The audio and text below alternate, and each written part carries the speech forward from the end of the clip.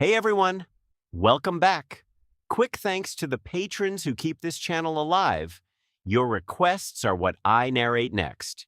If you want to join them, you can try Patreon free for 7 days, then it's starting with just $3 a month. Links in the description. Now, let's get into the story.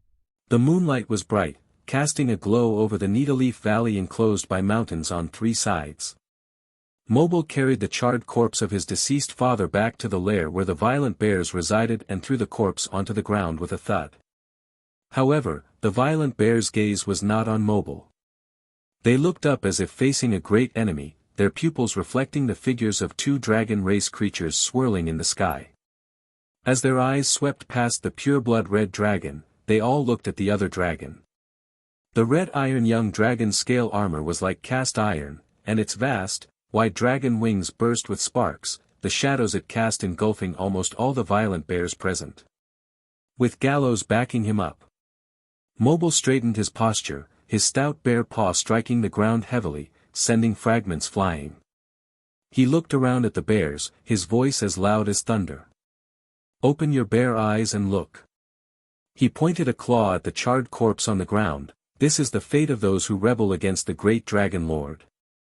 Under the moonlight, the alchemy runes on Mobile's body shimmered, adding a few more degrees of intimidation to his presence.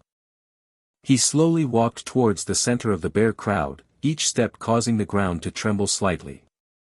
"How many years has old Gore ruled over you, even deciding your mating rights?"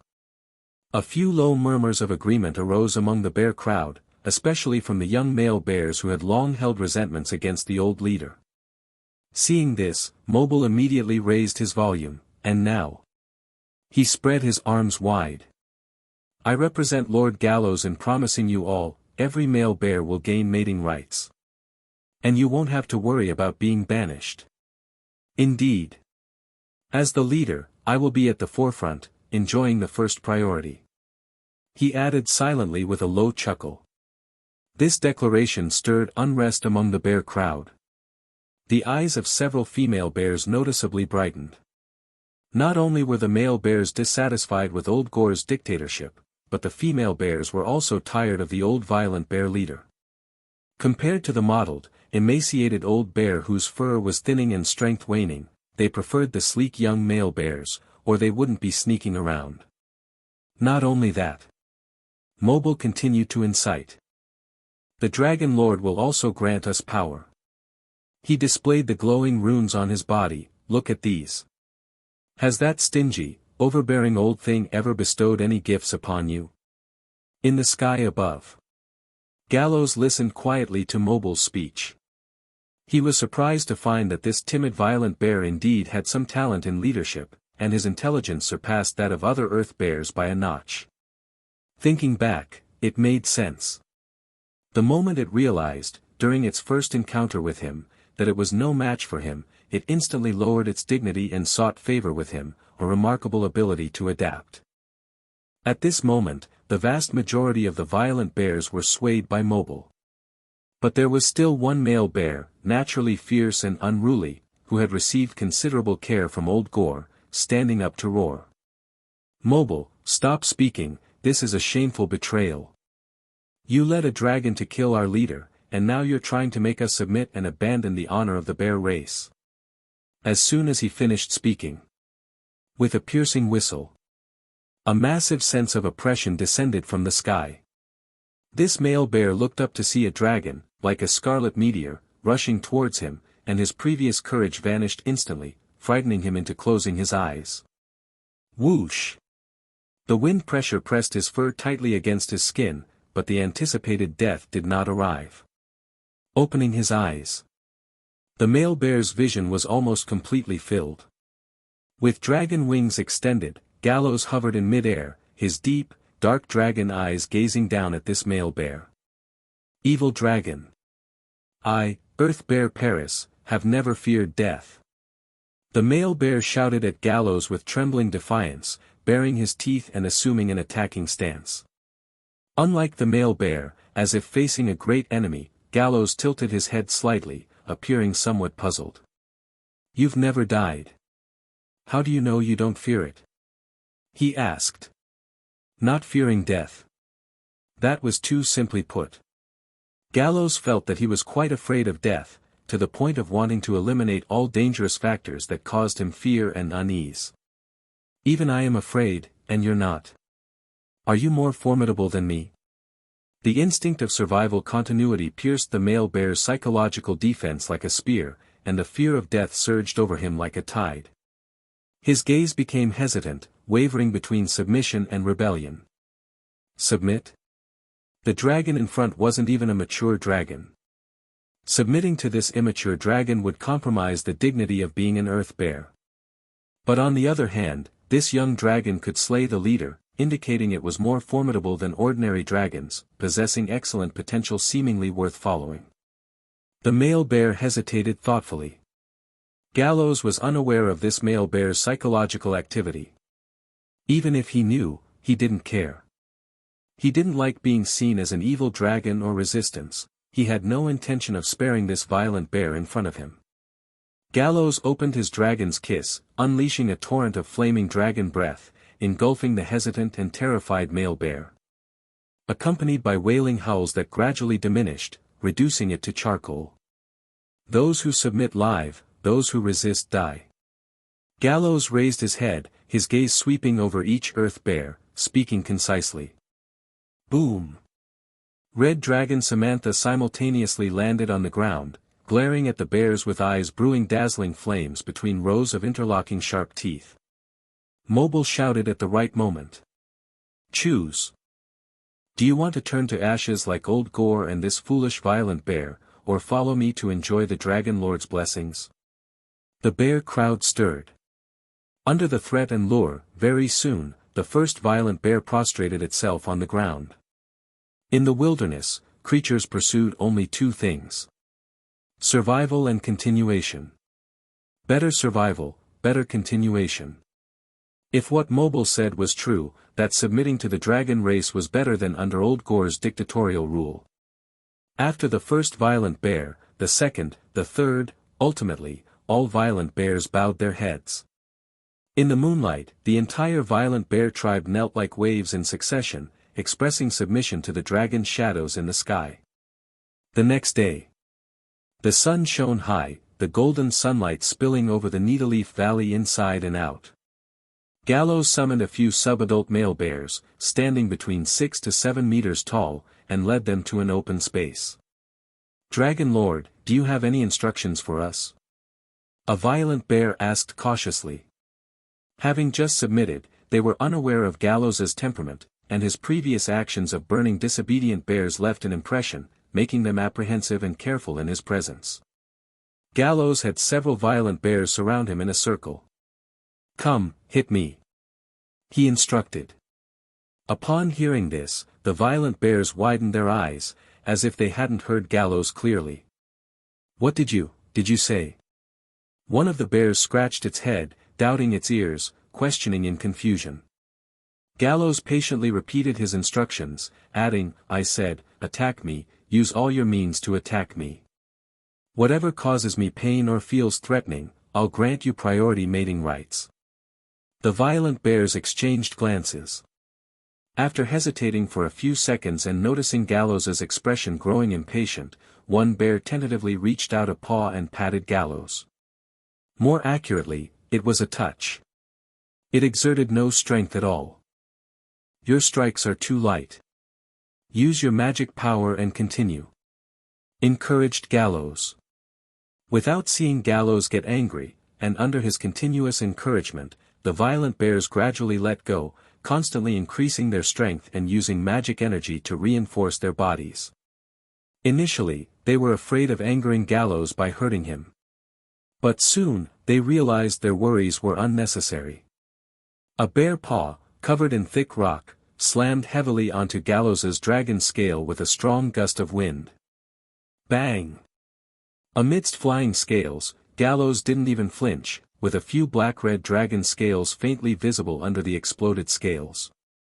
The violent bear also felt a solid, explosive counterforce rebound onto itself, stumbling it backward a few steps, with some extremely sharp fragments lodging into the arm, tearing through its hard rock armor and embedding in its flesh. The nature of the violent bears is fierce and combative. Having the opportunity to attack without reservation and with a dragon as a sparring partner is very rare. They saw Gallows' demands as a gift, a form of training, and so they rubbed their fists excitedly.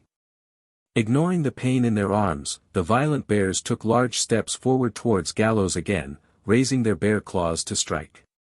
Bang! Bang! Bang! The dull sounds echoed incessantly, reverberating over Needleleaf Valley. Besides the counterstroke and cuts, the violent bears also felt Gallows' dragon scales growing hotter, with an ember-red hue already present, slowly extending toward his spine. After a few more minutes. Bang, boom. The bear paw hit Gallows once more, and this time, the exploding scale pieces landed on the violent bears. With a deafening boom, it transformed into a fiery flame and a powerful shockwave, flinging the unprepared violent bears away, their bodies torn open. Boom! Boom! Boom! Several violent bears were all blasted away, while a layer of exploding scales on Gallows turned ember red, emitting a heat that distorted the surrounding air. It explodes without needing a fire attribute attack. This layer of exploding scales can now absorb kinetic energy and convert it to heat, reducing the impact damage I receive while causing counter damage. Gallows flicked his tail with satisfaction.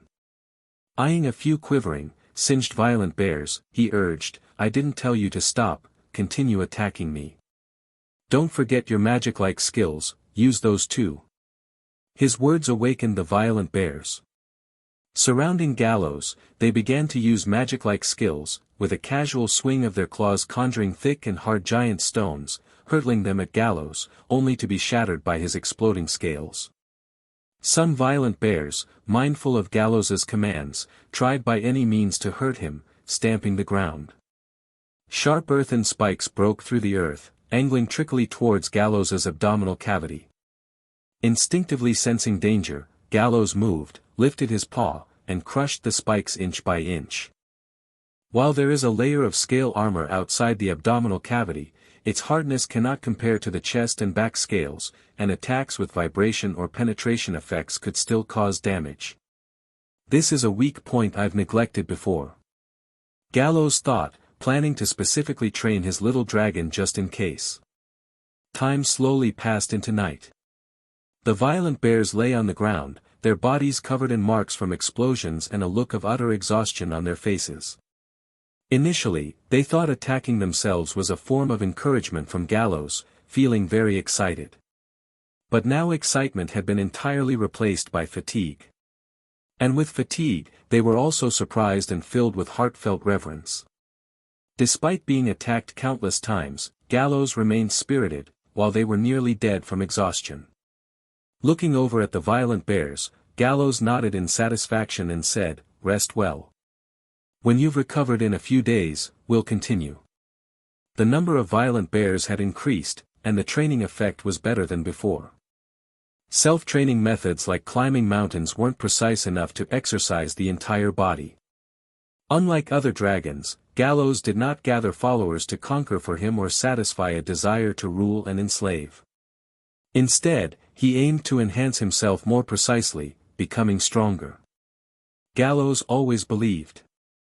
In this world teeming with extraordinary life, only one strength matters. Wealth, beauty, and power. These are all byproducts of personal strength. Gallows' obsession was increasingly bizarre. On the other side, Samantha thought silently, stepping back a few steps to distance herself from Gallows, afraid of being targeted. She didn't know that Gallows' strength stemmed from this obsession. She only thought that Gallows was somewhat perverted, enjoying being hit, yet Gallows was too strong, leaving him unscathed and those attacking him exhausted. Without letting Samantha continue assisting in training, Gallows, seizing the night, soared into the air and landed at the edge of Needleleaf Valley, picking a spot free of other creatures before walking towards a protruding rock pillar. Taking steps closer. After pondering for a few seconds, Gallows stood up straight and slammed into it, with a thud, breaking the pillar, feeling a jarring discomfort and a faint soreness. The scale armor outside his abdominal cavity wasn't exploding scales and didn't absorb kinetic energy. Being relatively vulnerable, this part was impacted despite the protection of the scale armor. Indeed, it's a significant weakness too fragile to be ignored. Gallows took a deep breath, steeling his heart. Fearing attention or misunderstanding for what seemed odd behavior, he checked his surroundings to ensure no other creatures were present and then resumed climbing mountains with steely determination, enduring pain, thudding repeatedly. This astounding endurance and resolve had no audience. Only the twin moons in the night sky, like a pair of eyes, silently watched everything below. Meanwhile, in the Bolong Black Oil Field, the territory where the Black Rock Duchy 3rd Heavy Cavalry Corps is stationed. The dwarf alchemist Grony picked up an overall black-gray scale with a hint of dark red at the edges and brought it to his alchemy workshop. Use it to create a tracker and trace the young dragon's trail. He thought to himself, focusing on the scale piece. Melt it into a liquid matrix, then extract the essence, stimulate activity, and perform alchemical shaping.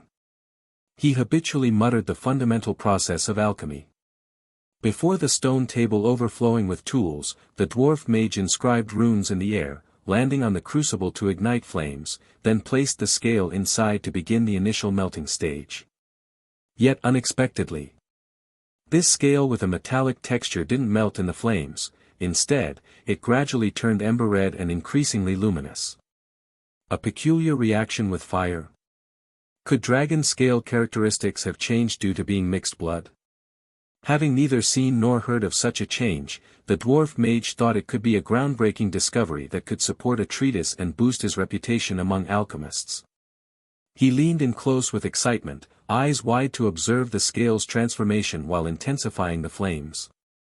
The dwarf mage gradually approached. With a focusing magic mirror, he adjusted the focus to a microscopic level, clearly seeing the metallic texture on the surface of the dragon scale fading away, revealing the internal honeycomb-like fire element storage structure. This is a form never recorded in the alchemy textbook. The thought that his discovery might lead to a published study exhilarated him. The dwarf mage's breathing grew rapid, his dense beard trembling with excitement. Meanwhile, as the fiery flame scorched, the fractured scale completely turned ruddy red, and from a microscopic view, molten lava-like bright red matter seeped from the honeycomb pores. The dwarf mage keenly sensed the danger, his expression changed. Buzz! The rune on the iron ring tied to his beard instantly lit up, swiftly extending a light shield, covering the dwarf mage's body. The fractured scale exploded like a compressed sun. Boom! A burst of fiery flames and shockwaves suddenly detonated, hitting the dwarf mage, launching him backward through 3 rows of shelves. 10 seconds later, Grony crawled up from the chaotic workshop, dusty and with his scorched beard still smoking. If it weren't for the defensive alchemy tool hanging on his beard blocking much of the damage, with his fragile mage constitution, he wouldn't have avoided severe injury. Nevertheless, he paid the price for his carelessness this time. A sharp pain came from his left eye, and when he touched his face, he only felt melted metal frames and sticky residual crystalline substances. The explosion came too suddenly, his alchemy tools activated too late, resulting in his eye being blasted blind. He truly did not anticipate. Such a small piece of fragmented scale could cause such destructive damage.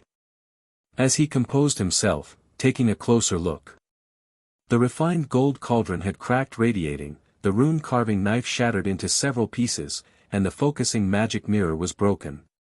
The physical pain was secondary to the heartache over the losses. For an alchemist, good tools are incredibly hard to come by. Wah! The deceitful evil dragon of the red iron hybrid. I'll remember you. The dwarf mage's skin flushed red with rising anger, his shouting echoing under the night sky. Bam! Olaf, carrying a warhammer longer than his height, kicked open the deformed workshop door, his gaze sweeping inside like a tiger, spotting the red-eyed dwarf mage. Grony, what happened? He asked. The dwarf mage, I got attacked by an evil dragon. He briefly recounted the events. After hearing the dwarf mage's words, Olaf's eyes widened, and he bluntly murmured, "What evil dragon attack? You just got yourself injured due to your own folly, right?" Upon hearing this, the dwarf mage was stunned, spitting out a mouthful of old blood. Being called foolish by a brute made him feel like exploding, yet he couldn't argue back. The dwarf mage's anger surged, and with his blood spitting, his brain lacked oxygen, causing him to fall straight to the ground, fainting. Meanwhile, Violent Bear Ridge, Needleleaf Valley. Gallows was unaware of the events happening to the dwarf mage. If he knew, he might not help but burst into laughter. Using fiery flame to roast his explosive scale and leaning in close to inspect it, it's fortunate he reacted quickly enough not to be blown dead on the spot. Renowned for defense, and fully focused, the earth bears were blasted to bloody, charred lumps during the training sparring with Gallows. A delicate alchemist caught off guard at close range by such an explosion, even a slight delay in reaction could indeed pose a lethal risk. Unaware of this event under the same sky, Gallows, with an indomitable spirit, continued his training with the young dragon. He seriously thought about it. Merely strengthening the scale armor outside the reproductive cavity equates to adding a thicker layer of protection over the weak spot, but the weak spot remains, better to directly train the weak spot. So, after some mental preparation, Gallows took a deep breath, stood upright, and rammed a not-so-old, slightly softer needle pine. With sawdust flying, the young dragon protruding from the reproductive cavity drilled a deep pit into the tree trunk. Gallows' face armor twitched and twisted, letting out a gasping hiss, and despite his current endurance to pain, he couldn't help but grimace. This kind of training on one's vulnerable point is something ordinarily resolute dragons might struggle to resolve to do. Again. I want to harden this weak spot to be like steel, no, harder than steel. The red iron young dragon grit its teeth, ferociously ramming again. Bam bam bam. The tree trunk gradually filled with pits, cracks extended, soon unable to withstand the load, completely breaking. Gallows felt the young dragon's soreness and piercing pain reach an extreme, finding it difficult to continue, so he stopped, planning to resume new adaptation training after a bit of rest. The next day, when the first luster of dawn sprinkled over Needleleaf Valley, Gallows unfolded his wings and flew out from the mountain cave in the center of the valley. Needleleaf Valley is surrounded by mountains on three sides, and there are many natural caves in the mountain bodies, among which Gallows chose the largest, most comfortable one as his dragon's nest. As the saying goes, the plan of the day is made in the morning. Typically, Gallows would take off in the morning, searching for suitable fierce beasts and monsters to hunt, honing his combat skills along the way. If it were any other dragon race ruling over a violent bear group, they'd likely command their followers to hunt for them, providing food, while enjoying a life of effortless luxury. Gallows didn't do that, nor did he reduce his hunting frequency, because hunting is not just for food, but also to refine his combat tactics and enrich his practical experience, an indispensable part of his training. Real combat experience is very important in Gallows' eyes. Just like facing the red copper dragon earlier. A teenage dragon over 16 years old, carrying several alchemy tools, if its practical experience were rich enough, Gallows' robbery wouldn't have succeeded so easily, also judging that the red copper dragon lacked combat experience, leading Gallows to decide on counter-robbery, rather than purely retreating. Getting back to the point. Gallows was about to take off directly for hunting. But due to too large a step, and the post-pain throbbing between his hind legs, his grimacing teeth and mouth dropped him back down, helplessly lying on a slab of rock, preparing to rest a while longer. Noticing Gallows seemed a bit odd, Samantha walked over on all fours, curiously asked, "My beloved brother, did you get hurt?" Gallows, "No." Samantha didn't believe it, said, "When you were walking just now, you seemed awkward and uncomfortable, definitely not normal. Don't be stubborn, where are you injured? Let me have a look. I mastered a new rune, I can engrave it at the injury site, which will speed up recovery." The red dragon stretched out her sharp dragon claw, enthusiastically approached Gallows. Gallows, with a stern face, danger flashing in his eyes, said, "Stay away from me, experiment your runes on the violent bear." It seemed that Gallows was somewhat irritable and displeased at this moment. Samantha shrank back and said no more, turning to leave. Gallows lay back down, his massive wings spread open, his dragon tail drooping, squinting his eyes, enjoying a rare moment of serene rest, quietly basking in the sun. A few days later. The sun's rays dyed the sky a dark golden color, and the fierce wind howled through the jagged rocks, kicking up fine sand and gravel. Gallows folded his wings, hovering silently among the drifting clouds and winds, his dragon eyes gazing intently downward, overlooking the hills below. A herd of thunder-horned sheep was reflected in his vision, grinding their horns against the large rocks around them.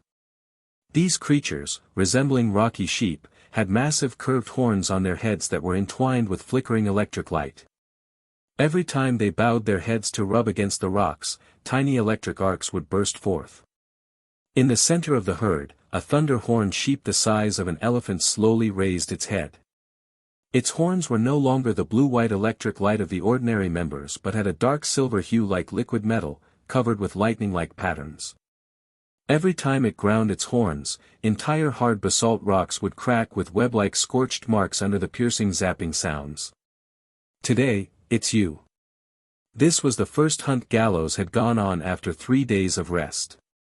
His massive dragon wings unfurled, casting a shadow over the sheep herd. Gallows did not conceal his presence, diving down like a crimson lightning bolt, the air tearing at the sharp whistle of his wings announcing his arrival, startling the flock. The ordinary thunder-horned sheep instinctively wanted to flee in all directions. But as their leader raised its head and the crackling of electricity resounded between its horns, the herd steadied again. Each thunder-horned sheep raised its head, horns glowing, then simultaneously shot towards the sky. Countless silver snakes danced and wove into an electric net, rising upward, enveloping the diving Gallows. Gallows spread his dragon wings wide, suddenly halting just before hitting the electric net, then deftly changing direction at almost a 90-degree angle, showcasing maneuverability far beyond that of ordinary dragon race.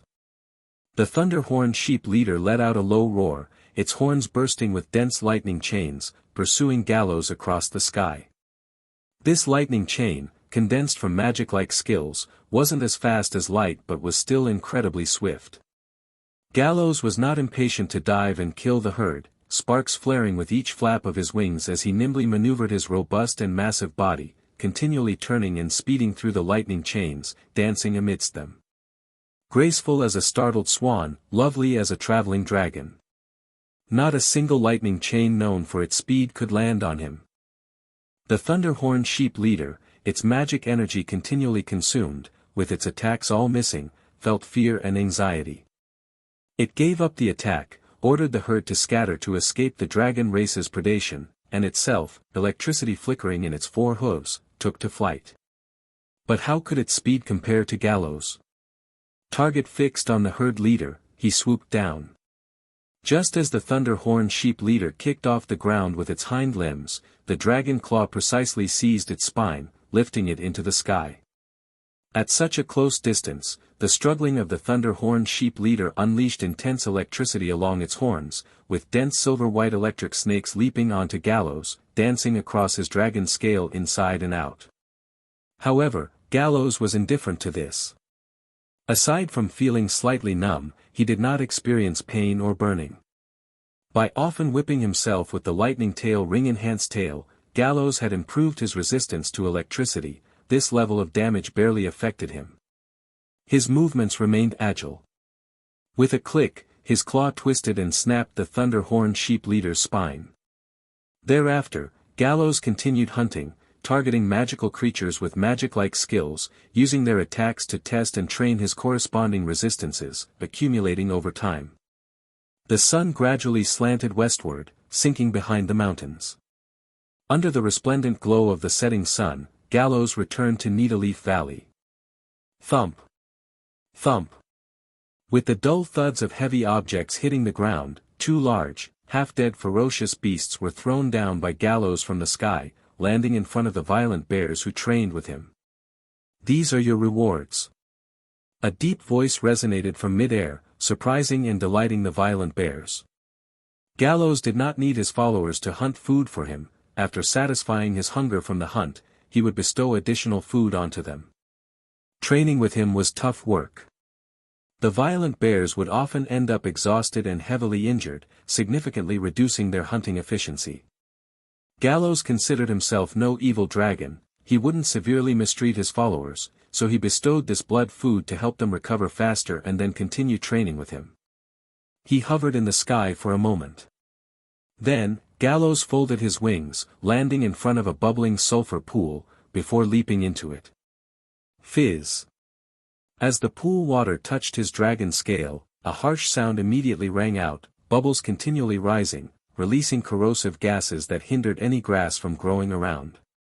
Gallows remained composed, closing his eyes, instead submerging his entire body into it. The pool was filled with metallic particles, bearing strong corrosive and high temperatures, yet to Gallows, with his body of steel-cased, iron-cast dragon scale and tough skin, it was just right. The exploding scales on his body gradually turned a scorched red, but under Gallows's careful control, they did not detonate.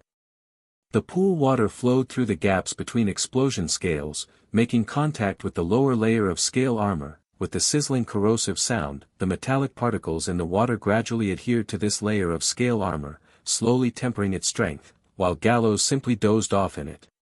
Shortly thereafter, Gallows arrived at the edge of Needleleaf Valley, under the cover of night, ensuring there were no traces of other intelligent beings around, and began targeted training for the young dragon again. Bang bang bang. With each strike from the red iron young dragon, wood chips flew constantly, the trunk gradually became riddled with holes and finally fell with a creak. Exhaling, Gallows felt the young dragon's strength seemed to have increased somewhat, at least the soreness now was less than last time. Perhaps I should try chiseling stone. A bold idea arose in his mind, but after thinking it over, he decided against it, feeling a gradual approach was better. Suddenly, just as he was about to leave, Gallows caught a faint, rustling sound from behind, reminiscent of dragon scale brushing against leaves, and abruptly turned around. Large eyes met smaller ones, and in an instant, 4 eyes locked. The figure hidden in the bushes froze, stopping in its tracks, as it attempted to quietly turn away. It was not large, about the size of a kitten, with a slender and delicate body, covered in a layer of brilliant multicolored dragon scale dominated by red, blue, and purple hues. Its wings on either side of the body were like a butterfly's, shimmering with a silvery gray glow in the darkness. It looked rather peculiar, its body too small. But there was no doubt. This was a dragon. An elf dragon. Vera is an elf dragon, born in the immortal spirit wilderness. This is a domain full of various magic and wonders, mystery and beauty, not belonging to Bernardo planet. While in the immortal spirit wilderness, elf dragon Vera lived with some other sprite-like creatures, such as Pikachu, forest fairies, etc., at the top of a singing eucalyptus tree, finding joy every day in plucking unicorn manies, and the gentle unicorn never troubled them, indulgent and kind, like an old sage, and at the same time their guardian. Until one day, having lived in the immortal spirit wilderness for over 20 years and grown accustomed to the same scenery, Vera suddenly had a wild idea, wanting to see the outside world. The thought took root in her mind the moment it appeared and grew daily. So, taking advantage of the unicorn's nap, Vera secretly slipped away from her habitat, wandering alone in the beautiful and vast immortal spirit wilderness, enjoying the feeling of being free. The sea of flowers was full of all colors, rivers flowed endlessly, and the gentle winds blended with the dazzling radiance of the fairyland. Vera was so enchanted by the beautiful sights of the fairyland wilderness that she unconsciously forgot the unicorn's warnings. Driven by curiosity, she ventured into the dark and decayed depths of the forest, encountering the fallen and terrifying sad and angry fairies. Fortunately, during her escape, she entered an unstable space channel and was swept to the Cell Wilderness, and after a period of acclimatization, she settled in the Cell Wilderness, living by a stream outside Needleleaf Valley, with a group of ill-tempered violent bears as neighbors. She had secretly observed the violent bears. Noticing these big dull creatures were slow to react and not sharp, she would divert herself by weaving toys from their fur or using magic to turn invisible and blow into their noses, satisfying her playful nature when she was idle. After a period of hibernation, having woken up once more, Vera felt her nest had become cramped, so she decided to go to Violent Bear Ridge to pull some bear fur and expand her little nest, while also playing pranks on the stupid bears. As night deepened, Vera took action, using the invisibility technique to render herself undetectable, lowering her presence as she stealthily moved through the lush tree canopy, eventually reaching Needleleaf Valley. But unlike usual, she hadn't found the silly bears yet, but Vera heard a dull, crashing sound at the edge of the valley, and driven by her curious nature, she couldn't help but go closer to investigate. Arriving at the scene, Vera was astonished. She saw a giant dragon with iron-like scales and an incomparably strong body repeatedly crashing its sensitive parts against a sturdy tree trunk, as if feeling no pain. So frightening. So terrifying. Even scarier than the sad and angry fairies. Vera didn't dare to breathe or blink, afraid that her movement might catch the terrifying giant dragon's attention. She intended to quietly leave but couldn't help being curious about Gallows, so she cautiously observed from the shadows. This dragon might be in heat and without a partner, so it vented its anger on the innocent Needleleaf pines, and judging by its appearance, despite its peculiar look, the traits of a red dragon and iron dragon were faintly visible, likely making it a hybrid of red dragon and iron dragon. A hybrid of the leaders of the five-colored dragon and iron dragon would naturally be an intrinsically evil dragon race. It said that evil dragons have intense desires, and indeed, even though its size appeared to be that of a young dragon, it still did not spare the trees. If I were discovered, with my small build, being struck by its terrifying weapon. When Vera thought of this, she couldn't help but shiver with fear at the thought. Just then, at the end of Gallows's final fierce crash, it forcibly snapped the tree trunk as wide as several people, holding hands, into two halves. This terrifying scene frightened Vera to the extreme, her body flickered from the invisible state, and she also forgot to suppress her presence. Then she saw. The red iron evil dragon abruptly turned its head, looking fiercely over, staring directly at her. Their eyes locked. Vera was struck stiff. Elf Dragon. At the first sight of the elf dragon, Gallows was slightly taken aback, somewhat surprised. There are many different kinds of dragons, and they are classified and categorized based on certain characteristics. Five-colored dragons. Red dragon, blue dragon, green dragon, black dragon, white dragon. Metal dragons. Gold and silver dragon, brass dragon, bronze dragon, red copper dragon. Gemstone dragons. Purple crystal dragon, sapphire dragon, jade dragon, yellow jade dragon, crystal dragon. These three major categories are the most numerous and relatively common dragon race, also called the main class of dragons. Iron dragon, cobalt dragon, chromium dragon, nickel dragon, tungsten dragon. Although the iron dragon is a large class, it is much fewer than the three major categories. There are still quite a few dragons like this. Sun dragon, moon dragon, star dragon, cosmic dragon. Elf dragon, abyssal dragon, star realm dragon, hell dragon, plain dragon. Earth dragon, sea dragon, forest dragon, celestial dragon, imperial dragon, emperor dragon. Time dragon, power dragon, rainbow dragon, legendary dragon. Plutonium dragon, blue diamond dragon, illusionary dragon, star dragon, 38-winged dragon, dragons of hatred. Cosmic dragon, iron dragon, plain dragon, legendary dragon, emperor dragon, dragons of hatred. These all belong to the subcategories of dragons, differing from the main class dragons primarily in that their numbers are extremely scarce, so scarce they almost seem like rumors, with strength levels varying greatly, ranging from weaker than a white dragon to even stronger than a golden dragon. It's worth noting that beyond the subcategories of dragons, there are subcategories of dragons. For instance, see Emperor Dragon, Multi-Headed Dragon, rock dragon, mithril dragon, spinal ancient dragon, sharp-toothed giant dragon. These are all true dragons but cannot be uniformly categorized due to the lack of common traits, thus referred to as subcategory of dragons. Similar to subcategories of dragons, subcategory of dragons also vary in strength when compared to the main class of dragons. To get back on track. Elf dragons, like this subcategory plain dragon, are rarely seen on Bernardo planet, maybe there's only one on the entire planet. Gallows was somewhat surprised to see an elf dragon. But beside the surprise, due to his privacy being intruded upon, a dangerous glint appeared in his eyes. Elf dragon, you. Gallows said in a deep voice, preparing to question the elf dragon about what it had seen. But before he could finish, the elf dragon rapidly shook its head, almost shaking out an afterimage. Didn't see it, Vera didn't see anything. Gallows fell silent. 2 seconds later, he looked at elf dragon Vera, a cordial expression squeezed onto his dragon face. Vera. I've remembered your name. It's my first time seeing an elf dragon, your delicate and small form amazes and intrigues me. Let's be friends, don't be nervous, don't be afraid, I'm not an evil dragon. Gallows said with a smile, while walking towards the elf dragon. Oh no, oh no, oh no.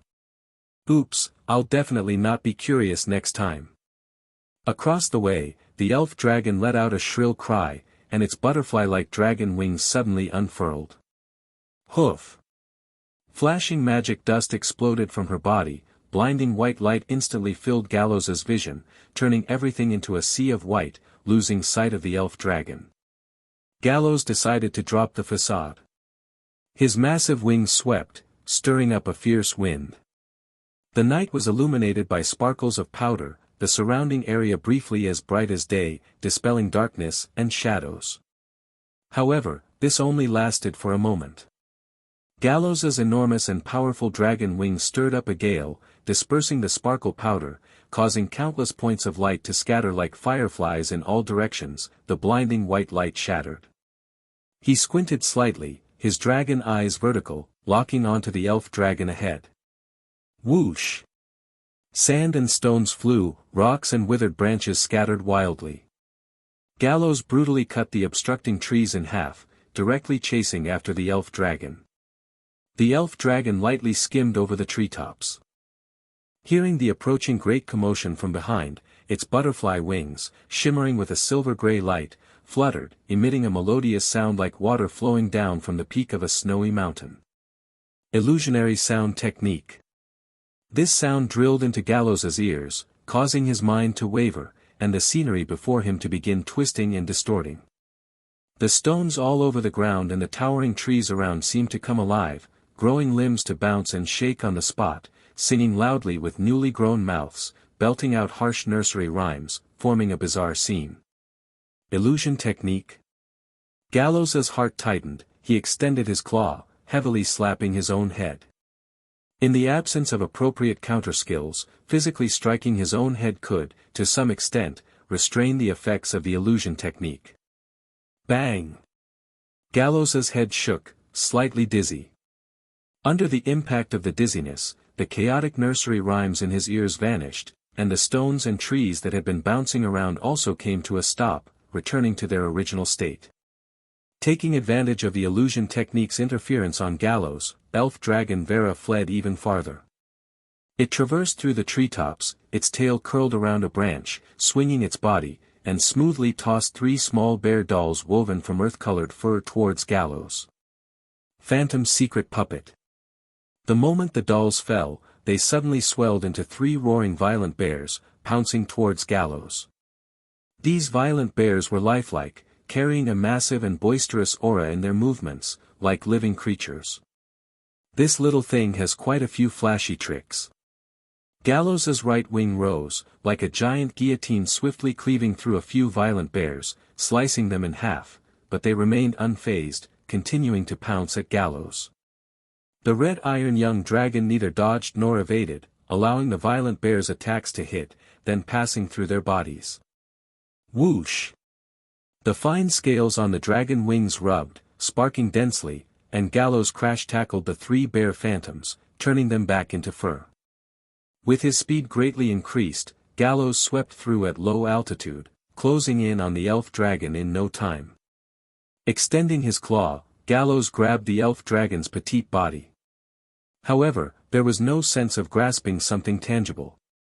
Gallows stopped, opened his claw, seeing only some pollen-like stuff in the palm, no trace of the elf dragon. He lifted his head, his gaze sweeping the surroundings, yet failed to locate the elf dragon, his body lowered, dragon wings spread, meticulously feeling the tremors in the air, still to no avail. He paced around for a while in place. Gallows angrily slapped the ground with his dragon tail, forming trenches, venting his fury for a few minutes before soaring into the dark night sky. After he left. About half an hour later. Hiding in a rock crevice, elf dragon Vera breathed a sigh of relief. Her invisibility technique and breath concealment technique reached their duration, and her kitten-sized body became visible. Dull-witted, sensory-blunt dragon, couldn't catch me, must have been furious. Her mood lightened again, the previous tension and fear vanished. Red dragons and iron dragons, these 2 major dragon races are adept at head-on combat, ferocious and formidable, but they are not types with keen senses. The red iron half-blood dragon's perception shouldn't be outstanding either. The elf dragon felt her fear seemed unnecessary. If she had been careful from the start, focusing on performing and maintaining the invisibility technique and breath concealment technique, that stupid half-blood dragon definitely wouldn't have discovered her. The previous exposure was due to her own scare. If it still resides at Violent Bear Ridge.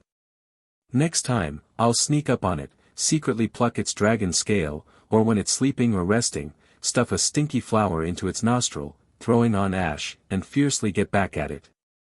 Elf dragon Vera, having lived long in the immortal spirit wilderness, and residing alongside other amicable spirit-kind creatures, disliked fighting and killing. The worst malice she could think of was just so. Crawling out from the rock crevice. The elf dragon felt happy about her vicious revenge plan. Imagining the evil dragon sneezing or even vomiting from the stench, she couldn't help but roll on the leaf-covered ground, laughing, 4 limbs splayed out, belly up, looking skyward. Then, the elf dragon's smile froze. She saw a crimson meteor descending from the sky. No, it wasn't a real meteor, but a red iron dragon dragging dense sparks between its wings as it flew. With a high-altitude plunge steepening its speed, its pace was unmatched, far surpassing the speed during its previous low-altitude chase, a pair of frightfully giant blade-like wings slicing through the night, emitting a shrill cry that plunged the elf dragon into panic. The elf dragon's frozen smile vanished. It transferred to Gallows's dragon face. He grinned fiercely, "Little thing, the chase game ends here." The elf dragon flapped her dragon wings, rising to fly again, but within 2 seconds, she was swiftly grasped by Gallows, who had sped in, and this time it was her real body, as her magic was nearly exhausted from the earlier escape, unable to use the energy-draining illusion body technique again. Woo-woo, I'll never be curious again. Gripped by sharp claws, the dangerous pressing sensation surged from all around. The elf dragon's eyes welled with tears. Sobbing, she pleaded to Gallows, "Please spare me, I swear I'll never stuff a stinky flower into your nose to get back at you." Gallows gazed down at the elf dragon with scrutiny. Judging by her size, she should be an adult already. But the elf dragon's adulthood is quite different from other dragons. Elf dragons have short lifespans, considered adult dragons above 20 years old, and their living level as adult dragons is not high, around level 6, only they are proficient at escaping and surviving. Her speech is childish, her mind immature, not like a dragon over 20 years old, rather like a hatchling less than 6, her origin must be unusual. Gallows pondered silently in his heart. "As you can see, I am not an evil dragon," he said to the elf dragon. "Not an evil dragon?" The elf dragon was stunned, then quickly nodded, agreeing, "Yes, yes, Vera saw at a glance that you are not an evil dragon, you are a good, kind dragon." Gallows smiled and said, "So, I will not kill you." Not waiting for the elf dragon to rejoice, he paused, then continued, but you still need to pay for offending me. The elf dragon's illusion technique could be used to train his mental resistance. In the wilderness, there are too few fierce magical creatures that master illusion techniques, and in civilized societies, illusionists are not numerous either. Now having caught an elf dragon capable of illusion techniques, she must be rigorously exploited, using her to train and evolve his mental resistance. Moreover, the elf dragon itself holds value too. Mentioned in the heritage. Its butterfly-like wing scale powder can stimulate creatures' spirits, repairing mental fatigue and tension, enhancing perception, reaction, and mental intensity, even effective for fellow dragon race, with better effects than on other beings. Needleleaf Valley, Violent Bear Ridge. The golden dawn illuminated the stones and vegetation, coating them with brilliant colors. Gallows grasped elf dragon Vera's nape with his claw, holding it up like a kitten, and brought it closer to observe, asking, "You said you come from the immortal spirit wilderness?" The elf dragon drooped its tail and nodded. Gallows smacked his lips, surprised that this little creature actually had some background. Immortal Spirit Wilderness. This place is also known as the Fairy Wilderness, a realm inhabited by various elf creatures, and it's not an obscure small plain. On the contrary, it's very famous, with numerous miniature deities residing within. At this moment, information about the worlds and plane structure surfaced in Gallows's mind. To put it simply, planes are collections of worlds. Countless different worlds cluster together like bubbles, forming planes based on similar characteristics. Gallows is now in a world belonging to the material plane. The material plane is the foundation for all other planes, and its elements are most balanced, most suitable for different races and creatures to inhabit and develop, while other planes often possess certain characteristics that better suit specific types of creatures. For example, the notorious Abyss Plane belongs to the domain of demons. The Immortal Spirit Wilderness is the territory of elf creatures. According to its words, it came to the material realm out of curiosity and accidentally got caught by me due to its curiosity.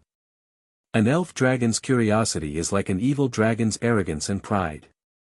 This natural curiosity brought it step by step to its current state, becoming my prisoner. Gallows gazed at the elf dragon, pondering while reminding himself not to be controlled by desire and emotion, or the elf dragon before him would be a cautionary tale. Samantha approached with the sulfuric scent belonging to a red dragon, curiously eyeing elf dragon Vera. "Is that an elf dragon?" "Gallows, where did you catch this elf dragon?" The red young dragon stuck out her tongue, licking her chin, eyes glistening with desire. "It looks delicious. I've heard elf creatures taste good, can I have a taste?" The dragon race doesn't have a habit of eating their kind. But the elf dragon is too weak. The power-revering red dragon tradition does not acknowledge the elf dragon's identity within the dragon race, viewing it as akin to Pikachu, little goblins, and other elf creatures. "Vera doesn't have meat, not tasty, please don't eat me." The elf dragon was frightened by Samantha, covering its eyes with its claws, not daring to look at the red dragon. "No." Gallows denied Samantha's request. "It's my spoils of war, and it's useful to me, don't think about it." Then Gallows opened his mouth and spat out the silver frost ring, handing it to Samantha. "The energy is depleted, please recharge it for me." This cold-attributed alchemy tool, Gallows cannot recharge it. Samantha doesn't have ice skills either, but she's an alchemist who possesses skills to convert magic energy into tool energy and recharge tools. Taking the silver frost ring, Samantha glanced at the elf dragon again with curiosity and desire, turning back to her alchemy workshop, rebuilt on the clearing of Violent Bear Ridge. Phew, almost got eaten. The elf dragon exhaled deeply, gratefully looking at Gallows, and whispered. Thank you for not letting it eat me." Gallows's gaze flickered, discovering the elf dragon's logic seemed abnormal. It hadn't considered that it was caught by Gallows, which led to this situation. Instead, it singled out the incident, thanking Gallows for saving it from the jaws of the evil red dragon. It should be easily deceived. Gallows pondered, and then a plan emerged in his mind. With his right claw holding the elf dragon, he partially closed his eyes, muttering some strange words the elf dragon didn't understand while extending his left claw, drawing and sketching in the air with a sharp hook-like toe. Seemingly conducting some mysterious magical ceremony. Finally, Gallows darted his sharp claw, tapping on the elf dragon's forehead. "All right, the contract is complete." Gallows released the elf dragon, saying. Not knowing what Gallows did, the elf dragon didn't flee immediately after being released. Its heart was tense yet curious, blinking, asking, "Contract? What contract?" Gallows, of course, a slavery contract. The elf dragon showed a look of suspicion. It didn't feel any obvious magical fluctuations. Moreover, it doubted Gallows could handle such skills like a slavery contract. However, Gallows' serious facade didn't seem to be deceiving the dragon.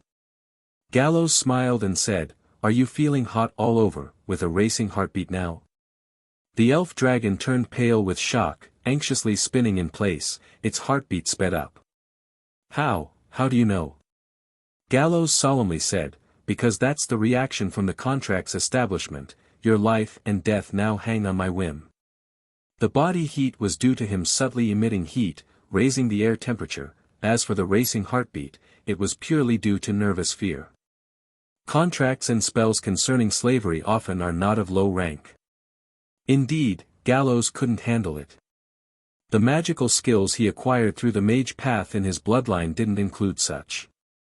Done for. Enslaved by an evil dragon. The elf dragon drooped its head, resigned.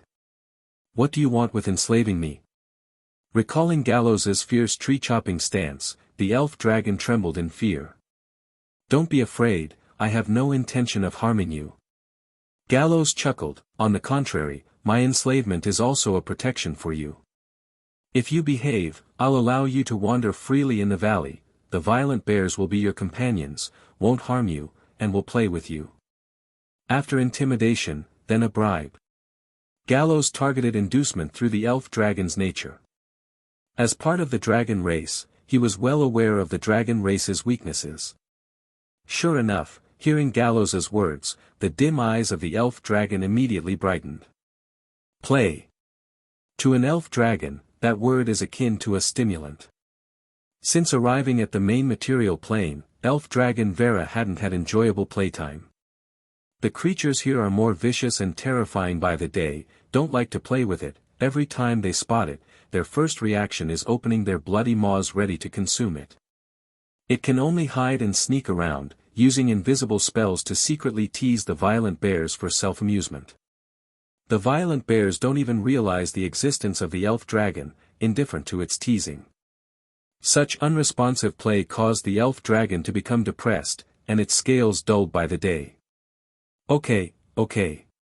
It nodded eagerly, then circled around Gallows. "Can you also play with me? Vera loves playing the most. Can you play with Vera?" Regarding the elf dragon's inquiry, Gallows pondered for a moment, neither rejecting nor agreeing, and said, "Depends on my mood." As soon as he finished speaking, he felt something strange on his tail. When he turned his head, he saw that emerald green vines were wrapped around the tip of his tail, tied into a bow, glistening with the pink glitter sprinkled by the elf dragon. Gallows flicked his tail. The sharp dragon scales layered like blades quickly shredded the vines. "Play later. Right now, I need you to do something serious for me," he said. All right, let's handle the serious business quickly so you can play with me afterward." The elf dragon nodded excitedly, then tilted its head and asked, "What is the serious business?" Gallows grinned. "Come on, use your illusion technique on me." A strange request, really a strange dragon, its interests are unfathomable and somewhat dangerous.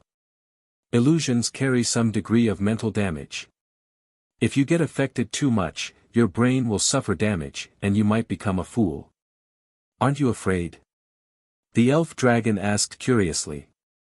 "I want the mental damage." "Don't ask too many questions, just start." Gallows took a deep breath, focusing his mind, ready to receive the elf dragon's illusion technique. Alright, this is what you asked for, don't get angry if you get hurt. The elf dragon added reassuringly, then used its most skillful illusionary sound technique on Gallows.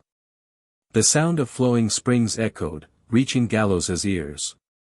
The scene before his eyes began to rotate, warp, and deform.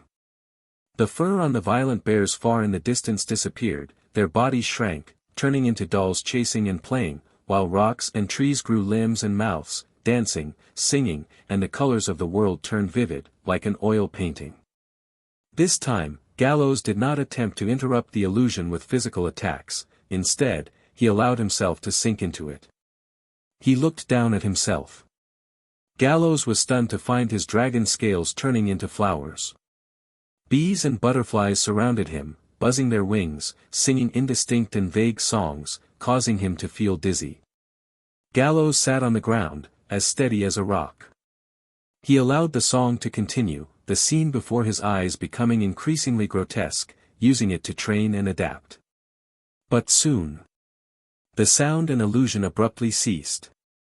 The bizarre, oil painting-like world vanished, the hallucination disappeared, and the world before him returned to normal. The experience just now felt like accidentally entering some fantastical, bizarre realm, leaving Gallows wanting more. He looked at the elf dragon and let his gaze fall on its butterfly-like wings, saying, "I've heard that the elf dragon's scale powder can enhance mental strength." The elf dragon nodded, saying, "Yes, indeed. Let me try it." Gallows said. Scale powder is a renewable resource from the elf dragon, not rare for it. Without hesitation, it flew above Gallows's head and shook its butterfly-like wings. Silver-gray glitter sprinkled down. Gallows opened his mouth and consumed it all.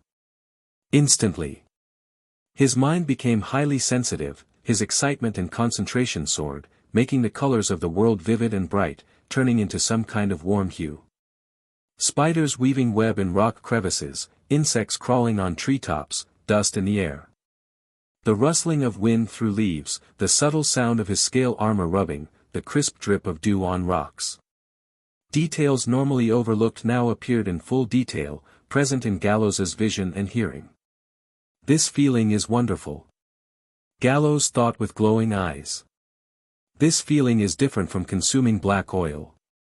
Black oil primarily makes his body excited, while this enhances mental sensitivity and excitement. Apart from perception, Gallows also felt his thinking speed accelerating, seemingly becoming smarter.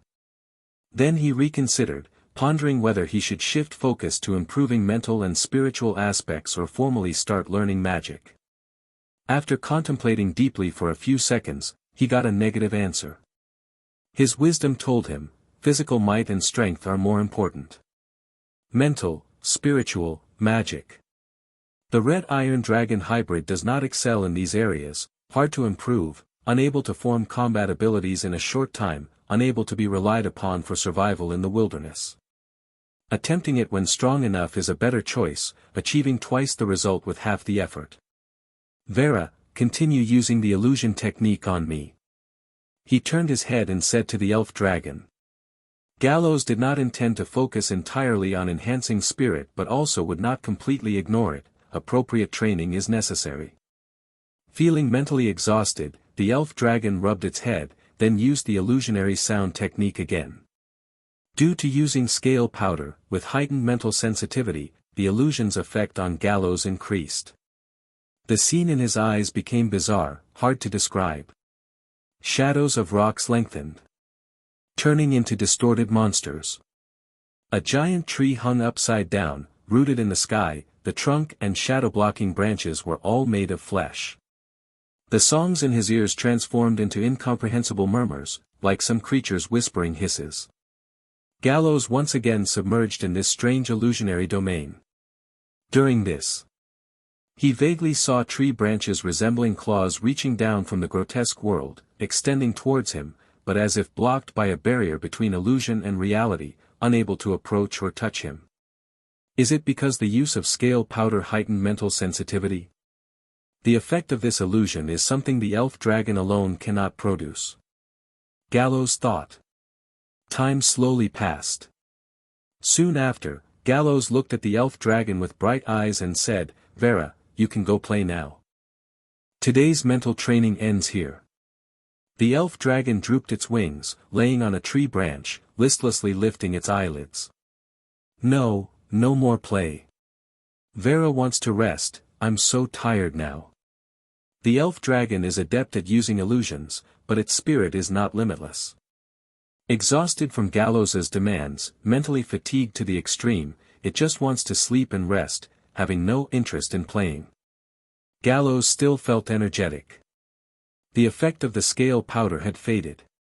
The world in his eyes was no longer vivid, perception not as powerful as before, but slightly improved compared to the very beginning. It is indeed good stuff. Frequently using the elf dragon scale powder allows the strength and perception of my mind to significantly improve without dedicated training. Gallows glanced at the elf dragon, sound asleep on the tree branch, feeling like he struck gold this time. Unfortunately, now there's no channel to obtain black oil, unable to get any. If consuming black oil and scale powder together, with body and mind simultaneously excited, what would that feel like? Gallows couldn't help but ponder. If there's a way, black oil can be purchased from the merchant caravans. But I can't show myself, or trouble will follow. After pacing and pondering for a moment, he spread his wings, soared up, preparing to more thoroughly explore other biological territories near Needleleaf Valley. When choosing this place as a domain, Gallows knew there are several intelligent creature clans surrounding Needleleaf Valley, not too close nor too far, and there's a branch road of Thousand Snake Mark. These are safety concerns. However, danger is omnipresent in the wilderness. Needleleaf Valley, compared to other places, though resources are relatively abundant, has fewer safety concerns. And if handled well, it can be advantageous to him.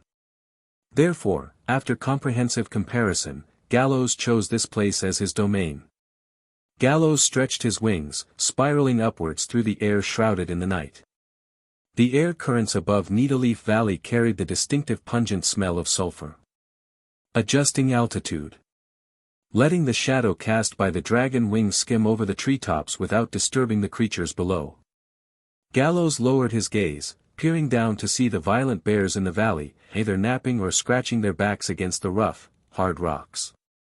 Mobile, the new bear leader, was currently nestled among the mother bears. Rubbing his head, licking their fur, building relationships with the mother bears. He saw Samantha sticking her butt up, teasing ants, playing a childish and immature game.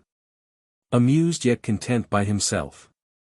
He noticed elf dragon Vera lying on the tree branches, her wings and tail drooping as she slept unsteadily, seemingly about to fall at any moment but never quite doing so, tempting one to give her a little push. From this altitude, the details of the ground below were clearly visible. Without exposing his presence. "Let's go take a look at my neighbors." After circling the valley 3 times, Gallows chose a northeastern direction to begin his exploration. Under the cover of night, he soared between drifting winds and floating clouds. His massive wings flapped slowly, controlling speed and sound to avoid attention. His gaze fixed on the ground below. Mountains, wilderness, forests, lakes, various landscapes reflected in Gallows's dragon eyes. He observed silently, noticing many fierce beasts and monsters hunting in the night. The Cell Wilderness was a paradise for fierce beasts and demons. By comparison, the number of tribal clans formed by intelligent species was fewer, and the habitat here was perilous, but any wild tribes that survived were usually fierce and strong. Time ticked by with the rhythm of Gallows's wing beats. About half an hour later. Concealed in the clouds, Gallows fixed his gaze downward, his slitted eyes locking onto a crescent-shaped valley. At the valley floor. In the areas untouched by moonlight.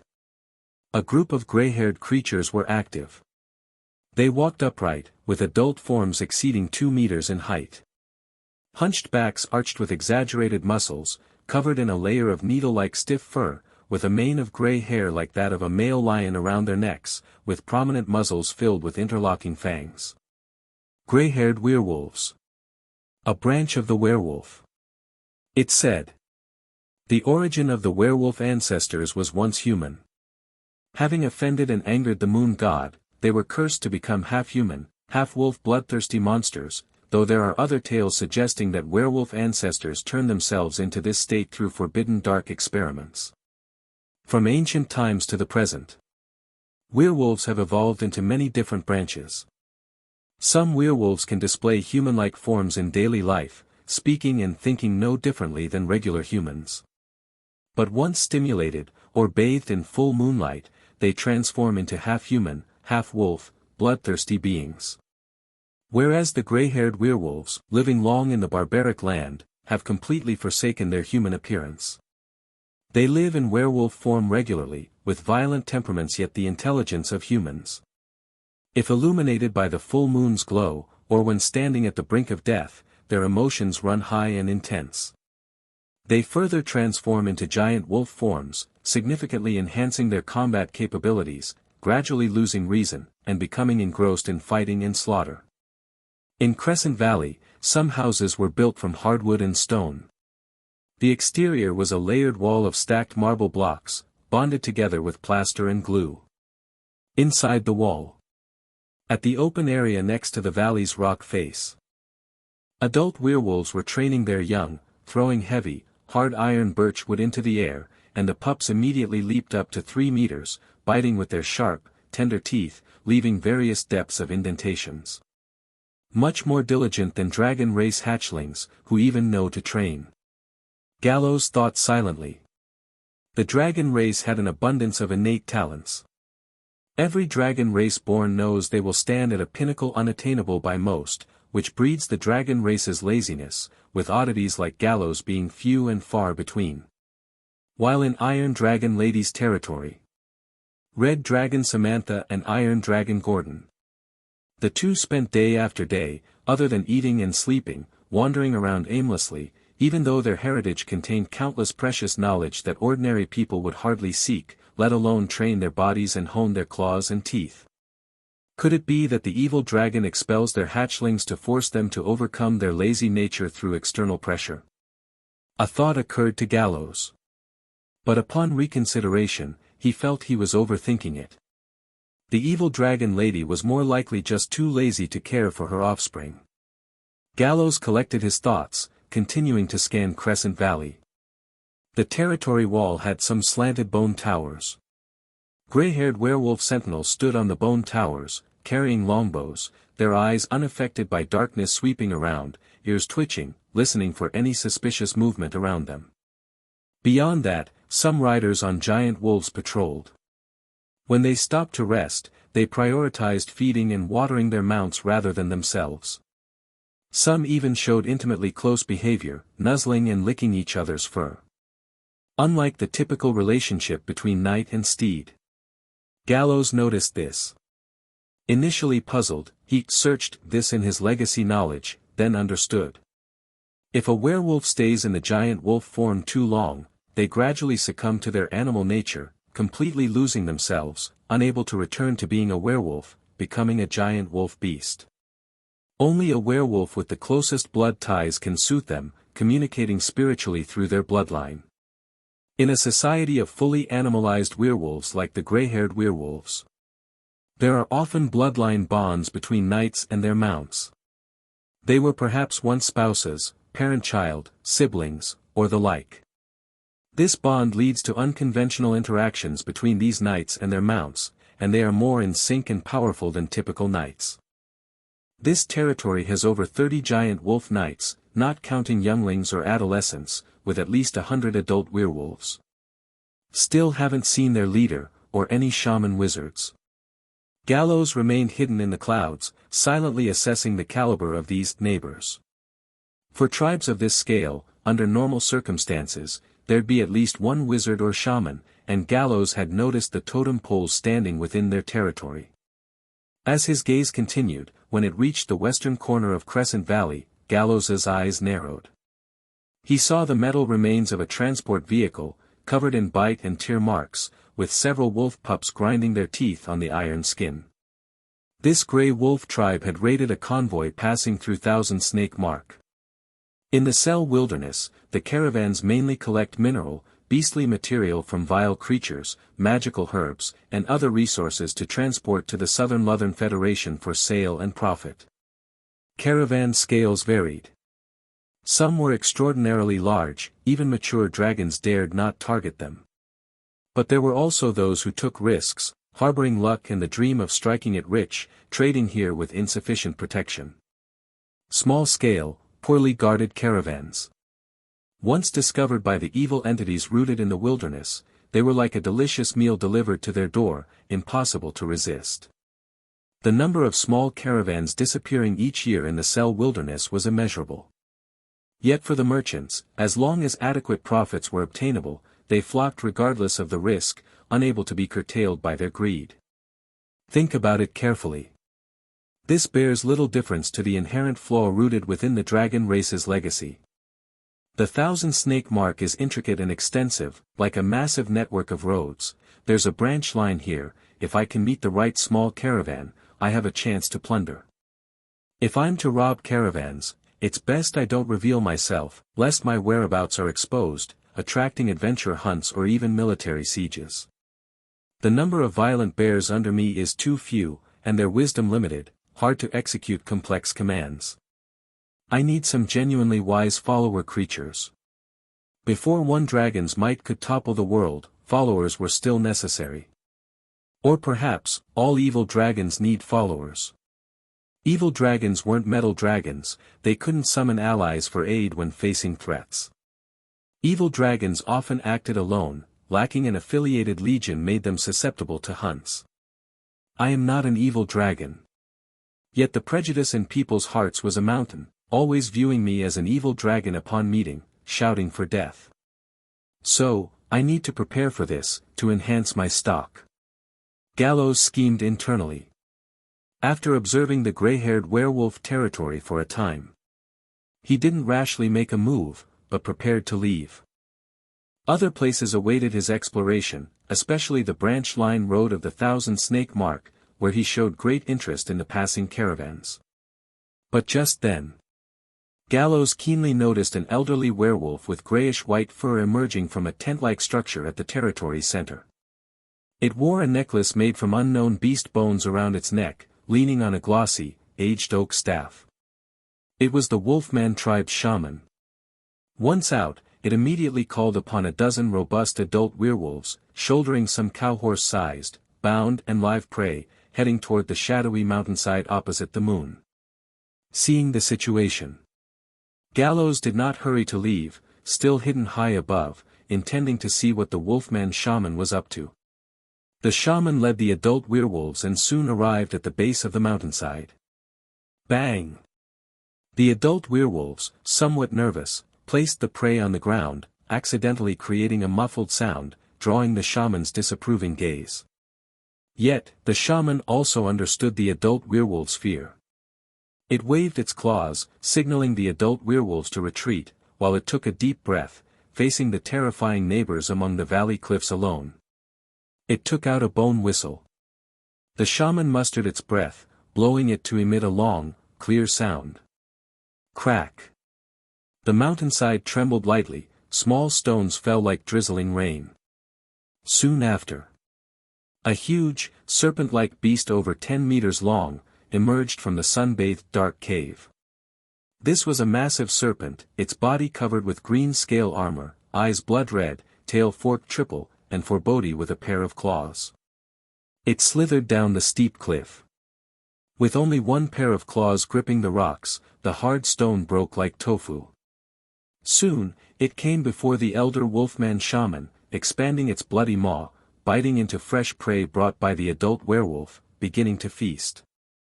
It didn't hastily slaughter the prey, rather it showed an expression of delight, savoring the prey's wails and struggles, ripping into the prey's skin, flesh, and bones, slowly tearing it apart to feast.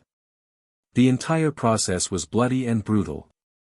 Even bloodthirsty werewolves couldn't resist trembling, daring not to cast glances here, while the little wolf cubs buried their heads into their parents' fur, shaking like quail.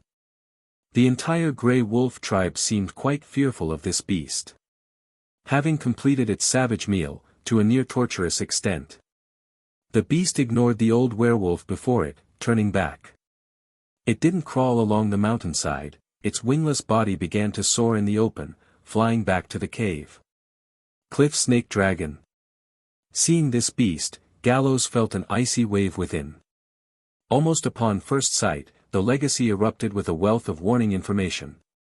This beast was called Cliff Snake Dragon.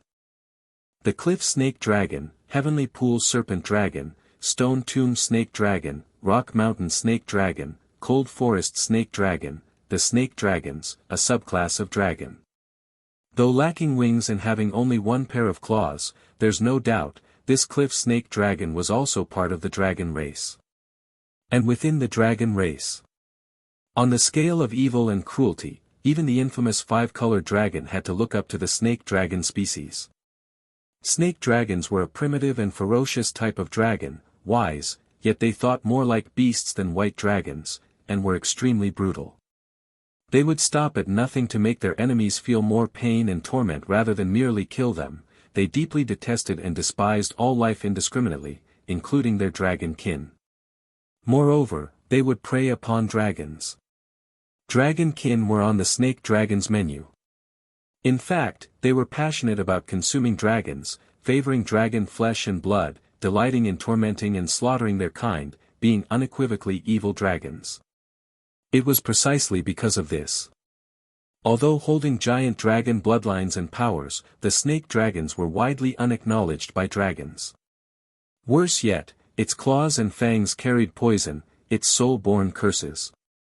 The cliff snake dragon, burning with a fire attribute, when slain, could curse with its life, leading to permanently weakened fire resistance for those lacking sufficient curse immunity. Its body length is roughly 10 meters, it should be at juvenile or adolescent stage of the snake dragon. Cliff snake dragon ranks lower among snake dragons, its life tier may be similar to mine, but the snake dragon's curse is too troublesome, trying to match it would be laborious and unrewarding. Gallows hovered high up, trying not to attract the cliff snake dragon's attention. The cliff snake dragon slowly drifted toward the cave entrance, gradually retreating its body starting from the head. However, just as its tail was also about to slip into the cave, it suddenly paused. The forked tail swayed several times, the cliff snake dragon re-emerged from the cave, sniffing the air continually. For dragons serving as meals, snake dragons were incredibly sensitive to dragon scents. Cliff snake dragon faintly caught whiff of another dragon's aroma, which made it feel hunger, appetite surge, spirit thrilled. The snake dragon isn't afraid of death. Pain and injuries actually bring it joy and madness, with an intense craving for combat. Facing such a mad dragon offers no benefits. As Gallows saw the cliff snake dragon, his eyes flashed, then he held his breath, folding his dragon wings into the stealthiest gliding posture, hiding himself behind the clouds. The snake dragon is notoriously fearless of death. One might even say this creature pursues death, yearning for it. For instance, if a snake dragon fights a strong enemy and is severely injured, while the enemy, fearing the snake dragon's curse, refrains from delivering a killing blow and prepares to leave. A snake dragon that could clearly survive. Instead, chooses the most extreme method. Suicide, using life and soul to curse the strong enemy. Even in death, it ensures the opponent suffers greatly. Records in the heritage say that in ancient times, snake dragons were originally main-type dragons, with numbers no fewer than the five-color dragons, metal dragons, and gemstone dragons, but due to their bizarre tendency to die over minor disagreements, their numbers gradually dwindled and now they have become a secondary type of dragon. Gallows didn't expect to encounter a cliff snake dragon in the territory of the gray-haired werewolves. This creature is too troublesome. Its claws, teeth, and blood are all poisonous. If one were to fight it, even if successful in killing it, one would have to pay a considerable price. It's not afraid of death, without any concerns. But Gallows wants to live long and is unwilling to risk injury or even severe injury fighting the snake dragon. In this wilderness, dangers extend beyond just the snake dragon. If he were gravely injured because of it and encountered more dangers before healing, the consequences would be unimaginable. And it has a curse too. Even if I kill it, the cliff snake dragon's fire curse would continually lower my fire resistance. As a half-blood of a red dragon and iron dragon, his fire resistance is very high, and he generally bypasses common fire element attacks. He doesn't want the cliff snake dragon's fire curse to give him a newfound fire weakness. However, thinking from another angle. Can my adaptive evolution apply to resistances diminished by such curses? If possible, my fire resistance might initially decrease but would continue to rise afterward.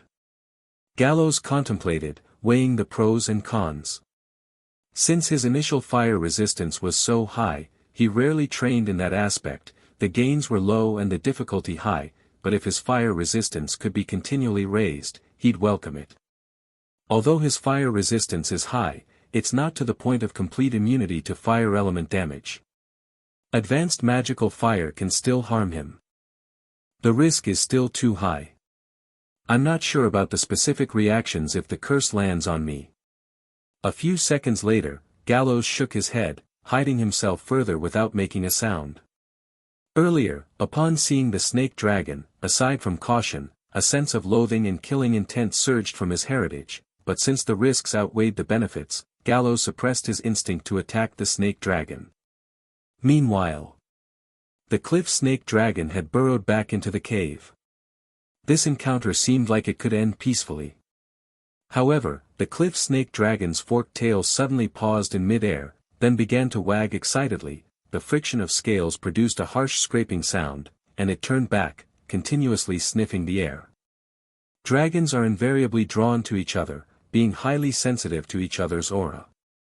And the cliff snake dragon is extremely sensitive to the aura of other dragons.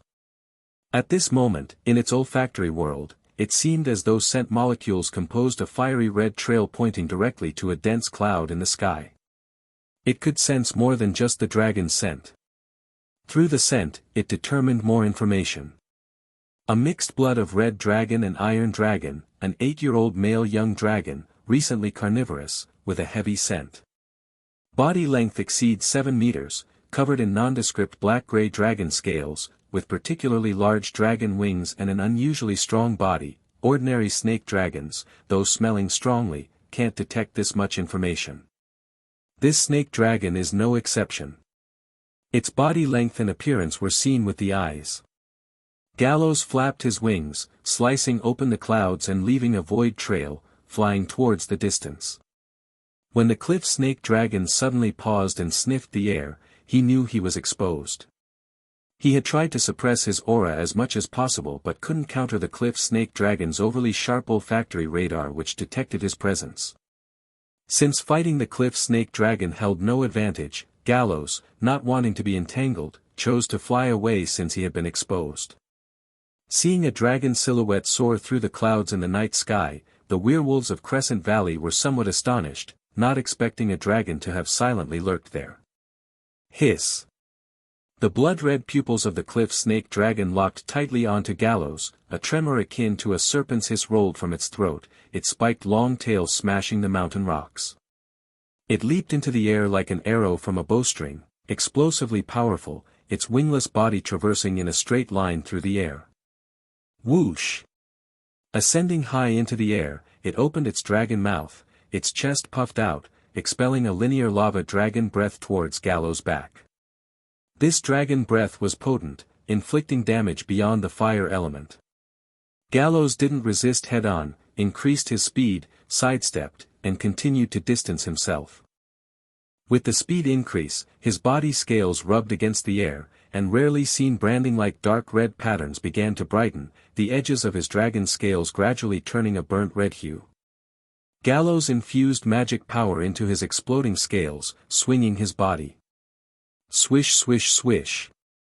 Some dragon scales shot off from him, firing towards the cliff snake dragon, turning almost entirely burnt red as they rubbed against the air at high speed. The cliff snake dragon charged straight towards Gallows, disregarding those dragon scales. It turned its long body with a flick, its spiky forked tail precisely intercepting them. Boom! Boom! Boom! Clusters of fireballs exploded in the sky, engulfing the cliff snake dragon in surging flames, illuminating this area of the sky. Hiss! From the flames came the furious hissing of the cliff snake dragon. It darted out of the flames, with many charred marks on its body, but because it is likewise a fire dragon, possessing high fire resistance, the burn marks from the explosive flames weren't severe. However, the exceptionally sharp fragments of scales lodged into its softer underbelly plates that lacked the strength of scale armor, sending out sharp, intense pain, leaking trace amounts of toxic blood. The pain made the cliff snake dragon even more excited. Its body arched, lava-like patterns emerging all over, the lower layers of its scale armor emitting a ghostly steam-like sound, then with a bounce, its speed suddenly surged, piercing through clouds, rapidly closing in on Gallows. This guy's explosive power is incredibly strong. I seem to lack some means of explosive power. Using the snake dragon as a mirror, Gallows suddenly realized his explosive power was not impressive. His strongest strike required distance and acceleration to unleash effectively. The explosive secret technique skills in Dragon Heritage, at his current age and level, he couldn't access. Gallows didn't set his speed to maximum, wanting to test the cliff snake dragon's mettle, and in a certain state of explosive force, the cliff snake dragon was gradually closing in on Gallows. The night shrouded the entire sky like ink.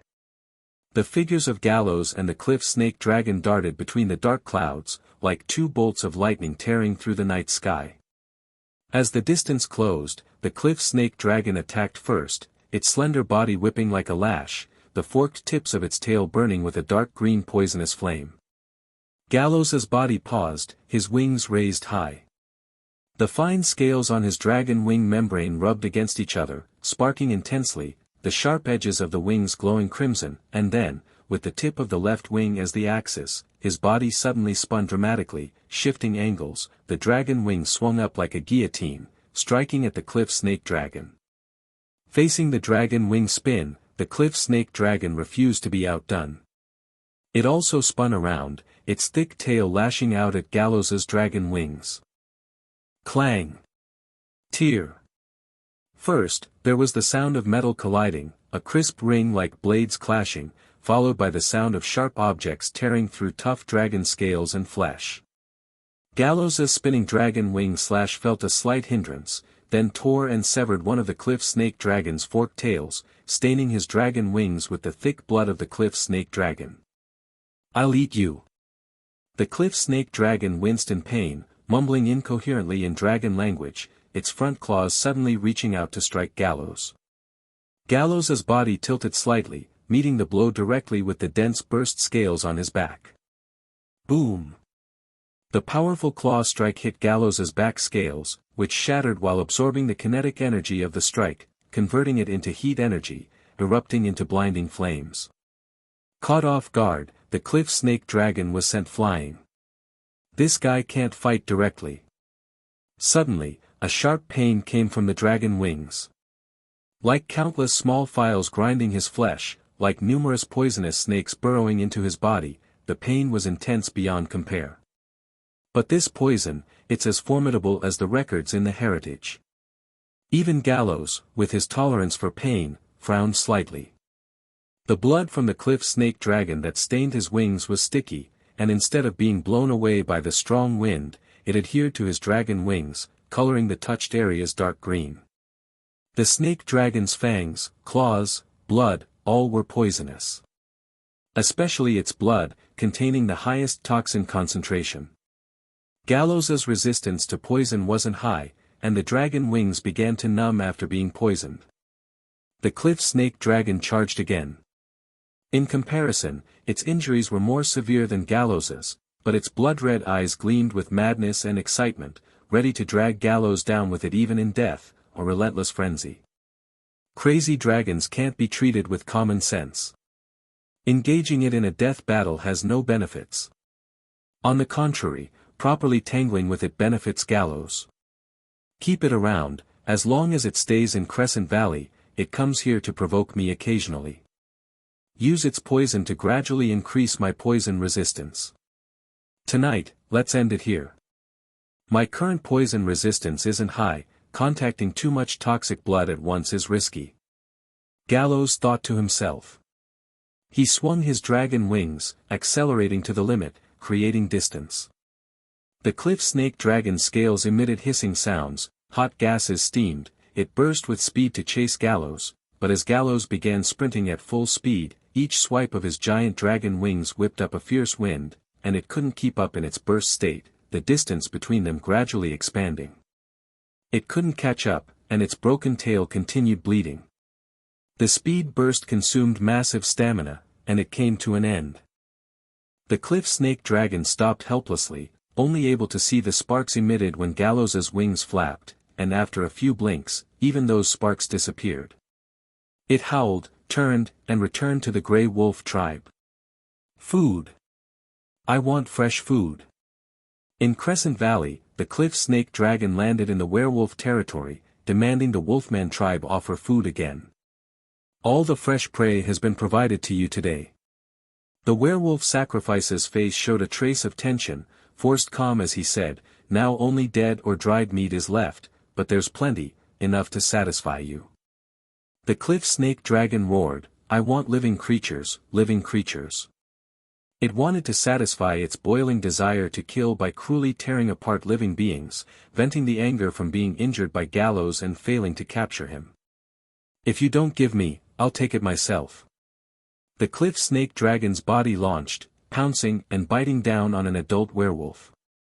But that wasn't enough, it wanted more. Enough. Rogers. Back to your lair.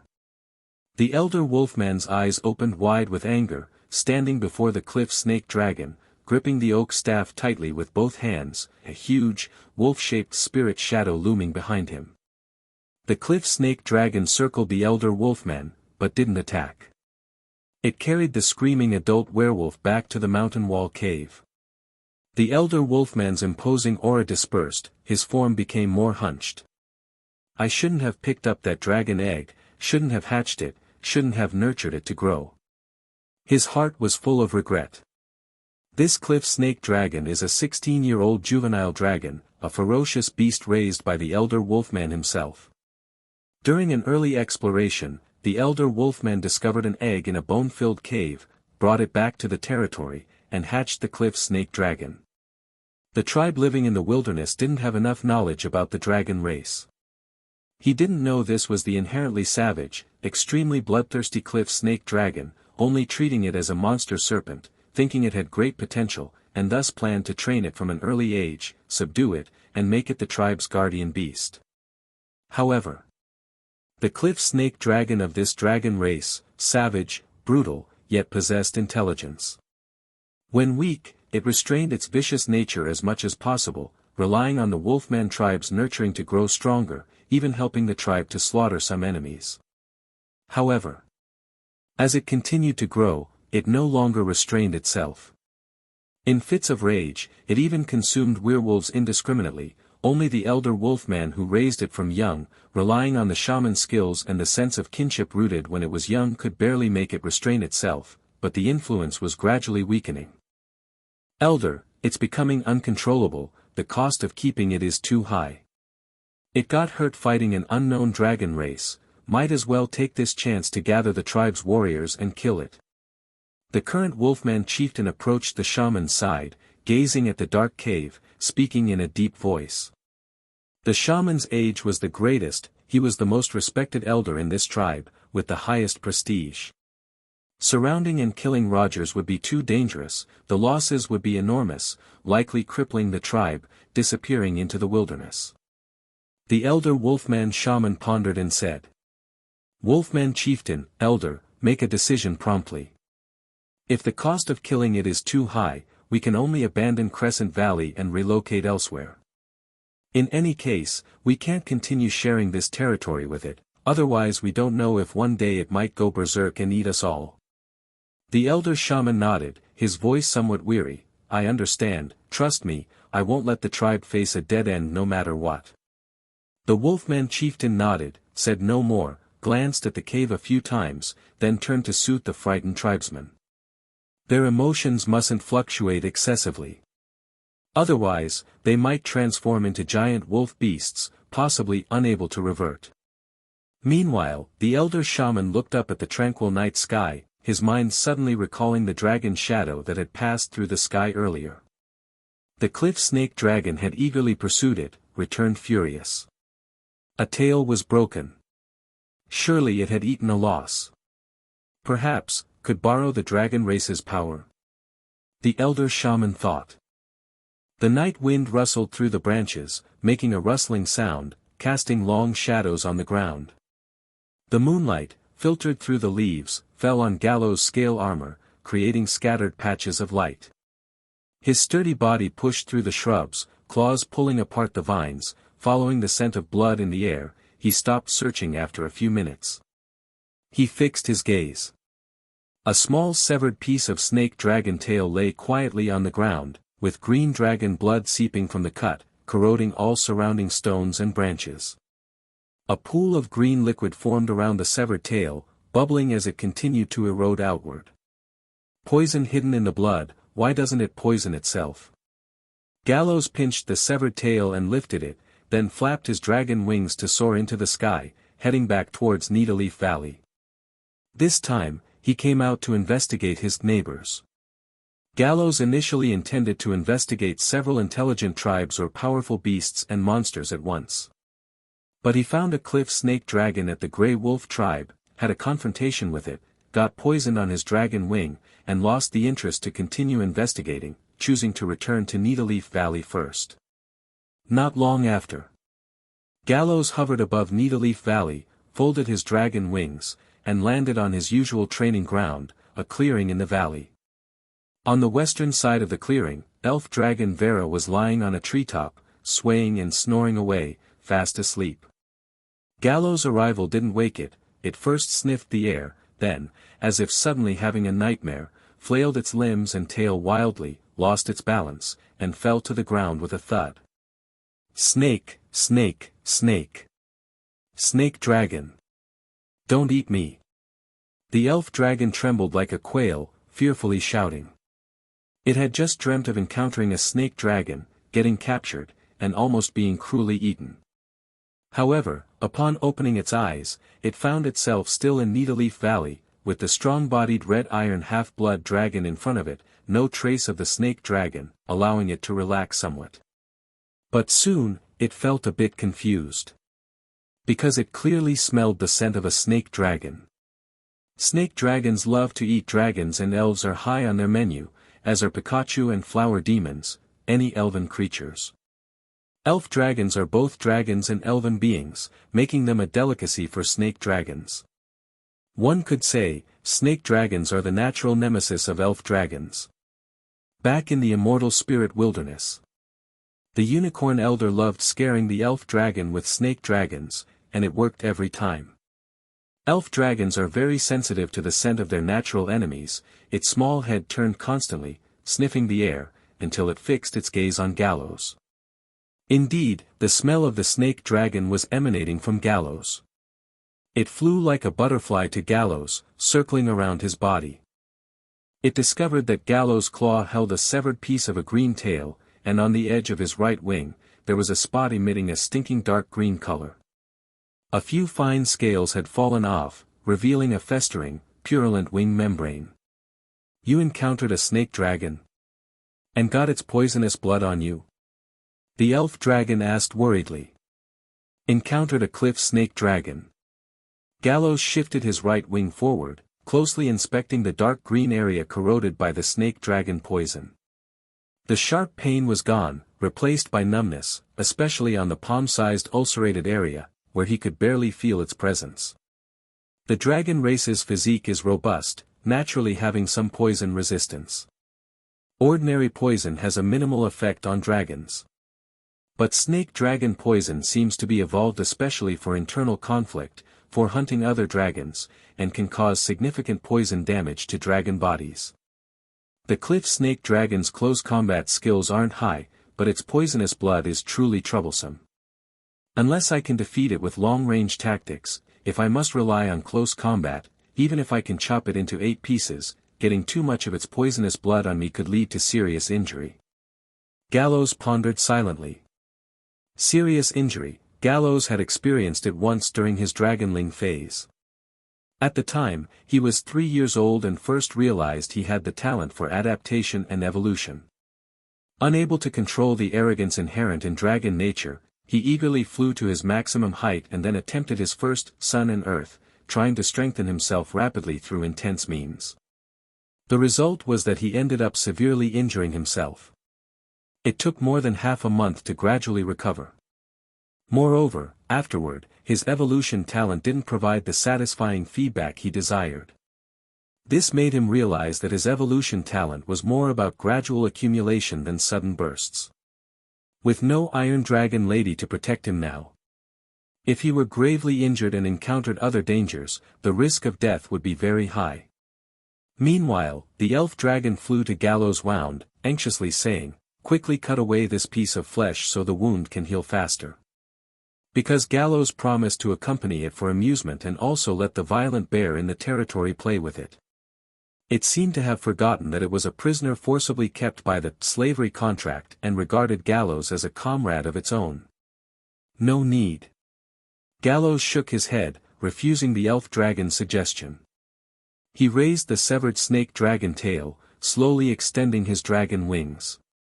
The edge, covered in a metallic structure, the razor-sharp wing blade, sliced inch by inch through the severed tail, causing the blade to be stained with the poisonous blood, emitting a sizzling, corrosive sound. Occasionally, a larger movement would splash some poisonous blood onto Gallows' wingspan, forming a dark green stain, sending a bone-penetrating pain like 1,000 snakes biting. Seeing this scene, the elf dragon's eyes widened at once. There's no rumor that the cliff snake dragon's poison drives dragons crazy, is there? You, what are you doing? It anxiously circled around Gallows. On the other side, a fiery red dragon shadow passed through the needleleaf pines, walking over. It was Samantha, who also smelled the cliff snake dragon. What's the big fuss? Samantha glanced superiorly at elf dragon Vera, lifted her chin, and said, "Tiny one, if you see such things more often, you'll get used to it. Gallows just likes this, it's his peculiar interest." Seeing the red dragon, the elf dragon timidly shrank its head. Samantha initially wanted to eat it, which made it still somewhat afraid now. However, because of Gallows' warning, and the elf dragon wasn't even enough to fill a gap between her teeth, Samantha's interest in it wasn't that high, and she didn't display any desire to eat it anymore. Elf dragon Vera calmed herself, trying not to appear as scared of the red dragon. Hearing Samantha's words and recalling Gallows' previous shocking day tree action, it vaguely understood what Samantha meant. It seems, yes, Gallows' interests are unique, when I first saw it. The elf dragon inadvertently started to speak to the red young dragon. A gust of wind blew across the elf dragon, causing it to tumble several times in the air. The remaining words were interrupted and swallowed back into its throat. "Vera, didn't you say you saw nothing back then?" Gallows shook his left wing, casting a threatening look at the elf dragon. Yes, Vera saw nothing, knows nothing." The elf dragon shivered and shouted its stance loudly. This kind of reaction caught Samantha's suspicious gaze. Her eyes darted between the elf dragon and Gallows, sensing something secretive between them. She walked up to elf dragon Vera. Samantha wanted to uncover the secret truth from its mouth. But before she could speak, Gallows' command interrupted her. "Samantha, get a metal bucket and fill it with water," he said. "Oh." The red young dragon glanced at the elf dragon again, planning to interrogate it properly later, coaxing or threatening to reveal the secret. Then it fluttered its dragon wings, flying low toward the alchemy workshop. Such as containers like metal buckets. They were crafted there.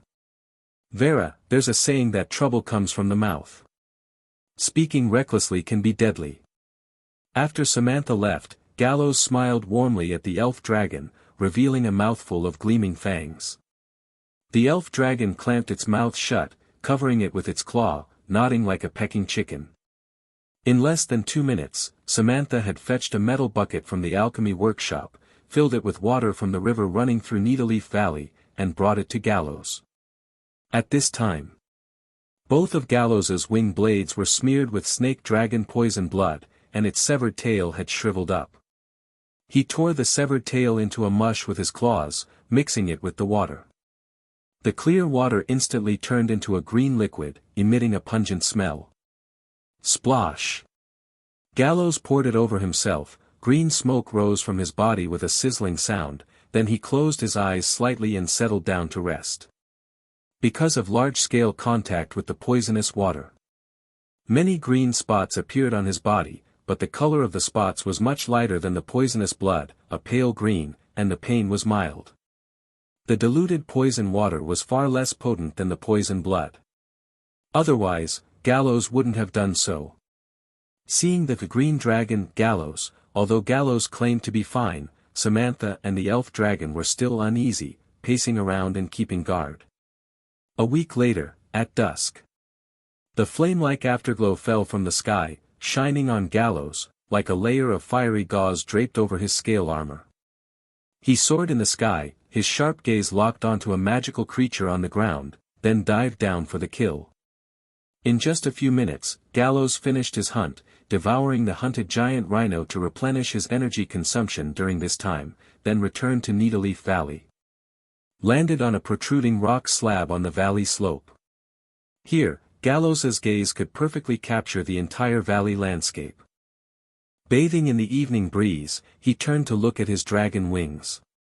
On the dragon wings, the areas directly contaminated with poison blood had now returned to normal, and the wing blades smeared with poison blood were just as before. His scales, which had turned green, were now back to their original state. Though snake dragon blood was toxic, the quantity was ultimately too little. My poison resistance might have improved somewhat. Gallows pondered. In this world, there were many creatures adept at using poison and mastering potent toxins, and poison-type damage was a major category. For example, when considering relocating due to dwarf threats, Gallows had considered the Grey Stone Ridge, where giant-tailed steel scorpions, highly venomous and in swarms, resided. Before building up poison resistance, being stung a few times by those giant tails would not be pleasant.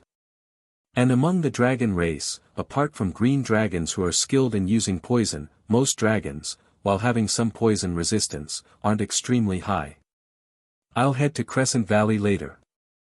The poison blood and venomous fangs of the cliff snake dragon are excellent materials for enhancing my poison resistance. If I use enough poison blood to temper myself, I might be able to add poison damage to my wing slashes.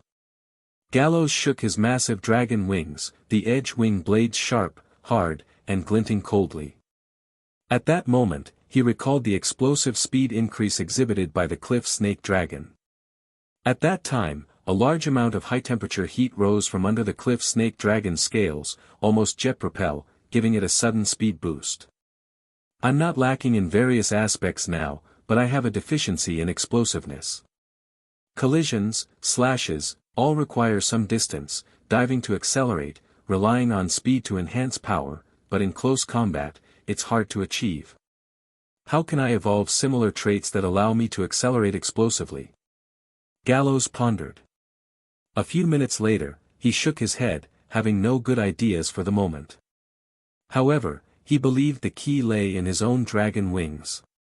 If he could evolve a jet-like structure, using his magic energy or the heat energy from scale explosions, his speed burst would greatly improve. By then, facing strong enemies, he could either fight or flee directly, drastically enhancing his survivability. For instance, during the encounter with the cliff snake dragon, Gallows's speed advantage meant it couldn't catch him, no matter how angry it was, it couldn't do anything. He could choose to fight or flee, maintaining full control. Fast speed, high defense, thick vitality, and strong attack. These are the directions Gallows strives for. Meanwhile, the elf dragon was teasing Mobile. The elf dragon, while the violent bear slept, braided its forehead hair into funny little pigtails, painted its eyes with pink eyeshadow, and sprinkled itch-inducing pollen on its hard-to-reach back. Hee hee hee. The elf dragon laughed joyously, eager to see Mobile's reaction upon waking. At this moment, it noticed Gallows on the valley slope. Flying toward Gallows, the elf dragon circled him, sniffing in confusion. "How come you still have a snake dragon scent on you?" it asked. "Gallows, I didn't smell anything." The elf dragon said earnestly, "The snake dragon is my natural enemy, I'm much more sensitive to its scent than you. I can detect a faint yet highly concentrated scent on you." It seemed to have realized something. The elf dragon suddenly flew faster, sprinkling some magic dust around Gallows with a rustle. This dust fell on his dragon scales, eventually revealing a snake mark on a certain area of the back scale armor. "Just as I thought, it's the scent tracking mark of the cliff snake dragon." The elf dragon said nervously, "Gallows, the cliff snake dragon has locked onto you. It can use this scent tracking mark to precisely locate you within a 1,000-mile radius." Scent tracking mark? Gallows's heritage did not mention this. Heritage is knowledge passed through generations, each dragon's heritage differs. In understanding the cliff snake dragon, the elf dragon excelled. Gallows furrowed his brow. "Locked onto me? Now isn't it like the enemy is in the dark while I'm in the light? This is not good news." Gallows paced on the rock slab, feeling his life was threatened. The cliff snake dragon wasn't strong in frontal combat but had numerous sinister tricks, watching secretly and seizing the chance to ambush, risking death. These days have been calm. Gallows estimated that the cliff snake dragon was likely recovering from injuries and would track and ambush him once healed. This foe, hidden while I'm exposed, is a massive risk. Whether to kill or try to capture it needs to happen early. Gallows felt unease, danger, and fear within his heart. And these emotions transformed entirely into a chilling murderous intent. A trace of ferocity gradually surfaced in Gallows's dark dragon eyes. "The cliff snake dragon couldn't recover faster than me, it's likely still lurking in Crescent Valley, possibly plotting an ambush, leaving it unchecked is not an option. Fire curse? If resistance drops, it drops. With my talent, it'll still increase, and this curse might even inversely train my fire resistance. Strike first. Wash." The setting sun like blood, the red iron dragon decisively flapped his dragon wings, soaring straight into the sky. The sunset was like blood, dyeing the sky into a flowing molten painting, the descending sun like a pierced wound, seeping sticky twilight on the horizon. Gallows bathed in the crimson, fiery afterglow, each of his black iron-like dragon scales reflecting a dangerous light. He spread his wings, the fine scales rubbing against each other, sending out strands of sparks. His body, straight like a blade, pierced the clouds and sky, speeding towards Crescent Valley, towards the cliff snake dragon's lair, like a drawn blade cleaving through the thickening dusk. Every time he feels danger. Every time he feels a threat to his life. Gallows always can't suppress his boiling killing intent, wanting to eliminate the source of this danger. This is not an influence brought by the dragon race's bloodline. According to Gallows, few dragons have thoughts like this. The vast majority of dragons, due to their innate arrogance and conceit, believe they can overcome all dangers, think the world should crawl under their dragon wings, and consider themselves indestructible, hence lacking much crisis awareness. Gallows has seriously analyzed this. He finally concluded. It is likely because he had the misfortune to die once, felt the despair, fear, regret, and unwillingness before dying, and thus particularly cherished this dragon life, hoping to live long. From the depths of his heart, he wants to kill all risks and factors affecting his survival in the cradle. This seems a bit paranoid. A bit of a persecution complex. It can also be said that this is a flaw in Gallows's personality. Just like he can't eat 2 magic gemstones in succession, when facing life-threatening risks, he has difficulty suppressing his killing intent, wanting to kill them by any means. If the gap is too large and it's really impossible, he will choose a strategic retreat, withdraw to a safe place. But, for now, this personality flaw has instead brought him some benefits. In this situation, whether it is a flaw or an advantage becomes a bit blurred. But regardless, the cliff snake dragon must be dealt with. Gallows does not like a nomadic life, he just settled down in Needleleaf Valley. Should he move again because of the covert threat from the cliff snake dragon? This snake dragon is not strong enough to necessitate such a move. Gallows does not want to move again, nor does he want to be sneak attacked by an enemy lying low like the cliff snake dragon. Since that's the case, dealing with it in advance is the best way to handle it.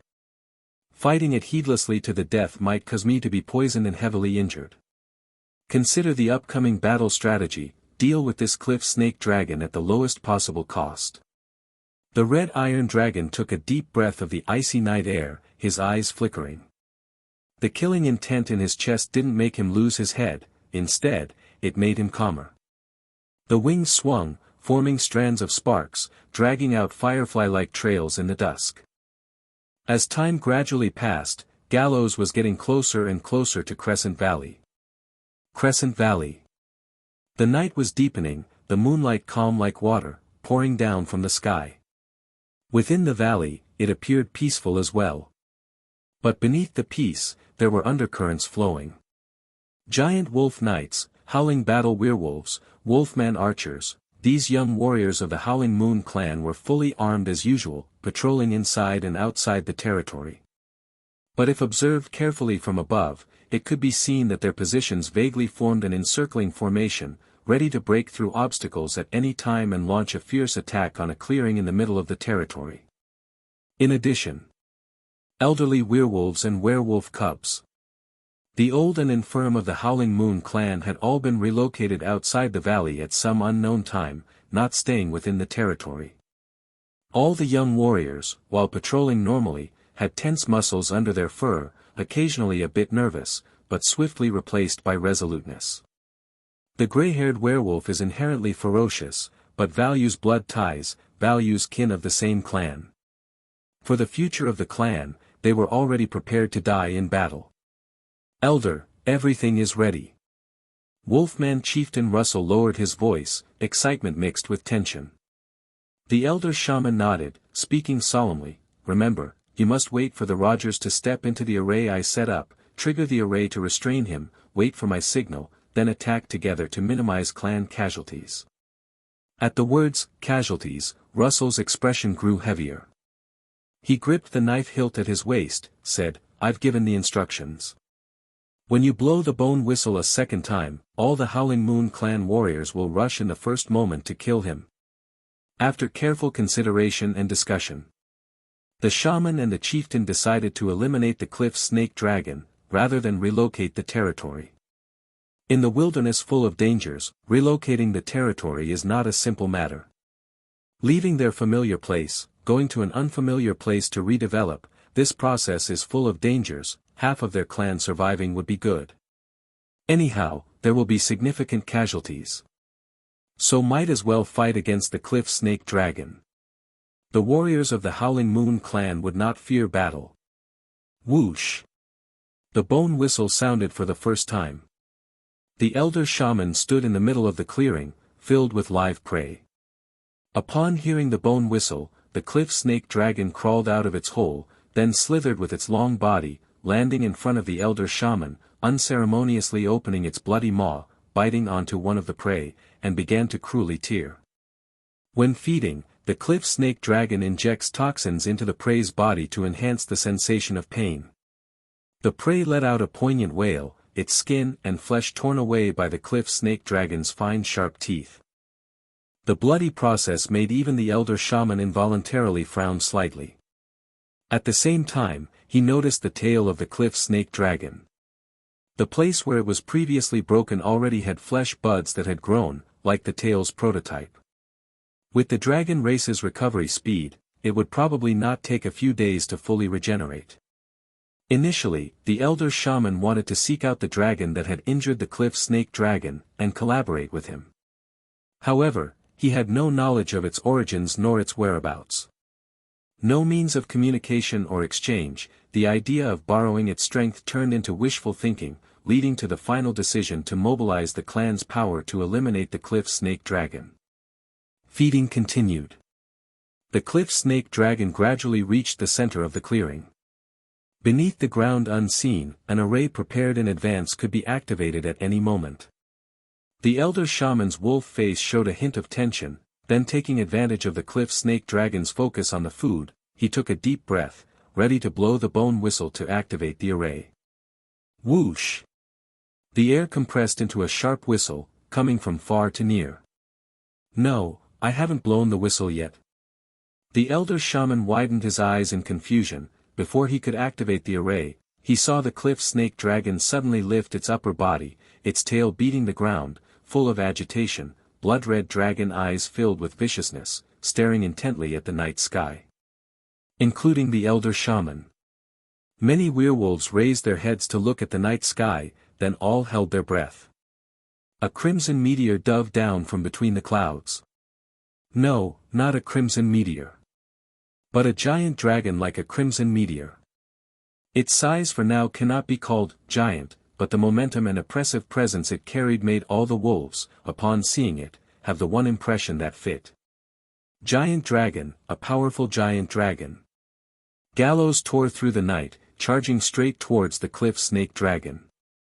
At this moment, his speed, having accelerated, was extremely fast, dense sparks shooting between his wings, like countless stars flowing on them, the sound of fine feathers and scales rubbing against air, like thousands of swords unsheathing simultaneously.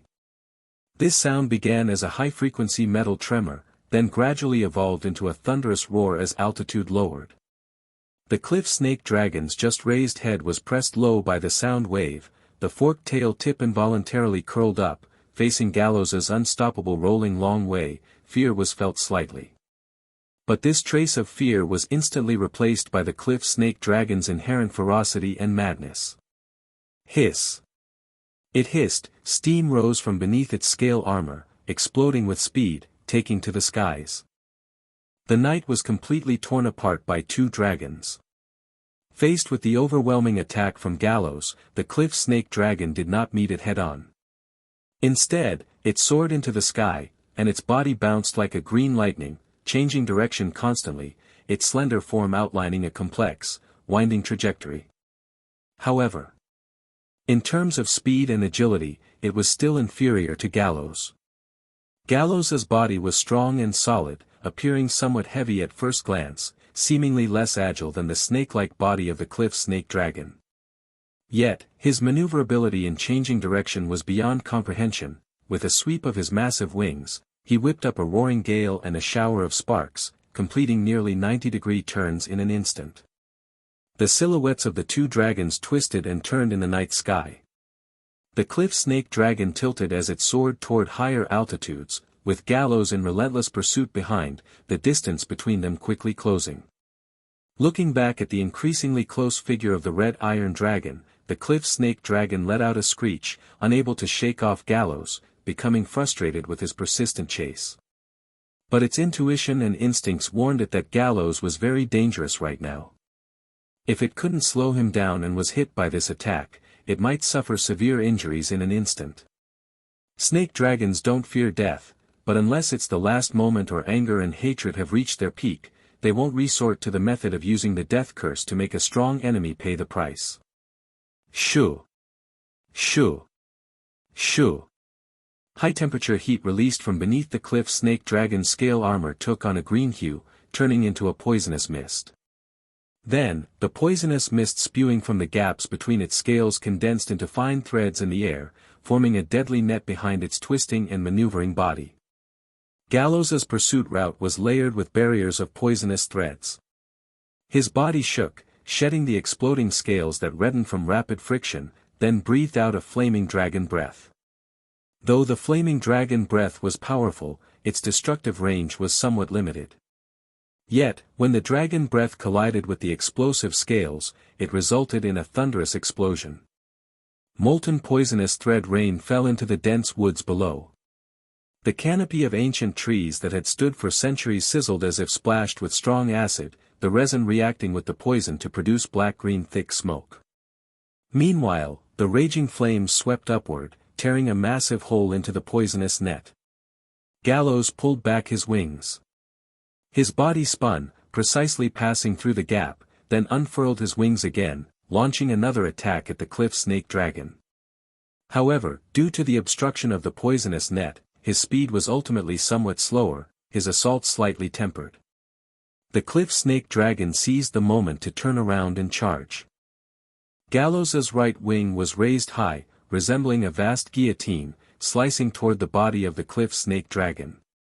Having previously experienced the might of Gallows's dragon wings, the cliff snake dragon this time did not withstand Gallows's dragon wing slash head-on. Instead, its slender body bent backward to avoid the right wing. Just when it wanted to counterattack, Gallows's body suddenly spun, his left wing rising high, the ring attached to its end glowing.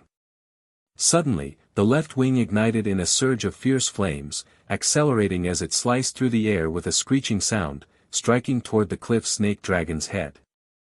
This time, the dragon wing spin was too fast and sudden. The cliff snake dragon's dragon eyes narrowed, screeching as it quickly leaned back. Screech! The dragon wing blade grazed the cliff snake dragon's neck, cutting shallowly through the fine scales of its throat. It was close. If it could have finished it off in one fell swoop, the battle would have ended without its body being stained with much poisonous blood. Unfortunately, the snake dragon's reaction speed was quick. Being a dragon, it's not on par with other fierce beasts or magical creatures of the same rank. Poisonous blood gushed from the cliff snake dragon's throat, landing on Gallows's left wing. Intense pain was felt instantly, yet compared to the first time, it was bearable to some extent. Previously, Gallows's use of cliff snake dragon poison to train his resistance indeed added a bit of resistance to him. Gallows's gaze was cold, his body consistently spinning and slashing, his pair of dragon wings like two enormous and fearsome blades, raising a storm of edges, ravaging toward the cliff snake dragon. His body's greatest lethal weapon was none other than this pair of meticulously refined wings. Facing such fierce attacks from Gallows, the cliff snake dragon was utterly incapable of counterattacking. Concentrating all its spirit, it could only dodge and weave under Gallows's assault, but it could not entirely evade his attacks. Clang! Clang! Clang! The ferocious wing slashes repeatedly grazed the cliff snake dragon's body, occasionally accompanied by sharp claws and tail strikes. The sound of metal collisions tore open its scale armor and flesh, leaving dense blood marks on it. The body sustained repeated injuries. Yet, the cliff snake dragon showed no fear or intention to flee but continued to maneuver back and forth with Gallows, seemingly losing its rationality. In truth, it's not. Dragons possess excellent combat instincts, and this cliff snake dragon, in particular, is a veteran skilled in combat, cunning and insidious, unlike the fledgling red copper dragon as before, lacking actual combat experience. In direct combat, it's notably inferior to Gallows. Its advantage lay in its poisonous blood and the poisonous mist emitted by its steaming fresh blood. As the injuries on the cliff snake dragon's body increased, Gallows's body also became increasingly stained with poisonous blood, coupled with green poisonous mist constantly emanating from the cliff snake dragon's body. At close range, Gallows was inevitably enveloped and eroded by this penetrating poisonous mist. This poisonous mist is different from direct poisonous blood. It appears unremarkable, quite deceptive, but gradually accumulates until it reaches a certain threshold and then erupts like a flash flood. At that moment, the target often reacts too late, the poison will overwhelm resistance, causing it to lose its combat capability. The cliff snake dragon once used this venom to kill beasts stronger than itself. Now, it was about feigning weakness, making this red iron dragon think it could kill it first, secretly accumulating poison, and erupting in an instant.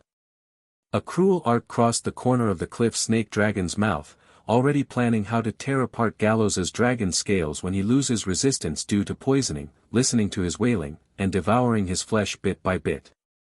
Screech! Gallows's claws swept across the cliff snake dragon's abdomen, leaving several bloodstains. The cliff snake dragon was bleeding all over, unable to directly touch Gallows with its poisonous blood, which was evaporated into mist surrounding it. Tightening the muscles beneath its scales, it was prepared to continue dodging, maneuvering, accumulating poison, and counterkill Gallows. However, what the cliff snake dragon didn't expect was, despite seemingly holding all the advantage, Gallows suddenly unfurled his wings, ascended high, retreated, not continuing to hunt it down. Higher in the sky, Gallows's gaze was calm, quietly staring at the cliff snake dragon. Instead of being overwhelmed with battle enthusiasm, disregarding everything to fight the cliff snake dragon desperately, though he was confident he could kill the cliff snake dragon first in a short time, the risk was too great, and he would be hit by too much poison, winning at a devastating cost. Compared to this, Gallows wanted to solve this snake dragon with a smaller price. Therefore, while seemingly holding full advantage, he chose to withdraw instead of fighting like most young dragons, as wild beasts would, forgetting they possess wisdom and are intelligent beings. In this battle gamble, Gallows adopted a combat strategy of using intellect to control power, retreating to advance. Using wisdom to command strength, this is often a strategy only an elder dragon can employ. You're fearing me? Fearing death? The cliff snake dragon roared, charging toward Gallows despite its scarred state, while Gallows leisurely flapped his wings to continue widening the distance, not engaging with it closely. The cliff snake dragon was seriously injured, its sluggish speed unable to keep up with Gallows. It kept provoking but was unable to attract Gallows's hatred. Because frequently contending with its negative desires and emotions, Gallows trained a resilient yet stable mental will.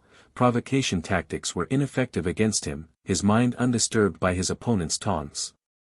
This moment, the cliff snake dragon believed Gallows intended to disengage and flee. When it realized it couldn't catch up, it turned around in anger and headed back toward Crescent Valley, intending, as last time, to vent on the werewolves.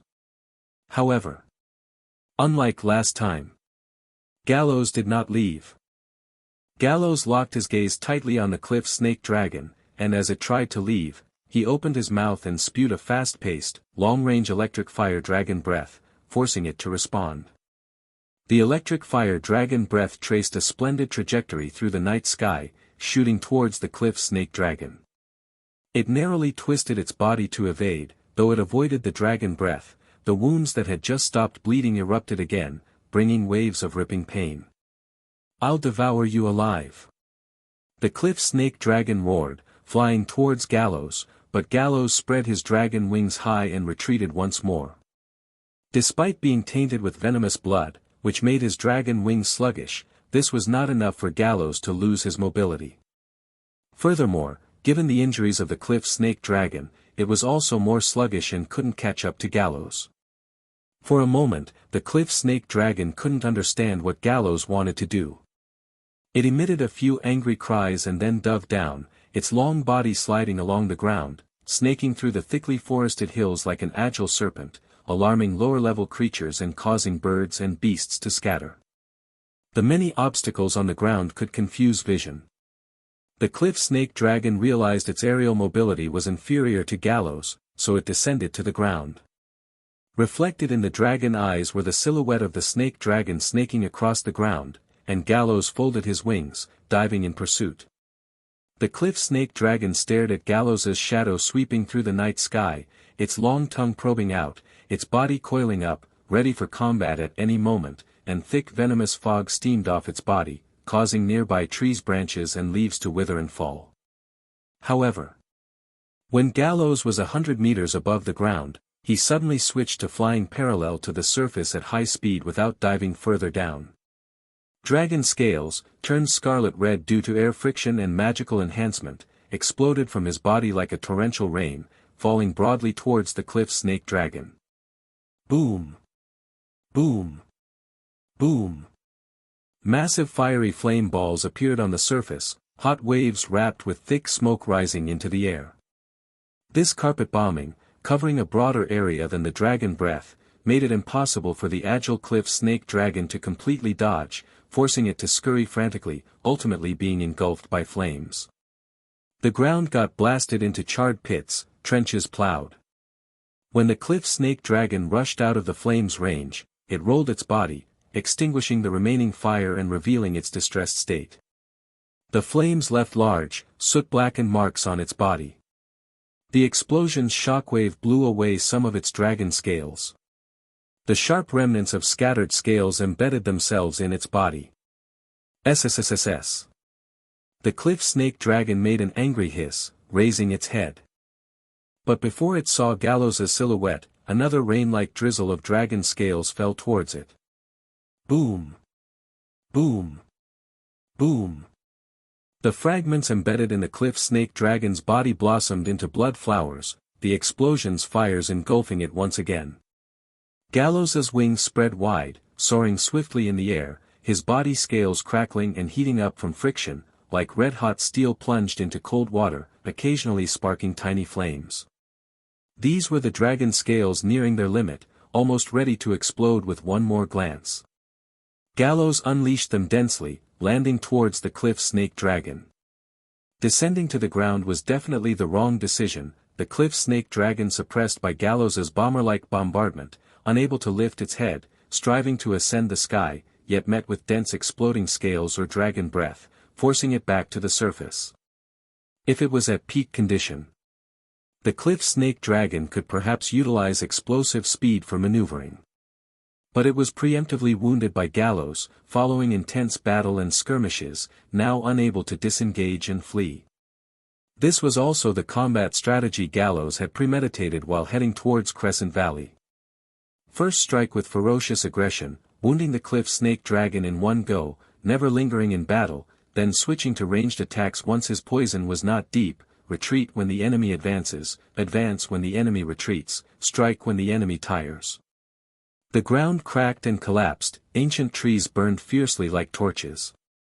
Even with the dragon race's vibrant life force, they couldn't withstand this degree of bombardment, the breath of the cliff snake dragon gradually weakened. As a fire dragon, it had higher resistance to fire damage, but the primary lethal force of exploding scales was not fire damage, but the explosion's shockwave and the shrapnel-like fragments mixed within.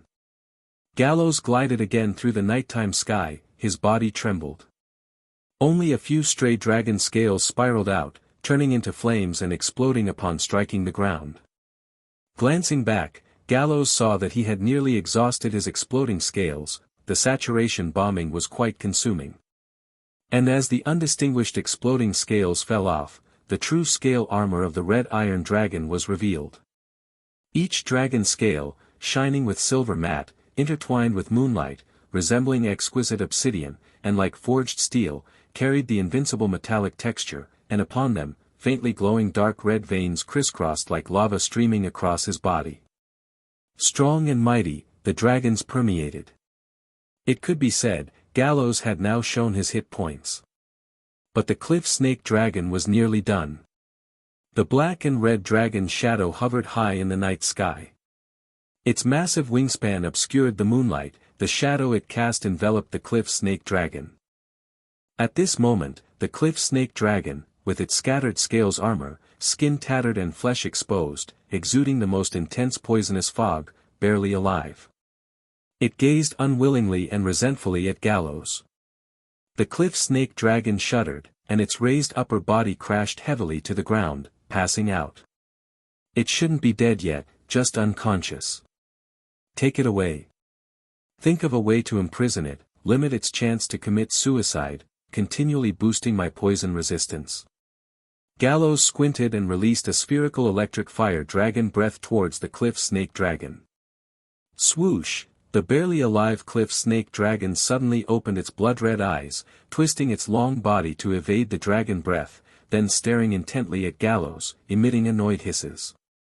It attempted to feign death to lure Gallows closer, then launch a fierce counterattack while its venom was at its peak. But Gallows didn't fall for it, directly delivering a ranged finisher. Like a dying flashback, the heavily injured cliff snake dragon gathered its remaining strength to pounce on Gallows, but before reaching the sky, suddenly turned and fled towards Crescent Valley. Isn't it said in the legacy that when snake dragons are gravely injured, they'd curse themselves to death? Its survival instinct is stronger than I thought. Was I unable to push it to the edge? Or is it individual differences? Gallows thought, feeling it's more likely due to individual differences. The knowledge and the legacy mainly pertains to the inherent impressions of a whole clan, but when pinpointed to individuals, it's not as accurate, not completely reliable. Gallows pursued the cliff snake dragon leisurely.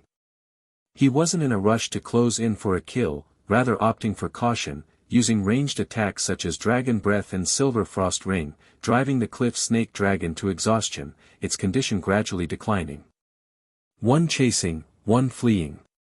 Because the earlier scrap wasn't far removed, swiftly, the cliff snake dragon dragging its gravely injured body, descended into Crescent Valley. At this time, the werewolves of the Howling Moon clan were gathering, ready and vigilant, some gazes landing on the cliff snake dragon, others looking skyward, noticing the swiftly approaching black and red dragon shadows. Landed before the elder shaman. The cliff snake dragon roared, saying, "Stop it. Kill it. It's my enemy." The "it" in its mouth undoubtedly referred to Gallows. Simultaneously, Gallows arrived at Crescent Valley, hovering above. What exactly is the relationship between these werewolves and the cliff snake dragon? Gallows thought, decided to rely on the aerial advantage, using ranged attacks to consume the cliff snake dragon, while the werewolves, unable to fly, posed little threat to him. But much to Gallows's surprise, he saw when the cliff snake dragon twisted its body, seeking the elder shaman's aid, the elder shaman suddenly glowed with a white radiance, transforming into a giant wolf spirit's shadow, landing a paw on the cliff snake dragon's head. The damage wasn't high, but it stunned the cliff snake dragon for a moment. Betrayal. Inferior creatures. How dare you betray me? The cliff snake dragon let out a harrowing roar, spewing a poisonous mist at the elder shaman. The giant wolf phantom enshrouding the elder shaman agilely leaped to narrowly avoid the poison of the cliff snake dragon. Mighty giant dragon, please slay the evil serpent for us. You shall gain the friendship of the Howling Moon clan, earn their reverence and offerings. The elder shaman shouted upward. Upon hearing this, although the strange relationship between the clan and the snake dragon remained indeterminable, Gallows was certain that the two were not of one mind. This would make things easier. Now, the cliff snake dragon was severely injured and deteriorating in condition, and aside from the death curse, posed little threat. Gallows folded his wings, no longer hovering high above, and plunged downward, landing with a crash amid the tense and frightened gazes of the werewolves. Whoosh! He opened his mouth and exhaled a dense, smoke-like white gas toward the cliff snake dragon. Hypnotic dragon breath. The cliff snake dragon attempted to dodge, but its sluggish movements made it fail to do so. However, when the hypnotic dragon breath landed on the cliff snake dragon, it proved ineffective and failed to put it into a hypnotic state. The cliff snake dragon possessed high resistance to curses, paralysis, and sleep, even higher than its resistance to flames, rendering the iron dragon's hypnotic dragon breath only mildly effective. Snake dragon, submit to me, and I will grant you a chance to live. The hypnotic dragon breath failed, but Gallows didn't rush to kill, fixing a steady gaze on the cliff snake dragon as he spoke in a deep voice. The cliff snake dragon, such a creature, was riddled with poison and carried a death curse, with a ferocious and violent nature. It was troublesome as an enemy but would be quite useful if tamed as a combat tool. Additionally, he was still uncertain about the exact effect of the death curse on himself. Gallows did not wish to endure its death curse. If his fire resistance were reduced or weakened, although it could be trained back, it would ultimately waste his time and affect his growth. Submit? With just you? The cliff snake dragon growled in a low roar. Gallows wasn't strong enough to compel it to surrender, and filled with rage, it bore a grudge against Gallows, preferring death over allowing Gallows to escape unscathed. Since you refuse to submit, then die. Gallows's gaze turned icy cold. He was not one to be indecisive. Solving this trouble was worth the price. The cliff snake dragon dug its claws into the ground, lifting its upper body, its blood-red eyes sweeping over the detestable mixed-blood dragon before it, scanning the werewolves around who regarded it as a formidable enemy, its hatred almost palpable. Snakes do not fear death. A black mist suddenly surged from its green body, and it let out a hysterical screech towards Gallows. With my life, with my soul, I curse you. To fear flames for eternity. To fear burns. Before Gallows could deliver the fatal blow, the cliff snake dragon's scream abruptly ceased as it died, collapsing to the ground. The black mist over its body grew thicker and denser, swiftly transforming into a fierce snake dragon pattern brand, shooting towards Gallows. Whoosh! The strong winds knocked the nearby werewolves off balance. Gallows soared into the sky, attempting to escape the fire curse of the cliff snake dragon with speed.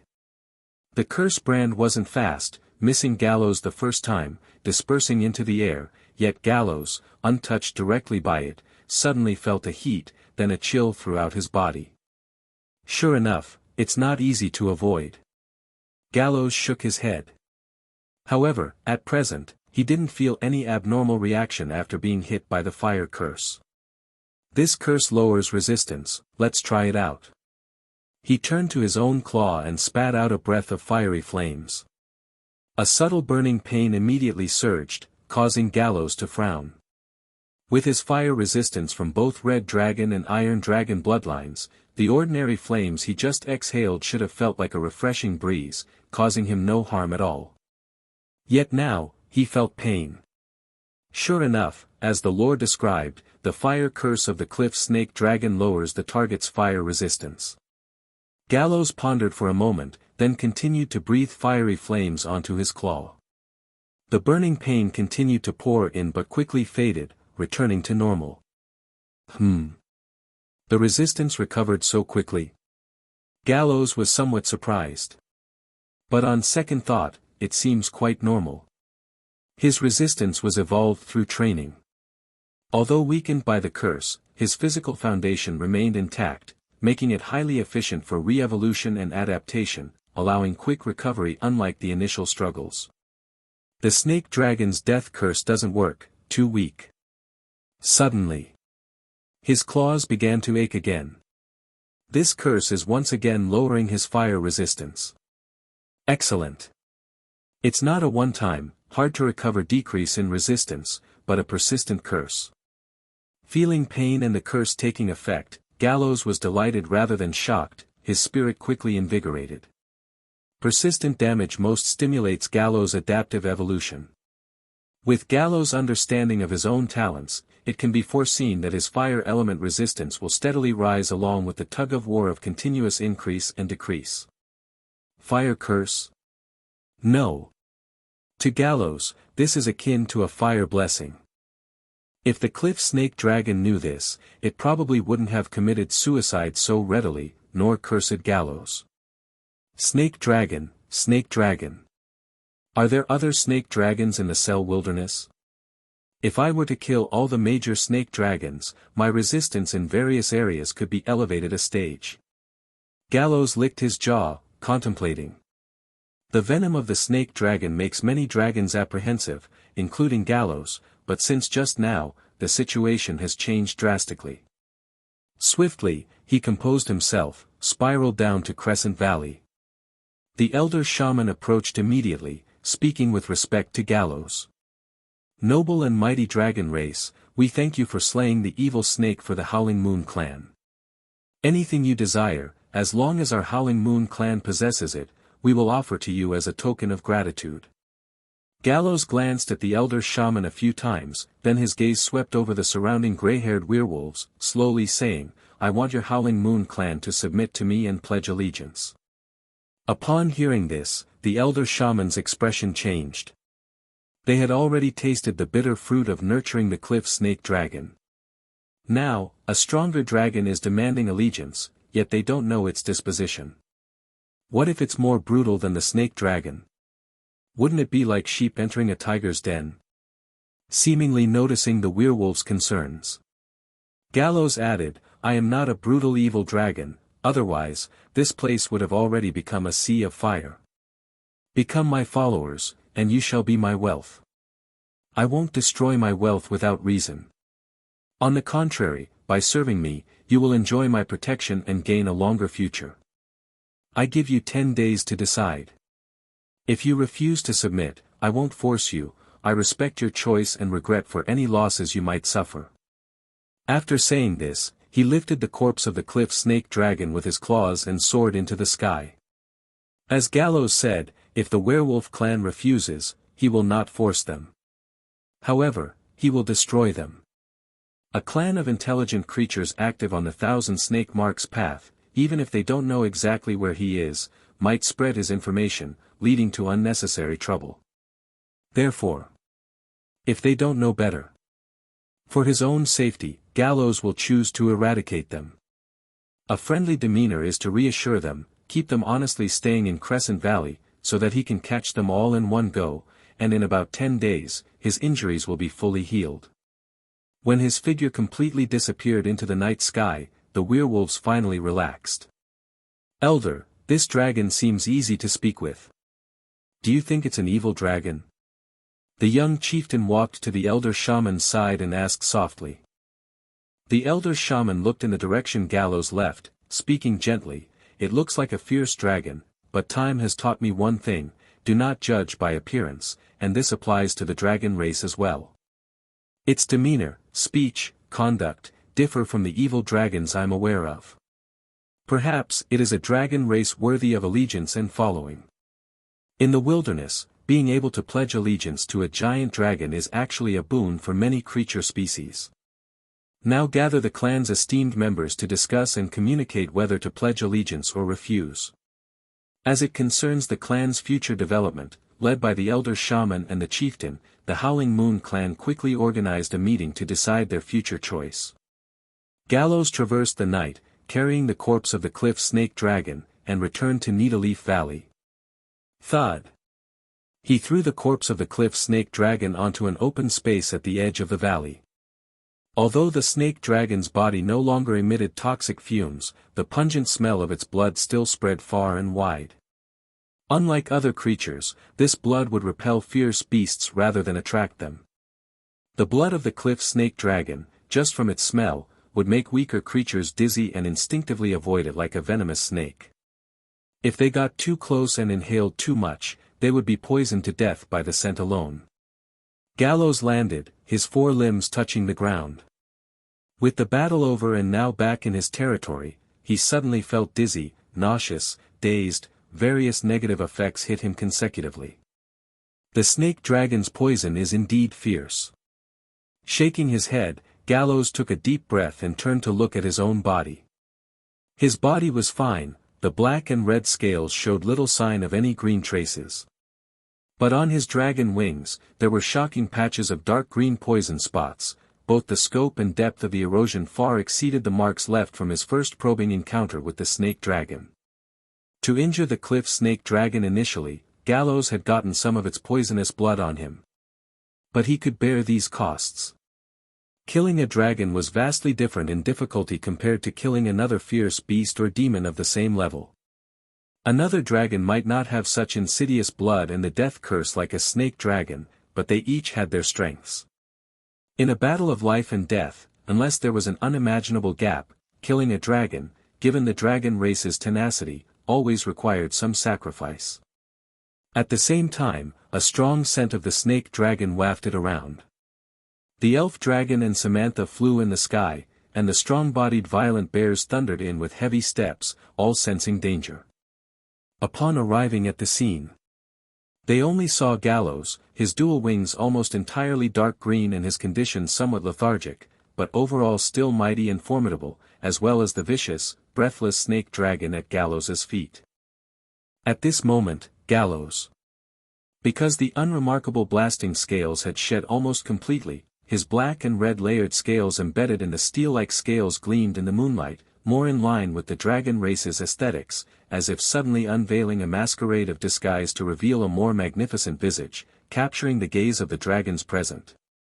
However, it was not the time to admire the red iron dragon's heroic demeanor. The elf dragon and Samantha both noticed Gallows's wings, almost entirely turned dark green, with many areas visibly festering on the wing membrane. Samantha was okay. She was used to seeing Gallows get injured and then recover and become stronger in a short time. The elf dragon Vera burst into tears, flew around Gallows, and wailed. "It's over, it's over, it's the snake dragon's poison. Gallows, you're about to die, and there's no dragon to play with Vera anymore." This voice was like mourning. In the elf dragon's understanding, the snake dragon poison was incurable, for their frail bodies generally perished upon contact. Not dying. If such a little injury could kill me, I wouldn't have lived till now. Gallows waved his dragon wings and said. Samantha, you fly high into the sky to observe the surroundings with a broad view. Mobile, you take the violent bears to patrol around Needleleaf Valley. If you detect any powerful fierce beast approaching, notify me immediately. He commanded solemnly. Due to the effect of the snake poison, his state wasn't severely injured but somewhat deteriorated, hence extra vigilance was required. Seeing Gallows's serious demeanor, Samantha nodded and took off instantly, swirling in the night sky, observing the surroundings. Mobile also dispersed with the violent bears to patrol the valley's periphery. What about me, what about me? Finding that Gallows really didn't seem like he'd die, the elf dragon stopped crying and asked. You. Stay away, and don't get near the snake dragon's poison blood. Gallows flew to Violent Bear Ridge, stuffed the cliff snake dragon's corpse into one of the natural caves on the cliff wall, and then returned to his own dragon's nest in another spacious cave to rest his eyes. For dragons, sleep is the best form of recovery. Gallows, are you really okay? I heard some creatures, when about to die, would isolate themselves alone towards death. Fearing that Gallows might secretly die alone, the elf dragon Vera followed along. Gallows raised his eyelids slightly and said gloomily to the elf dragon, I won't die, but when I sleep, I love to dream, and in those dreams, I love slaughtering, unintentionally killing any creature trying to approach me, so you'd better keep your distance. The elf dragon meant well. But its flapping dragon wings sounded like flies and mosquitoes to Gallows, who wanted to sleep, annoying him. But you're still awake. The elf dragon blinked and said. But just after saying it, it saw Gallows had already closed his eyes, as if asleep. During his sleep, a pair of dragon wings, like terrifying weapons, slowly lifted and approached the elf dragon. Given the size difference between the two, if it got a scratch or a slice, the elf dragon believed it might return to the immortal spirit wilderness. Although it wanted to return to the immortal spirit wilderness, it didn't want to do so in this manner. Run quickly, run, Gallows is dreaming and wants to kill dragons. The frightened elf dragon flapped its dragon wings and hurriedly fled the dragon's nest. Days passed. When Gallows awoke, it was already a week later. He looked at his wings, finding that the dark green had completely faded, though some tiny scales had yet to regrow fully, leaving mottled marks. Overall, it was no longer a concern. The resistance to poison should have significantly improved this time. If I experience it again, I could resolve the cliff snake dragon with less cost more easily. Gallows thought to himself.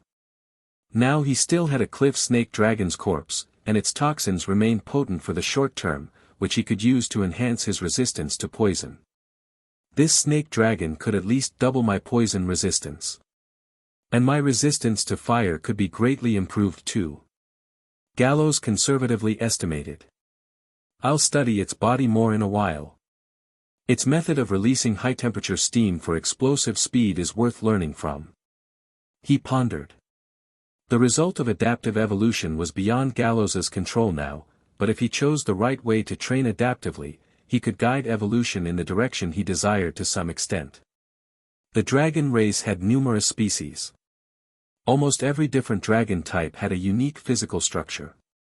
Gallows thought, if he could combine the best traits from hundreds of dragons into his own body, maybe he could evolve into an unprecedented ultimate dragon body. By then, he could sweep the entire Bernardo planet with the power of a single dragon. Could he live without being so cautious, like walking on thin ice? Could he vie with the dragon god and become the true ruler of many worlds and realms? Could he shine with the sun and moon, living to ancient eternity, till the end of the universe? The red iron young dragon started to indulge in sweet fantasies. Gurgle, gurgle. A sudden protest from his belly pulled Gallows back to reality.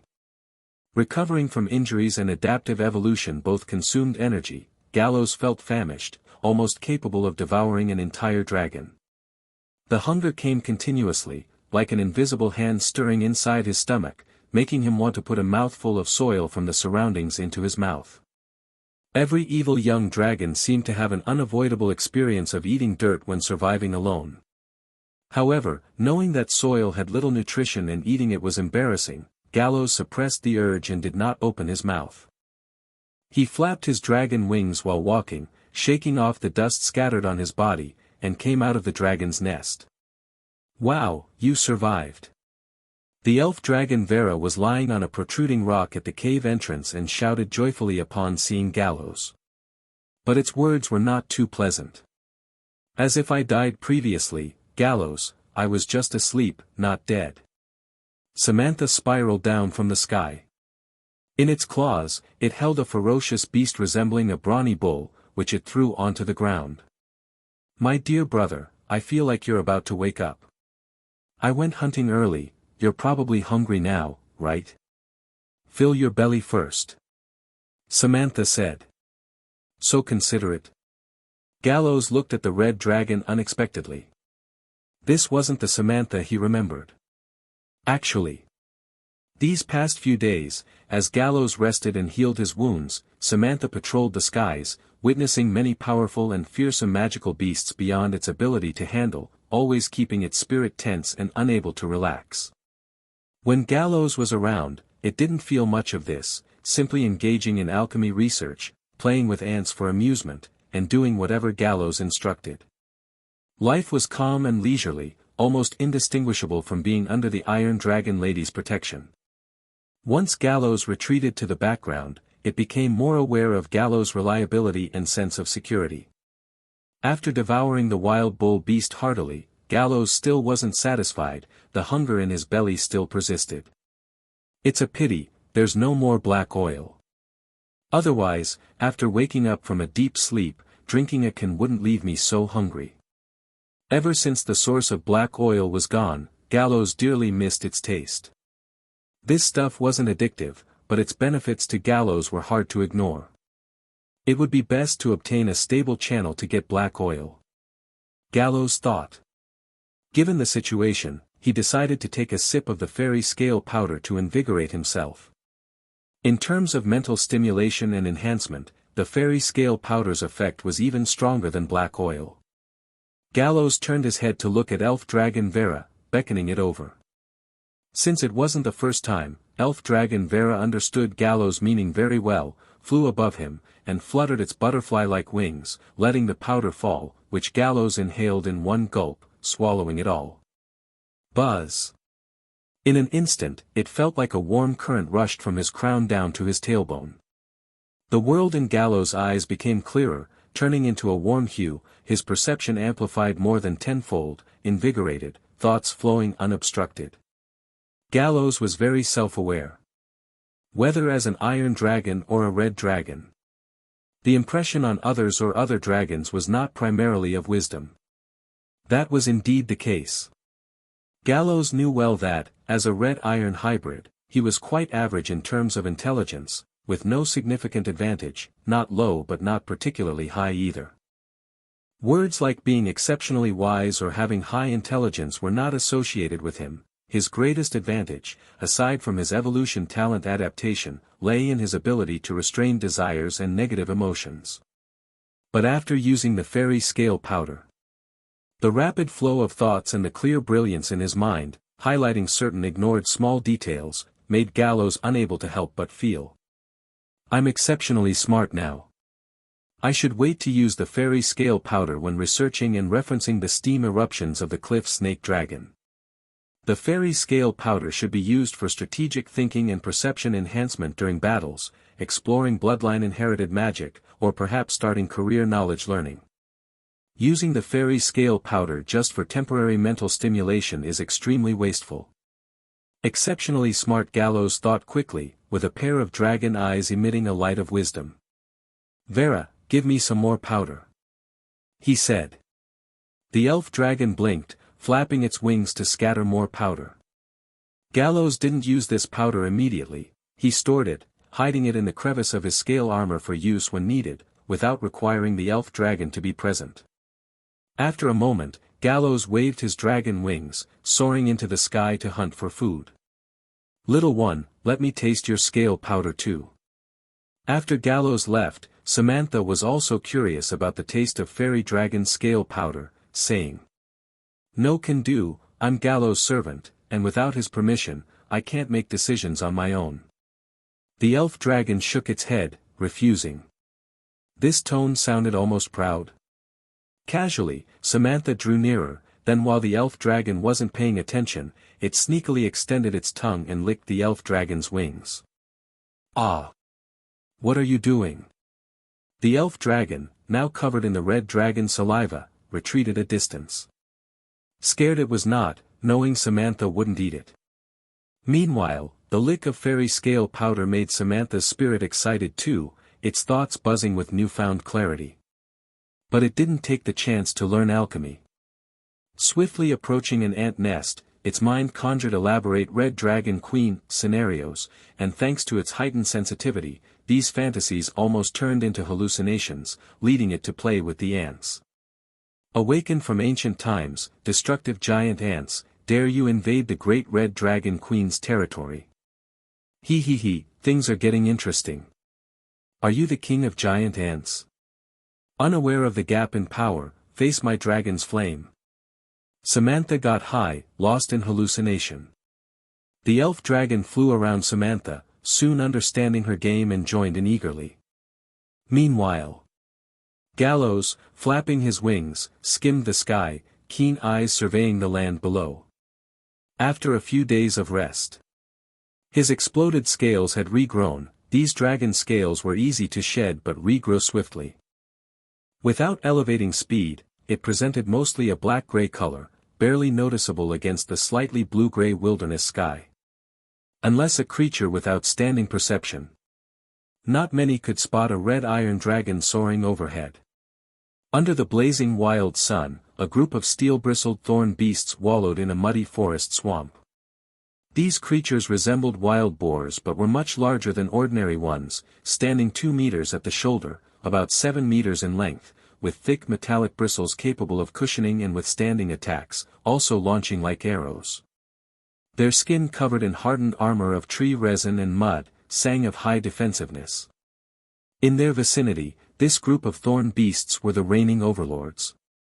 They moved in herds, and when they charged, other formidable beasts and magical creatures had to step aside. Thus, they happily and relaxedly wallowed in the mud, jostling and playing. Until a soul-shattering screech echoed. As Gallows' wings flapped at high speed, the feather-like small scales on the wing membrane guided airflow, emitting an eerie screech as if the grim reaper was descending. The sound alone could terrify most creatures. The thorn beasts were no exception.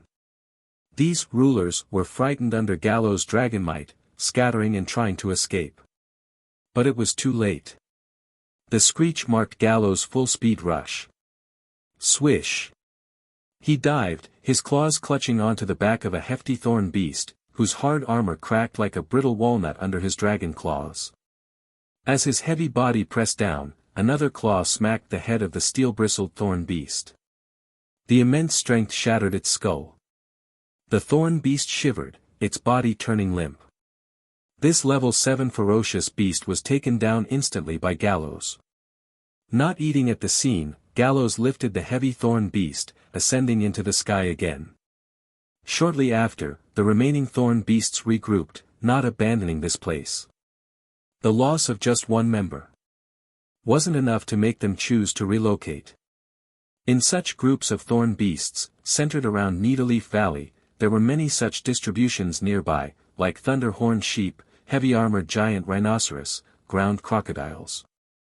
All good food sources. Gallows didn't focus on just one when hunting but instead rotated his targets. On one hand, he could change flavors.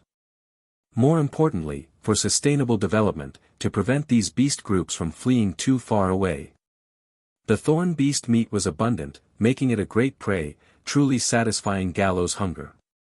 After finishing the hunt, Gallows found another barren mountain, crashing into rocks and land, enjoying each collision thoroughly. Initially, Gallows trained to become stronger, to ensure survival, pushing himself to endure pain for training. But now he had grown accustomed to the pain, and if any day passed without training, he felt as if something was missing. It had become a part of his daily routine. As dusk turned to night, Gallows returned to the Needleleaf Valley. Upon his return, he vaguely sensed a tense and murderous atmosphere. He hovered in the sky without landing directly, gazing down with lowered eyes at the fierce battle between the giant dragon and the ant army.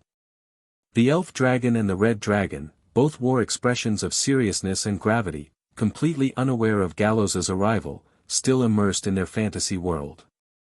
Samantha was crouched with dignity, gazing down at the ground, overlooking an anthill, with a ball of blazing fire in her mouth. Elf dragon Vera spiraled above her head. She scattered dazzling magic dust, transforming ordinary black ants into warriors clad in armor. Vile ant race. Samantha's roar was filled with rage, deliberately making her voice as deep as that of an adult dragon. You dare to build a fortress on the territory of the Red Dragon Queen. She spewed a thin tongue of flame, burning a small smoky pit 3 centimeters from the entrance of the anthill as a deterrent strike. Duel with me. King of Giant Ants. Samantha gingerly picked up the Ant King, placing it beneath her. It was a soldier ant with particularly long antennae and a larger size.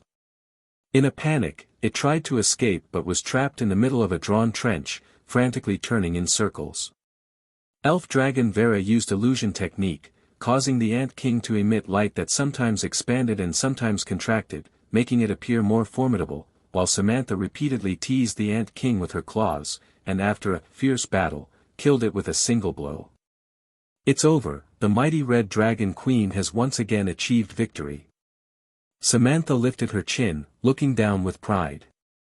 When she proclaimed victory, the elf dragon chased a cricket onto the battlefield. Watch out! The true mastermind is the Dark Cricket High Priest. The giant ant prince who secretly conveyed fortress information to you is in fact a puppet controlled by the High Priest. It was all part of the High Priest's scheme. Samantha was dazed for 2 seconds before quickly playing along, snorting a few sparks from her nose. What? It's all a conspiracy. High Priest. What are you plotting? The elf dragon replaced her tone with a creepy laugh, voicing the true villain. He, of course, it's to provoke a war between you and the king of giant ants. Now that you're exhausted, it's the perfect time for me to reap the fruits of victory. The Red Dragon Queen was furious. Very well, you've successfully incited my fury, now, are you ready to face death? She roared. Meanwhile, Gallows watched the scene below in silence. Samantha's queen fantasy seemed even more severe, and elf dragon Vera as well, even playing along with her. The plot was quite rich, even with twists and turns. What are you two doing? He landed, interrupting the two dragons' role-playing game. My dear brother, I am, training Vera's tactical command abilities. Samantha stammered. Yes. Elf dragon Vera nodded in agreement.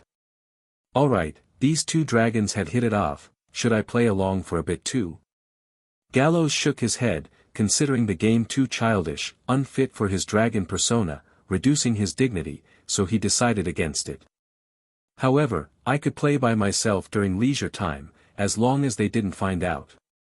He thought to himself. Gallows did not press the matter, pretending to agree with the two dragons' explanation, then flew towards the cave where the cliff snake dragon's body lay. One large and one small, the red dragon and elf dragon exchanged glances and then turned their attention back to the ant nest. The threat of the Dark Cricket High Priest was imminent, the battle was not yet over. The Red Dragon Queen was determined to crush the wicked plot against her. After Gallows left, the two dragons merrily resumed their play. In the cave untouched by moonlight. The pitch-black environment didn't pose any problem for Gallows, the dragon race generally possessed dark vision. He walked up to the cliff snake dragon's corpse. After about 7 days, in the hot environment of the Cell Wilderness, the ordinary creature's corpse would have rotted and decayed by now if not preserved by special means. But there was little change to the cliff snake dragon's body, looking just as it did at the time of death. Being a fire dragon, and dragon corpses themselves could naturally resist decay for long periods. Gallows stepped forward, extended a claw, opened up the snake dragon scale armor of the cliff snake dragon, and intently observed its lower structure. Some honeycomb-like fine pores reflected in his sight. No surprise, the cliff snake dragon used these pores to release high-temperature steam for explosive propulsion. This was not a magical means. This cliff snake dragon was merely a young dragon, not having mastered magic. Magic isn't powerful in the early stages, and learning magic requires considerable time and effort, far less effective than the natural claws and fangs of dragons. Dragons usually begin to learn magic after the age of 50, in their youth when body growth slows and elemental affinity increases. Furthermore, since dragons are born mages, not all dragons are inclined to learn magic. The career paths in Dragon's Legacy aren't limited to being a caster. Gallows had seriously contemplated what path he should take. For now, he aspired to become a martial dragon, part-time mage. Mage is an innate profession. It allows Gallows to grasp skills similar to magic without spending too much time, enriching his arsenal. And martial dragon, in truth, is a branch of dragon martial monk. Martial dragons don't need to strictly adhere to the monk's precepts, they primarily grow through brutal training in combat, honing themselves through pain and hardship. This suited Gallows perfectly, a profession tailor-made for him.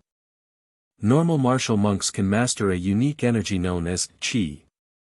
At its core, it's a special energy formed by blending the life energy flowing within living beings with magical energy. Through the manipulation and control of chi, by accumulating years of practice, martial monks can use chi to enhance their speed, attack, response, and overall physical capacities, meanwhile being able to produce effects akin to magic. The chi of martial dragons is called dragon chi. The effects of dragon chi are similar to normal chi, but due to the racial attributes of dragons, dragon chi is more profound, more majestic. Martial dragons mastering dragon chi don't have a myriad of showy skills but possess extraordinary combat strength. Only, however, at Gallows's current age, and with his current life energy and magic energy strength, it's not enough to awaken dragon chi, not meeting the standards for becoming a martial dragon. His daily training could shorten this time. Just when exactly he could achieve it, Gallows could not determine. But no matter what, whether becoming a martial dragon, or advancing further on the mage path, adaptive evolution remained Gallows's most relied upon, innate talent. This could fundamentally change him, enhancing his potential. Gallows extended a claw, brushing the fine pores beneath the snake dragon scale armor. If I could evolve some jet holes on the dragon wings, using magic energy, or better yet, dragon chi as fuel, my speed would see an explosive increase, compensating for the lack of explosive force. He thought to himself. But how could he make the uncertain outcome of adaptive evolution align with his desires? That was a problem. Thinking of this, Gallows thoughtlessly licked some fairy scale powder. This made his mind become clear, highly active, quickly running. Ideas emerged in his mind, one by one being rejected and discarded due to lack of conditions or impracticality. And as time gradually passed, after a brainstorming-like rapid contemplation, just as the effect of the fairy scale powder was about to end, Gallows finally thought of a simple enough method with a higher possibility of realization. Needleleaf Valley, Sulfur Pool. Gallows throws pieces of red copper ore into it. This ore is distributed around Needleleaf Valley, a type of fire element metal ore, which reacts with the sulfur pool, creating a high-temperature reaction. The violent bears have previously used red copper to enhance the sulfur pool's effect, making it boil hotter and produce more steam.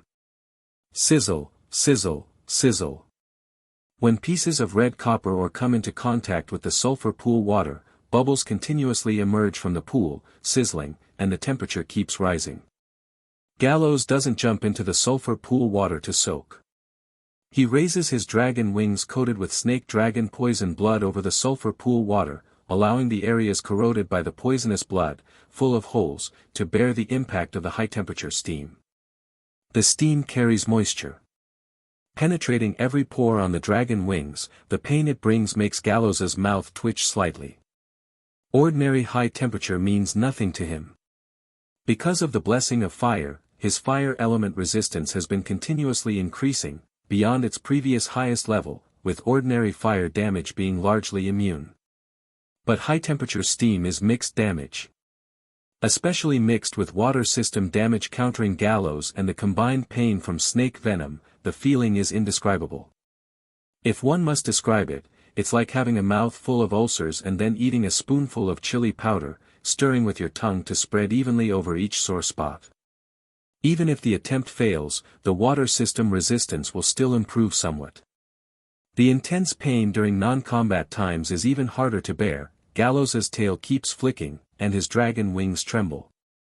But his gaze is fierce, stretching his dragon wings to endure the steam impact. Pain. I'm the master of my own body. Paltry pain, submit to me.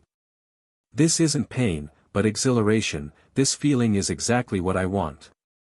Gallows grins, then throws another piece of red copper ore into the sulfur pool, making the steam denser and hotter, causing him to grimace in pain but stubbornly refuses to move his dragon wings.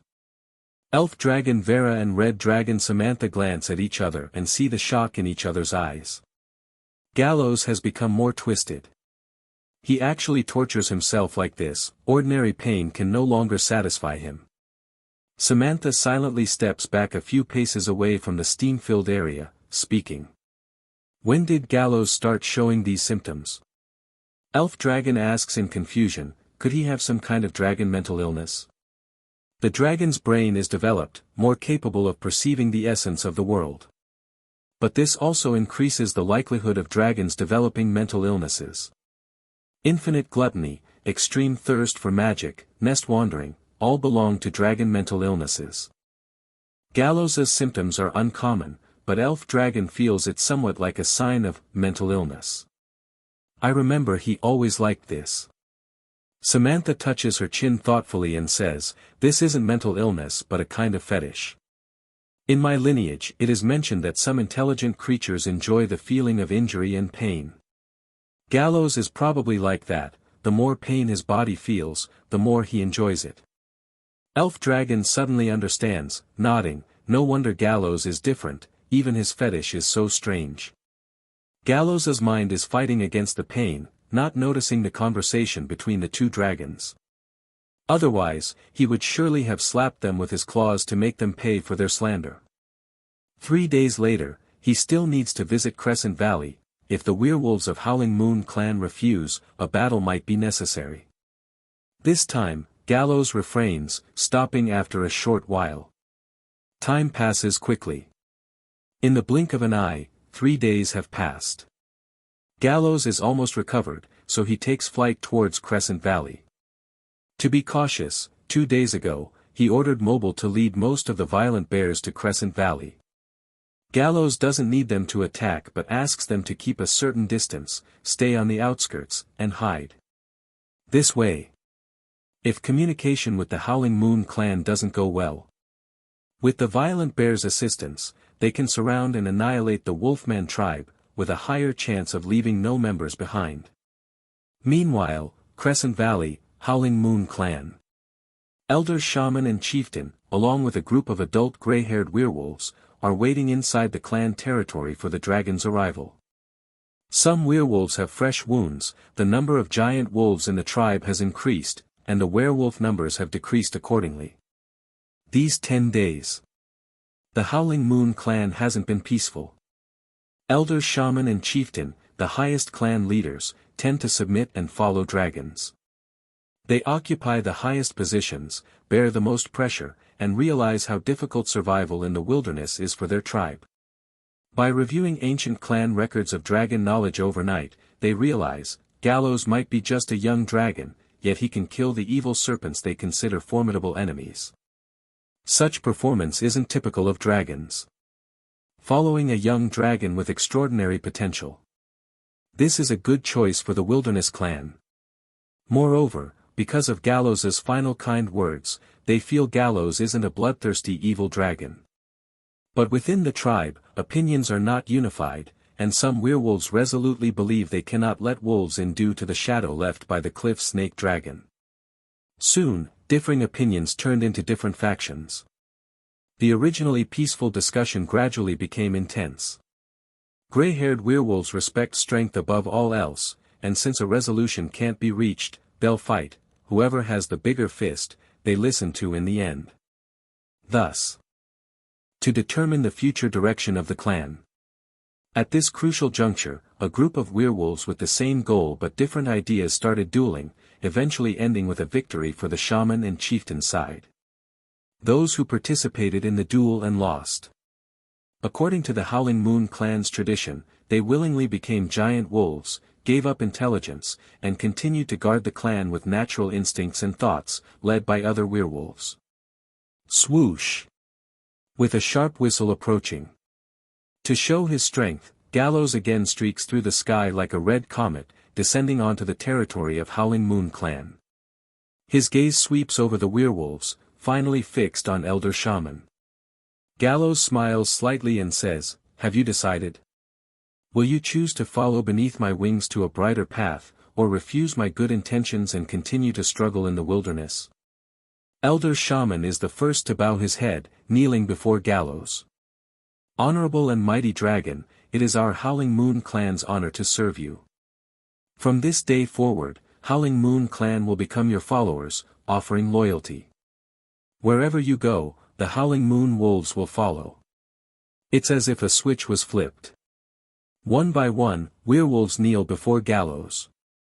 Thus, Gallows gains his first followers of intelligent beings.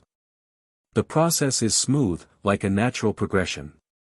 Soon after, Gallows quickly notices the change in the number of giant wolves and werewolves in Howling Moon clan.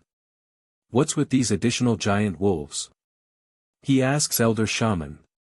Elder Shaman's gaze is complex, slowly saying, "They were warriors with opposing views, now stripped of intelligence to become beasts, guarding the clan in another way." Then, he informs Gallows of the specific process. This makes Gallows ponder and reflect. He just offered a choice, didn't care about Howling Moon clan's reaction, only waiting for the final result. To make a choice, Howling Moon clan underwent an internal struggle within just 10 days. This further makes Gallows realize. In this world where the strong prey on the weak, strength is so important.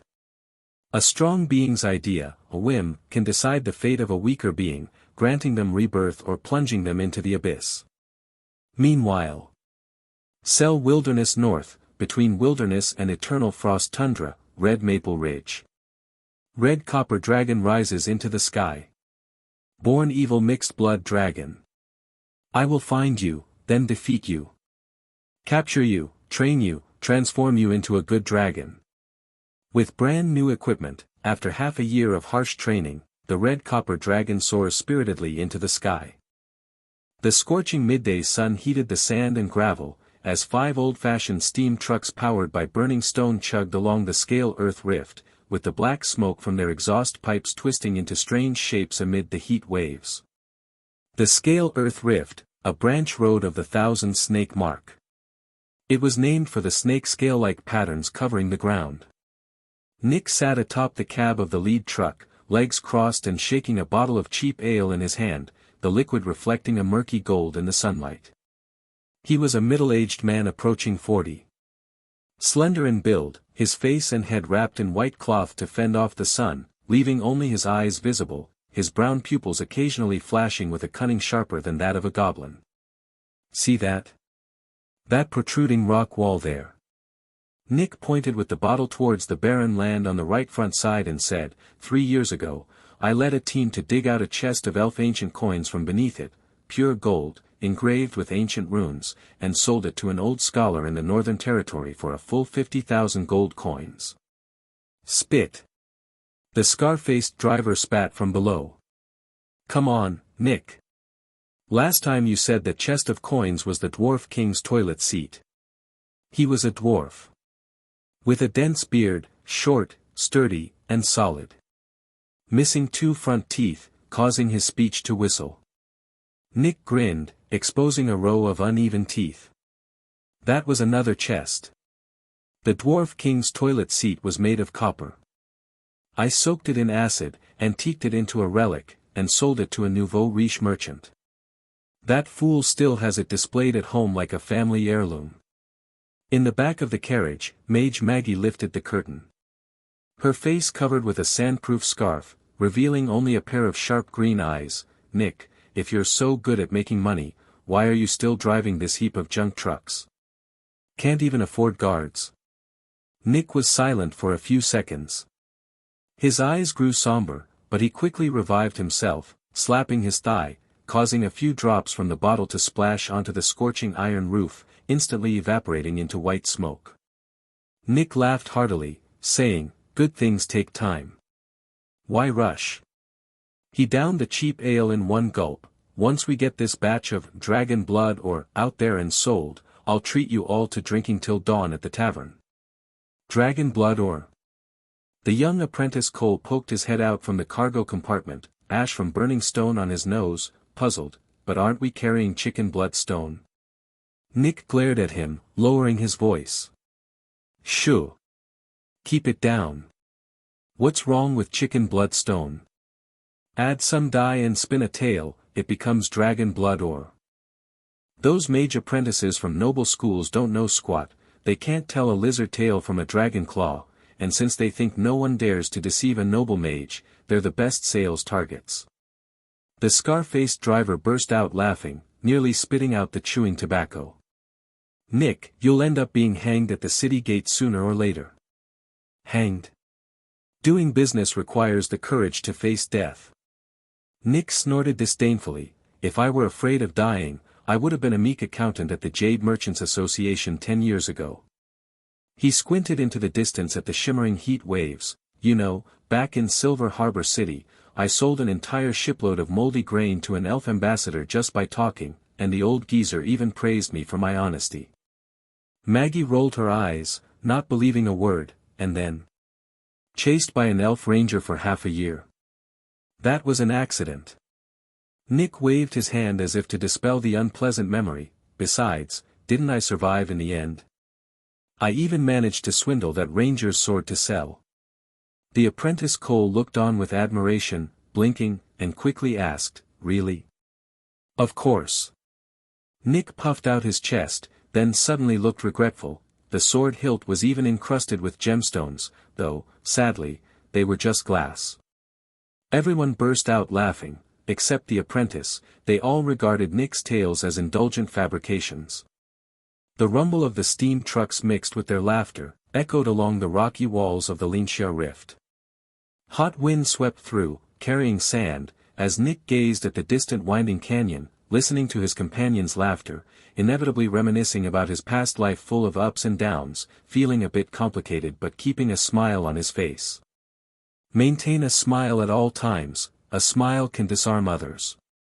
This was a tip taught to Nick by the leader of his first trade mission at the age of 13. But soon, Nick couldn't keep smiling. Awoo! Awoo! The howls of giant wolves rang out, undulating, piercing the sky. His smile froze. Damn it! Why did I have to run into monsters bandits in the wild? Nick cursed inwardly, his heart slowly sinking. The Cell Wilderness was rich in mineral resources but also home to countless ferocious beasts and monsters, monster clans.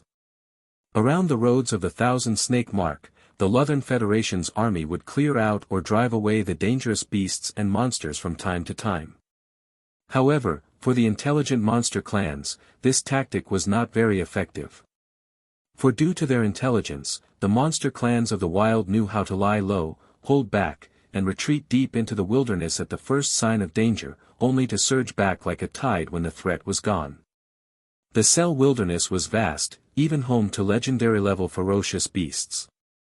The Lutheran Federation's clearing troops wouldn't venture deep into the wilderness without a good reason, as it would cause unnecessary trouble and losses. Clearing the ferocious beasts around the trade routes from time to time was enough. Unless a great cost was willing to be paid, clearing all ferocious beasts in the wilderness is nearly impossible. Moreover, these ferocious beasts and monsters are also considered a type of biological resource. As for the intelligent creature clans, more merchants refer to them as monster clans. Their numbers are negligible compared to the ferocious beasts and monsters, only the unlucky would encounter them, and knowing how to avoid harm, they dare not attack powerful trade caravans, often opting to plunder weaker ones that have little to no resources. Unfortunately, Nick's caravan was just such an unlucky and weak target, eyed by the monster clan. In the distance, dust flew, and 7 or 8 gray shadows shot out from the shadows of the rocky walls, the wolf paws stepping over the scorching sand without making a sound. Damn it! The scar-faced driver yanked the tobacco from his mouth, reaching for the short axe beneath the seat. Gray-haired werewolves. Nick's heart sank to the bottom. Gray-haired werewolves, not mindless beasts, but an intelligent clan knowing how to ambush, encircle, even negotiate, often striking when they are certain of success. Worse yet, they rarely leave survivors. Beyond the initial gray shadows, Nick strained his eyes to see some giant wolf knights half hidden among the thickets. If it was just a few kobolds, that would be one thing, but those giant wolves were huge, with ferocious claws and fangs, beyond the caravan's capacity to handle. Resistance was certain death, surrender and negotiation offered a slim chance of survival. Stay calm. Don't move rashly. Nick shouted lowly, urging his companions to restrain themselves. A nearly 2-meter-tall seasoned werewolf with a missing right ear lunged forward, a low growl rumbling in its throat. We surrender. Nick instantly raised both hands high, his voice sharp and bright, as if afraid the other party wouldn't understand the common language. You can have all the goods. Just don't hurt anyone. The scar-faced driver still wanted to resist, but as soon as he grabbed the axe, another sturdy werewolf pounced from the side, its sharp claws hovering at his throat, a light swipe spilling blood on the spot. Mage Maggie remained calm.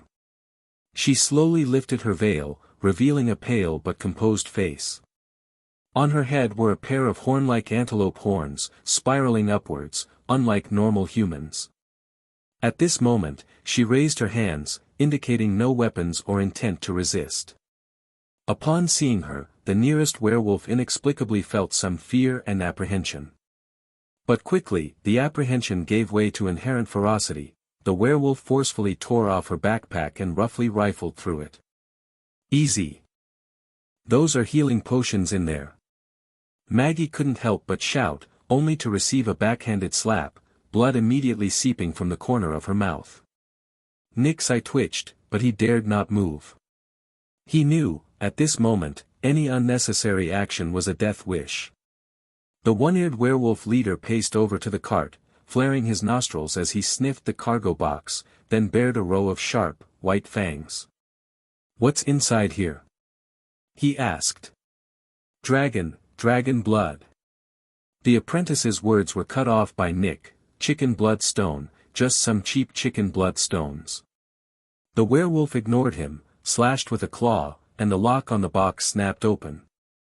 As the lid was lifted, the box was filled with red chicken blood stones exposed to the sunlight. The colors were indeed bright and vivid, but there was no magic power emanating from them, purely worthless goods without any value to the monster races in the wild. Any black oil, magic energy stones? The one-eared werewolf asked in a deep voice, his eyes gleaming with malice. Nick's eyes darted, quickly saying, Mighty werewolf, I'm sorry to disappoint you. We did not choose these goods for this trade trip. However, if you need them, I promise to return next time with black oil and magic energy stones, offering you the best prices. The one-eared werewolf grinned again. Wolf cubs. Knock out and tie up all these humans. Any resistance, slaughter them on the spot.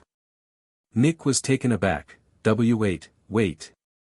Before he could finish, the one-eared werewolf swiped at him with a claw. The world turned upside down. Nick's final sight was the white blazing sky, echoing with the cries of his companions and the low growls of werewolves. With the scar-faced Carter as a precedent, the rest dared not resist, knowing it was a dead end, and cooperatively were knocked out and tied up. Crescent Valley, territory of the Howling Moon clan. Under the black velvet-like night sky, unconscious humans were brought here. The red iron dragon sat silently in the shadows of the cave's entrance against the rock wall, its presence hidden as it calmly surveyed the humans below. More precisely, the humans, and the son of the devil. Gallows noticed the mage's antelope-like horns on her head, green eyes, and sensed the peculiar aura emanating from her, something akin to evil, chaos, yet tinged with humanity. At first glance, Gallows was puzzled, wondering if a human had an extraordinary relationship with an antelope, resulting in this antelope-horned mage. In the next moment, the dragon's legacy naturally brought forth the relevant knowledge, revealing the truth to him. This mage was not pure-blood human, nor a hybrid of human and antelope, but belonged to a race called Tiefling, known in common tongue as son of the devil. Tieflings are humans with devil's lineage.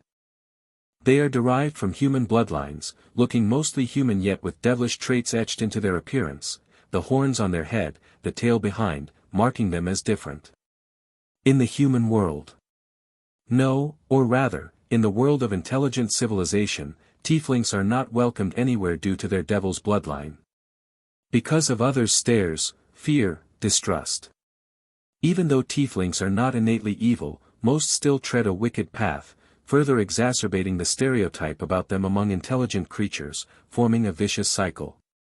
A discriminated, unwelcome son of the devil, paired with a somewhat shabby trading caravan, this combination seems normal. Gallows pondered. However, why does this female tiefling have pupils in her eyes? The legacy mentions their eyes are pure colors, with no differentiation of whites or pupils. The red iron dragon flicked its tail, slightly puzzled. Could it be this tiefling has another bloodline mix? Interesting. At the same time, the adult werewolf poured cold water on them, waking them from their unconscious state. Through the magic-like skill of mental communication, Gallows's thoughts were directly conveyed into the elder shaman's mind. He remained hidden from view, still behind the scenes, as the elder shaman executed his will, turning his gaze to the tiefling, saying, "Son of the devil, your green eyes resemble an elf more than a tiefling." Maggie was slightly stunned. She hadn't expected the wild monster race to know her identity. In her mind, though the monster race in the wild possessed intelligence, their understanding was shallow, their conduct barbaric, difficult to communicate with. On the other hand, Nick's eyes brightened slightly upon hearing the elder shaman's words. This elder shaman seemed different, knowing about sons of the devil, knowing tieflings, it possessed knowledge other werewolves lacked, and seemed open to communication. As long as there's communication, there can be negotiation. Nick was confident that with his silver tongue, he could at least win a chance to survive. If luck was on his side, maybe he could even establish a stable trade connection with this werewolf clan, buying their furs, claws, and ores at low prices. This could be a golden opportunity. Merchants know how to seize every money-making opportunity. Nick immediately interjected, a smile on his face, explaining on behalf of the inarticulate Maggie, "Oh, to know of Tiefling's existence, you must be a wise and insightful elder of the werewolves. Her eyes are fitted with lenses that enhance iris color, a little invention by an alchemist, very popular in the southern countries." Nick moved his eyes. Maggie quietly removed the lenses, revealing a pair of pure-colored, somewhat enchantingly green eyes. "If you like such little things, or anything you like, I can bring them to you and give you the best price, provided you're willing to spare us, granting us a chance to build trust." Nick's face was adorned with smiles as he spoke. "Just lenses. That explains why the eyes seemed odd. Gallows maintained a composed expression, shifting his gaze from the tiefling mage to Nick. This ordinarily looking merchant, exuding a hint of shrewdness, initially did not attract Gallows' attention, but his words trying to sell and establish trade amid the encircling pack intrigued Gallows. Perhaps this person could be useful. He thought, then conveyed his thoughts to the elder shaman. The elder shaman was receptive, asking for Nick's name, then directly queried, "Human, I desire black oil and magic energy stones, can you procure them?" Black oil and magic energy stones? What does the wild monster race want with these? The shaman in front and the one-eared werewolf who spoke before both mentioned black oil and magic energy stones. Nick glanced around with the corners of his eyes, seeing no large alchemy golems. Although some werewolves wore alchemy equipment, those need neither black oil nor magic energy stones. For instance, the steam vehicle he used this time for transporting goods operated on burning stone, a cheaper mineral than black oil. Black oil's uses are more advanced, mostly powering alchemy golems or some large alchemy devices, and magic energy stones function similarly, with even higher energy efficiency than black oil. Of course, of course. Nick straightened his chest, even daring to stand up, patting the dust off his coat. He bowed respectfully to the elder shaman, then said, "Black oil has wide applications, accessible through many legitimate channels in the civilized southern countries. As for magic energy stones, though a bit more troublesome, I can still guarantee to bring some for you." Gallows lightly flicked his dragon tail, his eyes narrowed slightly. Indeed, objects difficult to obtain in the wilderness could be easily acquired if a channel to the southern countries were established, much like the useless chicken blood stones abundant in the wilderness but valued in the south as fine jewelry materials. Certain items may be worthless at the source, but taken elsewhere, their value skyrockets. And in this process, securing a reliable, controllable, sustainable channel is of utmost importance. You have earned yourself a chance to live. The elder shaman smiled faintly, baring his fangs at Nick, then added, "But humans are ever greedy, untrustworthy, especially those among the merchants." Nick's heart skipped a beat. He hurriedly said, "Oh, I swear by the souls of all my departed ancestors, I am unlike other merchants. All who've traded with me trust me deeply for my honesty." Gallows did not trust Nick's words. Honesty? Trust? These words do not appear in a merchant's dictionary, especially for a shrewd merchant like Nick, who dares to boast even among a pack of wolves. If he were to be honest, Gallows might even call himself a benevolent dragon. Through the elder shaman, he said to Nick, "Your caravan only has 5 nearly defunct steam trucks, carrying some cheap and useless chicken blood stones. How am I supposed to believe you can bring back black oil and magic energy stones for me?" Pausing for a moment, he continued, "Think carefully before you answer. You have only one chance." The lives of himself and his companions depended on the answer that followed. Nick's breath hastened, feeling immense pressure. The elder shaman in front of him, though hunched with mottled fur and without any apparent deterrent presence, seemed to harbor a giant dragon within those old, clouded eyes, making Nick feel a mountain-heavy oppression. He initially wanted to habitually weave lies to gain the other's trust. But as the lie was about to spill out, Nick stopped himself. No lie is ever more trustworthy than the truth. After a few seconds of silence, Nick took several deep breaths and then began to eloquently tell his story. At 11, Nick clutched half a sack of stolen pepper in his arms, bartered the pepper for a smelly herring from a fisherman, and then resold it to a drunken sailor, earning his first copper coin in life.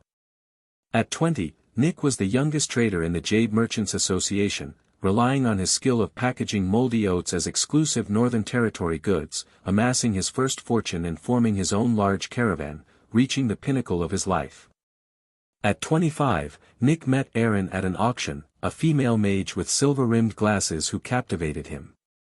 He pursued her like a moth to a flame and eventually married the noble female mage in his capacity as a merchant. At 30, Nick woke up next to a ditch, because the divorce decree came more suddenly than a blizzard. Due to the prenuptial agreement with the female mage, he lost everything. Ordinary people and noble casters ultimately belonged to different worlds. At 32, in the gray-haired werewolf territory, to survive and stage a comeback, Nick narrated his story. There's no better or superior merchant in this world than me. I even once sold pleasurable toys to the most prudish nun, granting her solace in the deep of night. The only mistake I've made in this life was overestimating myself and believing in love. But please believe, I will never make the same mistake again. For the first time, Nick restrained his smile and spoke in a solemn and dignified tone. Across from him, the elder shaman scrutinized him. Under the gaze of this werewolf, Nick felt his legs go weak, overwhelmed by inexplicable oppression and fear. What he didn't know was, another dragon was quietly observing him. The source of his oppression and fear was the dragon's gaze, intangible but carrying a palpable pressure. After several seconds, the elder shaman bared its not-so-sharp wolf teeth and said to Nick, I believe your words, but that's not enough. It took out some ink-colored pills and said, this is a poison I've concocted, consume it, and only then can true trust be established between us. Nick smiled faintly, took the pill, and swallowed it without hesitation or delay. The others hesitated somewhat, but ultimately swallowed the poison to survive. Immediately, the elder shaman gestured, and the adult werewolves carried over 2 cargo boxes, placing them in front of Nick and opening them. Nick recognized these as the boxes previously carrying the chicken blood stones, but the inferior chicken blood stones had vanished, replaced by a box of dark green scales and a box of herbs of the same hue. What are these? Nick picked up a scale, asking uncertainly. With his knowledge, he couldn't discern the origin of these items. Scales of the cliff snake dragon, and the top-grade poisonous herbs grown in its habitat. The elder shaman said. It was not lying, these dragon scales were shed by the cliff snake dragon during its growth, and the poisonous herbs grew under its breath. Hissing. Nick shivered momentarily, tossing the dark green dragon scale back. He had heard of the snake dragon. It's an extremely terrifying dragon race, its very blood is venomous, and a mere touch could be lethal to ordinary humans. However, any dragon race materials represent wealth. In a month, I will return to the Scale Earth Rift with the black oil and magic energy stones you desire. Nick beamed with excitement, saying. After discussing some more details, the werewolves knocked out Nick and his associates again and carried them away.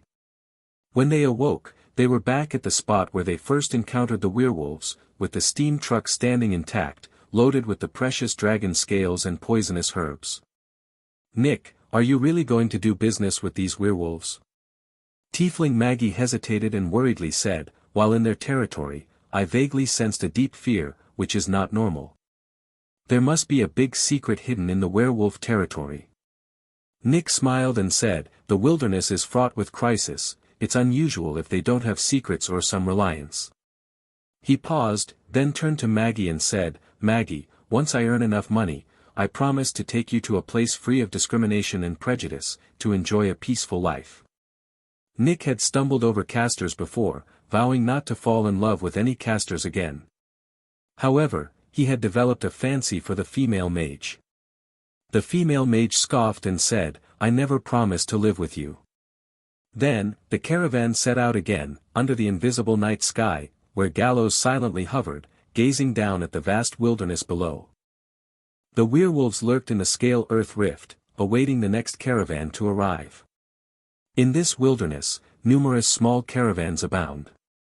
Gallows didn't intend to put all his eggs in one basket, so he planned to control more caravans to establish trade channels with the southern countries, bringing back what he needed. The dragon race is made entirely of high-grade materials.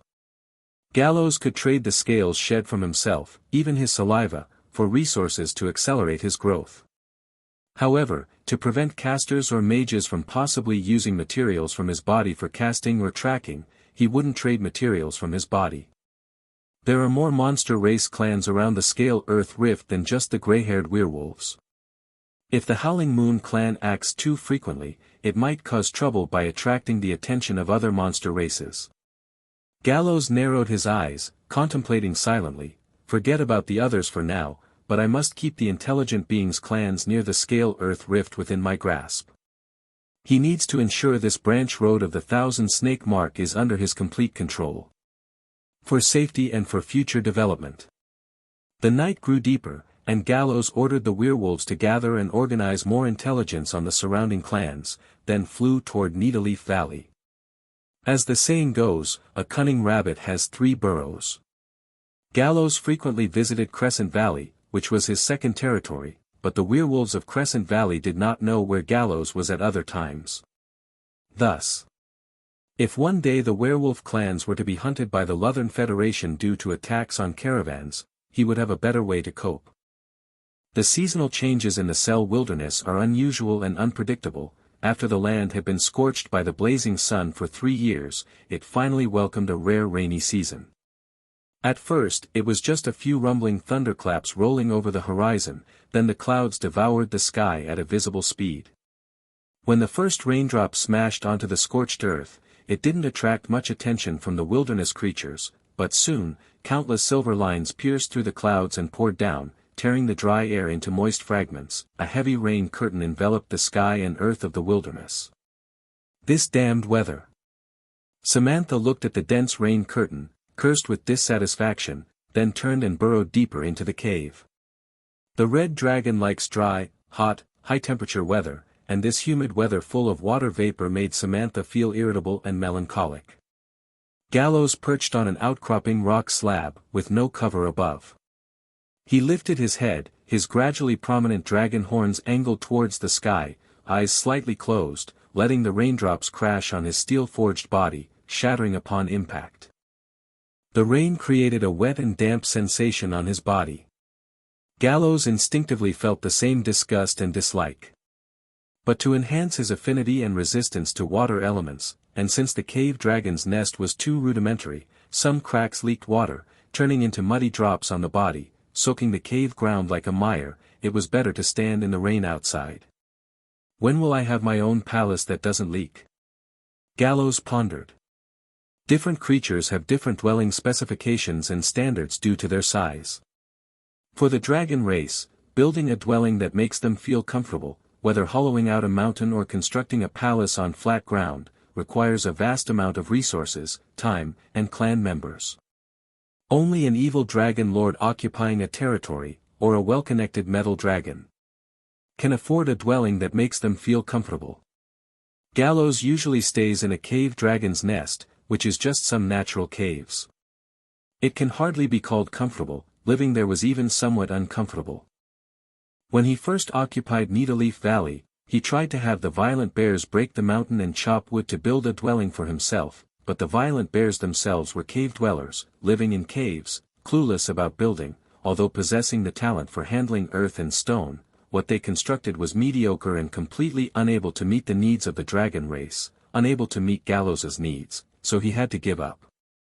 If I could integrate and rule all the creature clans around Scale Earth Rift, relying on this road channel to obtain resources, perhaps then the clan could build a fine dwelling that makes me feel comfortable. Thinking of this, Gallows's mind emerged with information about several clans.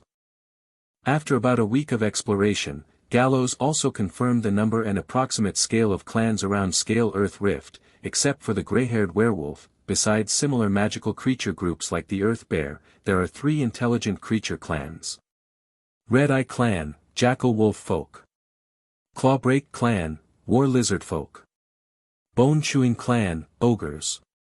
Among them, the comprehensive scale of the Red-Eye Clan is similar to the Howling Moon Clan. Clawbreak Clan is slightly stronger, while the Ogres of Bone-Chewing Clan are unparalleled here.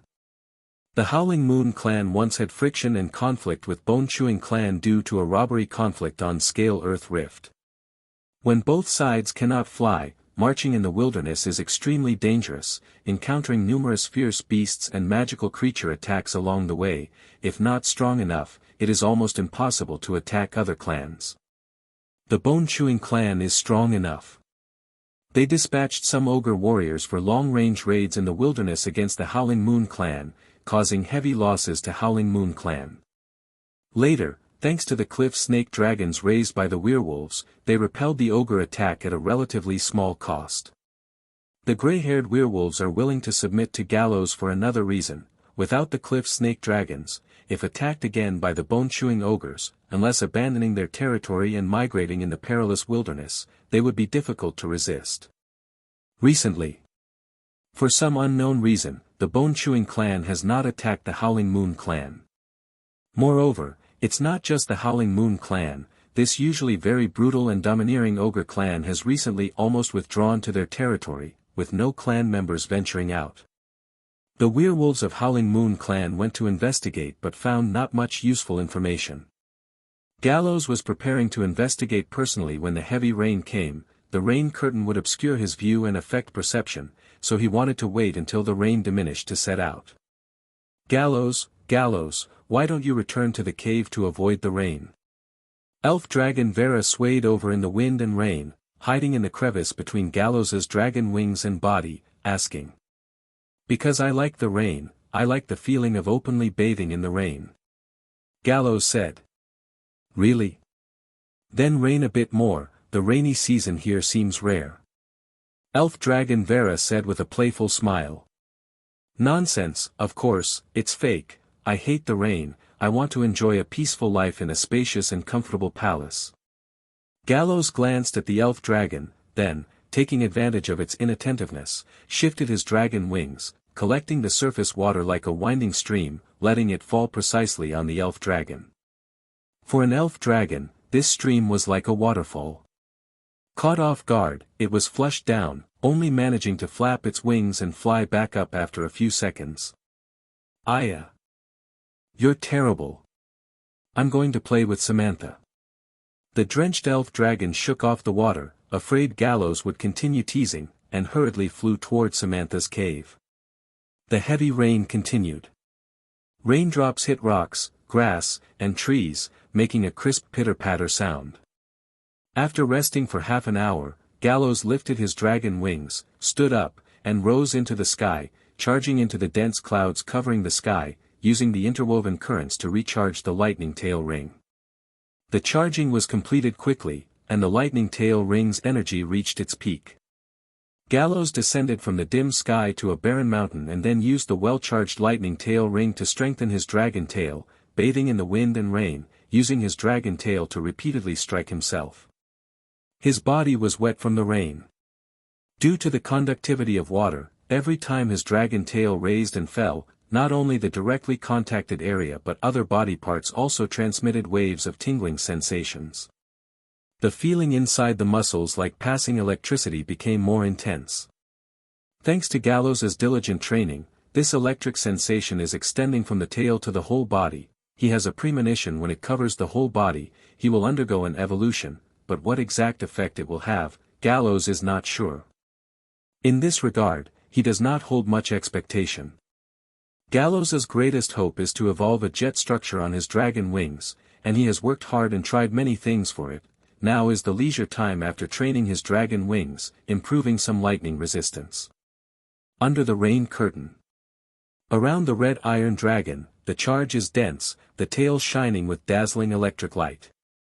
Suddenly, Gallows experienced a sense of palpitation and instinctively looked up.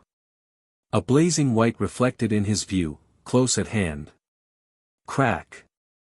Silver lightning tore through the night rain, first striking Gallows's dragon horn, then extending at light speed along his metal-like dragon horns to cover the whole body.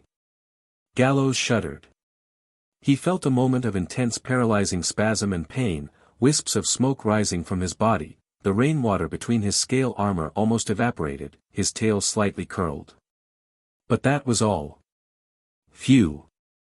Gallows exhaled hot air, patted his dragon wings, stretched his body still retained some paralyzing sensation, but no other discomfort. My lightning resistance may not match the blue dragon, but it has surpassed the normal red dragon or iron dragon level. This unexpected turn instead confirmed his lightning resistance strength. Gallows looked at the sky, between the dense clouds, countless silver snakes danced, occasionally lightning fell, illuminating the sky. The tingling sensation of the whole body passing electricity is quite pleasant, let's try again. He raised his tail high, using the ring on it to attract lightning to strike him. Then, bolts of lightning struck Gallows one after another, mixing tingling with pain, conducting lightning tempering. Until a familiar red copper dragon shadow appeared from the sky. It's been a month since red copper dragon Deborah left Red Maple Ridge. The goal of the red copper dragon is clear, to defeat the mixed blood dragon that caused her to taste defeat, then capture and train it, purging its evil nature and guiding it into the embrace of the good dragons. If born evil, the red iron half-blood dragon, if it grows up, will undoubtedly become a super evil dragon.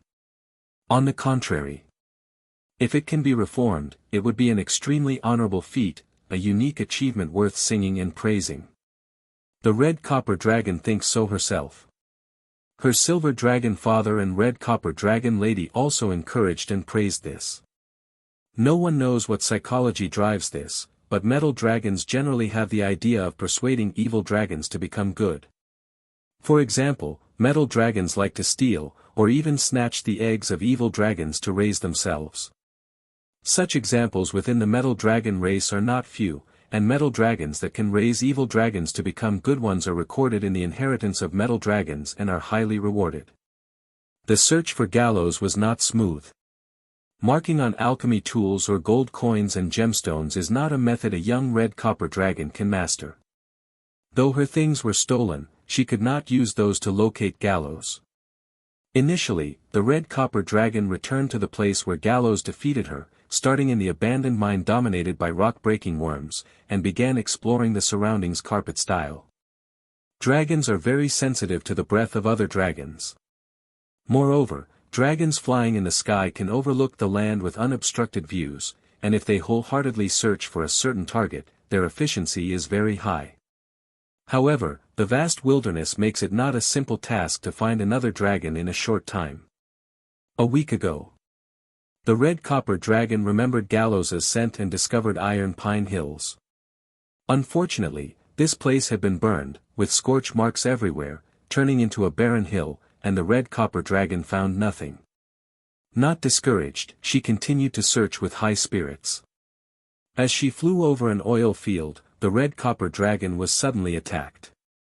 Furious, she found that the attackers were black rock dwarves and immediately descended towards the oil field. After discovering that the target of attack was a metal dragon, the black rock dwarves quickly stopped their follow-up attack, and senior figures in the troops came forward, presented some toys from the southern countries to the red copper dragon, and played a guessing game with her to calm her anger. A young red copper dragon is actually not intimidating enough to scare the black rock troops.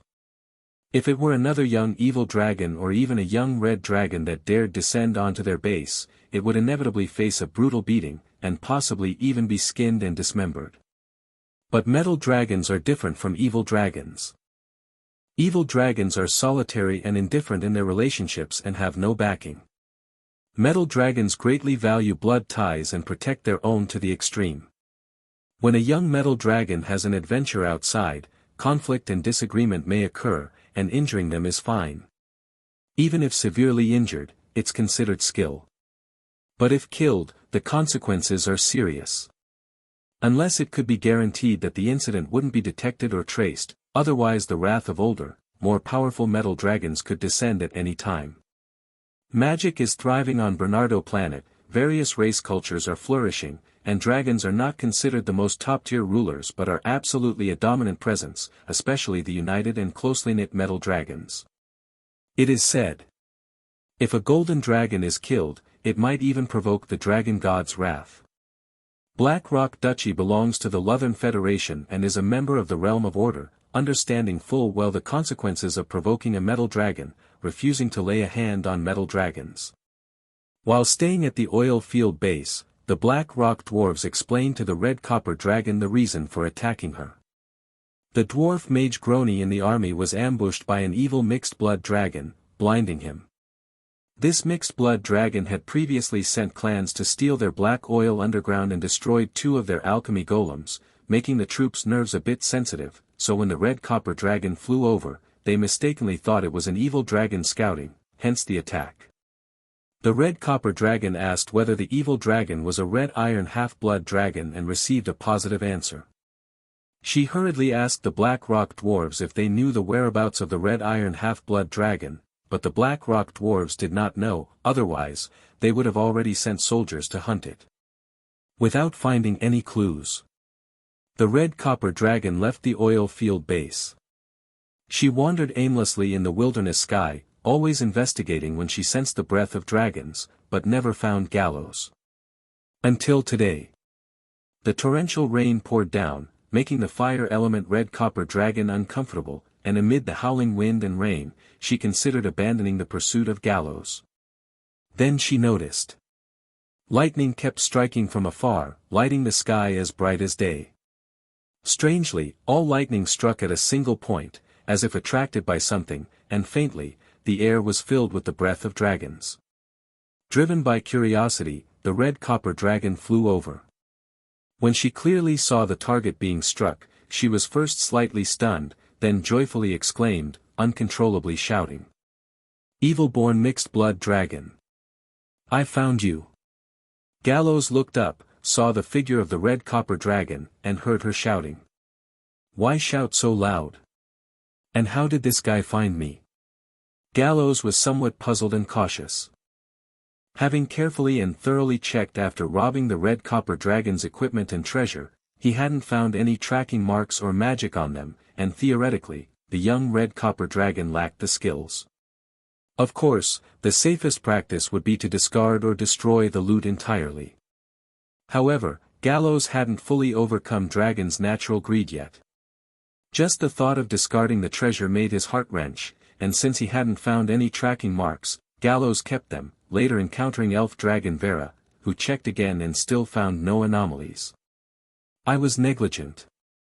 The infatuation and desire for wealth made me subconsciously ignore potential risks, a significant weakness needing targeted training," Gallows thought. He keenly noticed. On the red copper dragon's horns was a gleaming silver horn ring, the scales on her neck slightly bulging as if hiding some good things underneath. Suppressing the urge to directly seize them, Gallows gazed at the red copper dragon and asked in a deep voice. "How did you find me?" "Hee, the answer is hidden in the riddles." Red copper dragon Deborah hovered in the storm, her scales washed shining by the rain, she bared her teeth showing a cunning smile, cleared her throat, and recited with a rhythmic tone. "It is intangible, yet enables the fool to win, the wise to lose. It is silent, yet lets the weak turn tables, the strong fall. It is traceless yet makes the occasional inevitable, the inevitable occasional. It is neither magic nor skill, yet brings you here today, to reunite with me. Tell me, mixed-blood dragon, what is this?" Under the stormy sky, the red copper dragon wiggled its tail proudly after finishing its riddle, waiting for Gallows to respond.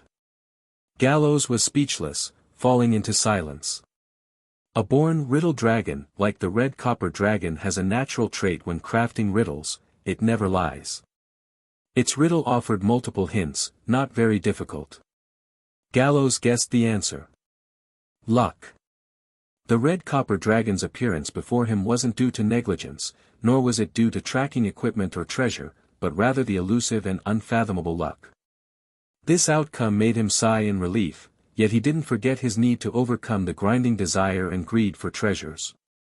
Gallows blinked, looking at the ring on the red copper dragon's horn and the bulging scale armor around its neck, filled again with gold coins and gemstones.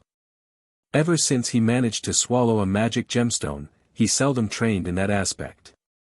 He felt this was because of his instinct to guard the treasure, subconsciously letting himself ignore it, but now he recognized this weakness anew. The best way to overcome fear is to face it head-on. Gallows decided to rob the red copper dragon's treasure again and then, in leisure, face these treasures, attempting to devour them, honing his will, and overcoming infatuation. At the very least, reach the point where he can swallow 2 magic gemstones at once. This requires immense willpower, even more torturous than physical pain. Only the dragon race knows how much determination and courage this feat demands. On the other hand, because Gallows didn't answer for a long time, the red copper dragon thought he couldn't guess its riddle and spun in the air, revealing the answer to itself. Mixed blood dragon, the answer is, luck. Gallows turned his head. He slowly spread his huge dragon wings inch by inch, gently flapping, disturbing the surrounding rainwater, and rose into the air, aligning at the same height as the red copper dragon, about a kilometer apart. Fools win with luck, the weak turn their fortune with luck. Gallows grinned and said, Red copper dragon, it seems you are self-aware, knowing you are both a fool and weak. The red copper dragon's smile stiffened. Thinking carefully, it seemed so. The riddle it posed belittled itself. This kind of situation where you lift a rock only to drop it on your own foot feels a bit uncomfortable. You came to me by luck, for what purpose? Gallows asked again. The red copper dragon, brimming with fighting spirit, began to let the dragon scales on its body emit a faint glow, a sign that magic energy was flowing within. Of course, it's to defeat you, change your bad habit, and turn you into a good dragon. Gallows felt a little puzzled, not understanding where the red copper dragon's confidence came from. His gaze fell on the horn ring of the red copper dragon, raising his guard inwardly. You won against me last time due to luck and my negligence. This time I'll take the battle seriously, and I've undergone rigorous training, becoming stronger than before. The red copper dragon said confidently. Come on, let's begin anew, let's have a decisive battle, this time, I'll show you the strength of a metal dragon. It calmly gestured a claw toward Gallows. The red copper dragon seemed so confident, first engage in a few moves, test it out, then decide whether to fight, rob, or retreat directly. Gallows quickly made up his mind. His wings suddenly vibrated, and the dense scales on the wing membranes resonated like blade edges, causing the raindrops to burst into fine water mist between the scales, only to be vaporized by the heat emitted during the friction between the fine scales. His body surged instantly, squeezing the rain into visible white conical waves, leaving a long trail of steam behind the dragon wings. Unstoppable, he charged straight toward the red copper dragon, carrying the overwhelming dragon way tempered in the wilderness of danger, like a meteor. The red copper dragon's smile froze. No matter how harsh or brutal the training under parental guard, how could it compare with Gallows? The intensity of his training, if placed on the red copper dragon, couldn't last even a day. The red copper dragon indeed grew over the past half-year, but Gallows grew even more. Surviving amidst the fangs of the wilderness, Gallows knew well that each breath could be his last, never slacking, while the red copper dragon's harsh training was merely an alternate form of a sheltered game.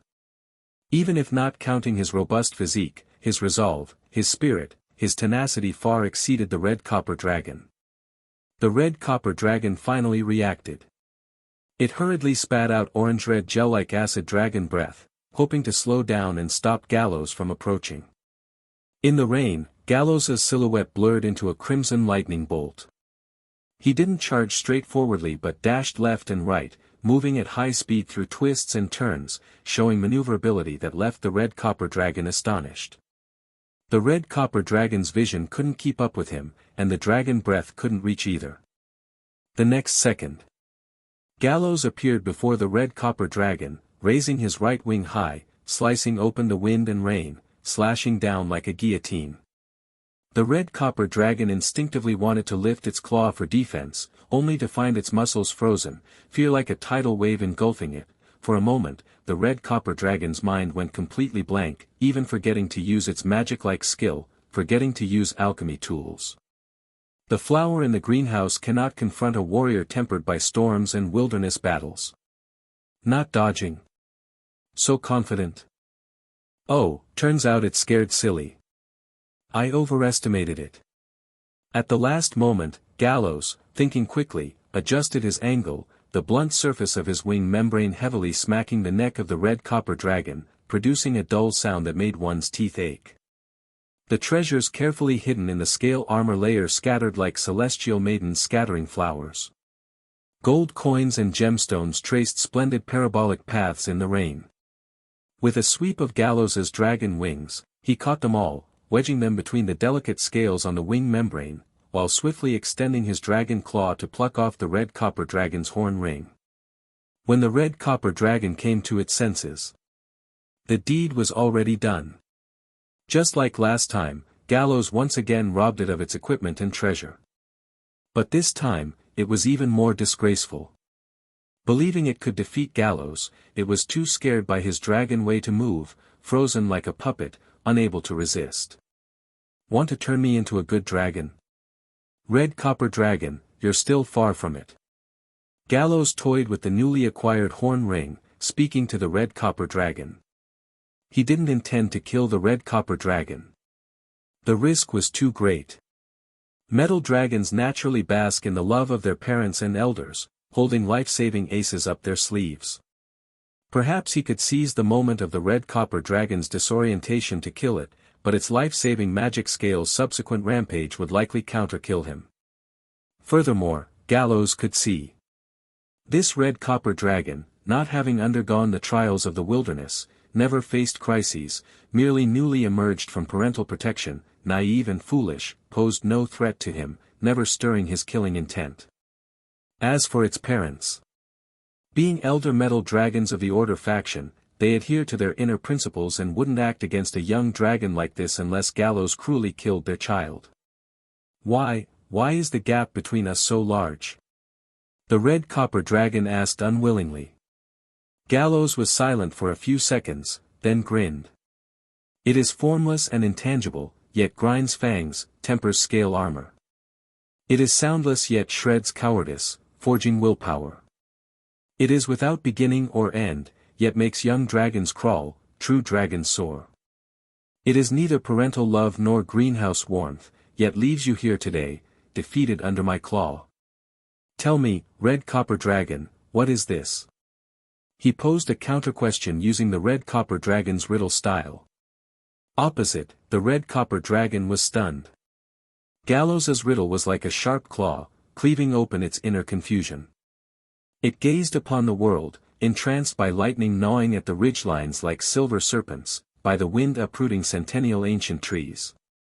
It suddenly understood it had never faced the world forthrightly. The puzzles given by Dragon Father and Dragon Mother, no matter how hard, always had answers in scrolls, but Gallows's riddle had to be penned with blood and fire. Thank you, I understand. The red copper dragon looked at Gallows, imprinting the image of this mixed blood dragon deeply in its mind, then spoke word by word, Mixed blood dragon, remember my name, Deborah. I will return again, standing before you in a different stance, and then defeat you. For several consecutive days, the torrential rain continuously enveloped the wilderness, but its raging momentum finally began to gradually subside. The once heavy rain curtain connecting the heavens and earth now turned into a fine silver thread, pattering down and tapping on the rocks and vegetation. In the depths of the moist soil, seeds that had long been dormant greedily sucked in the moisture, gathering energy for germination and growth. At this time, it was already 3 days after the encounter with the red copper dragon. Back then, after Gallows left behind words like, I will return, the red copper dragon turned and left, and Gallows did not stop it.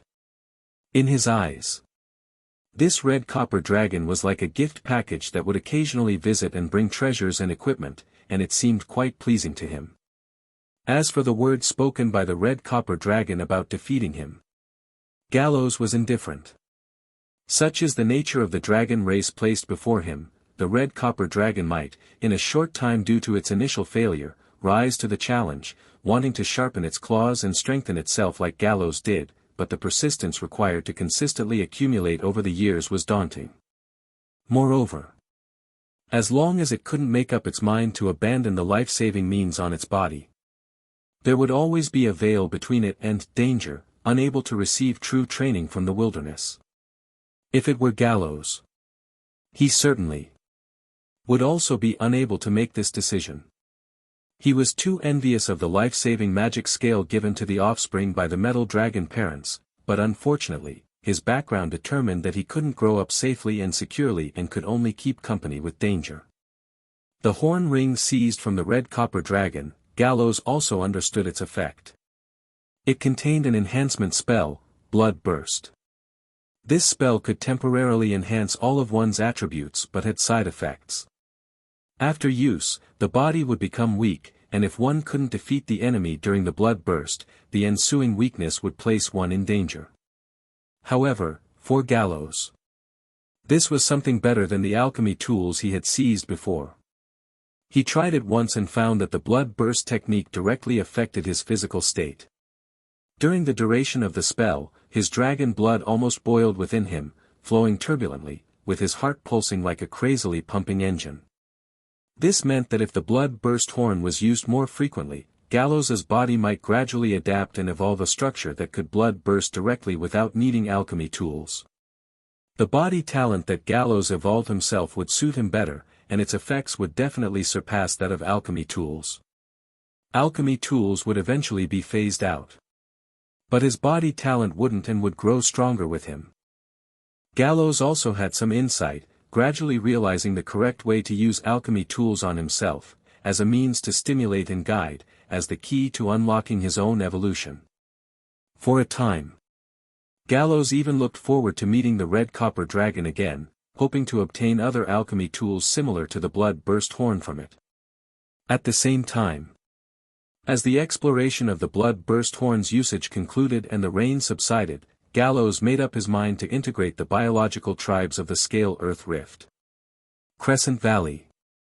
The werewolves of the Howling Moon clan displayed all their skills, besieging the red iron dragon. Their claws and fangs fell upon the red iron dragon, sparking some bright flares in the rain. The elder shaman waved the oak staff, summoning the wind totem. Fierce wind blades turned into storms, dispersing the rain, sweeping over the red iron dragon. Showers of countless sparks erupted as if shredding an indestructible iron anvil. As time passed, after more than 10 minutes, the intense battle left the group of young and strong werewolves almost exhausted, and the elder shaman was also gasping for breath, feeling the silhouettes of the werewolf ancestors flickering before his eyes as if issuing a summons to him. This siege was not a betrayal. Rather, it was in line with the Dragon Lord's needs, in a way that pleased him. And this also made the werewolves realize just what kind of terrifying creature their Dragon Lord was, that within the juvenile dragon-like form lay power and defense more formidable than a young dragon, harboring unparalleled potential. Dragon Lord, your scale armor is as massive as the earth. The strength-revering wolfman chieftain Russell, impressed by the mixed-blood dragon, knelt on one knee and said. Gallows spread his wings in the fine rain, noticing many claw marks had appeared on the surface of his dragon scale. The explosive scales evolved from the buffer scale, providing good resistance to collisions and blunt force impacts, but were quite ordinary when cut by sharp objects. However, the black-red scale armor beneath the explosive scales lacked buffering, rebound, and other functional features. It was simply and purely solid. Akin to iron casting, but harder than real iron, indestructible.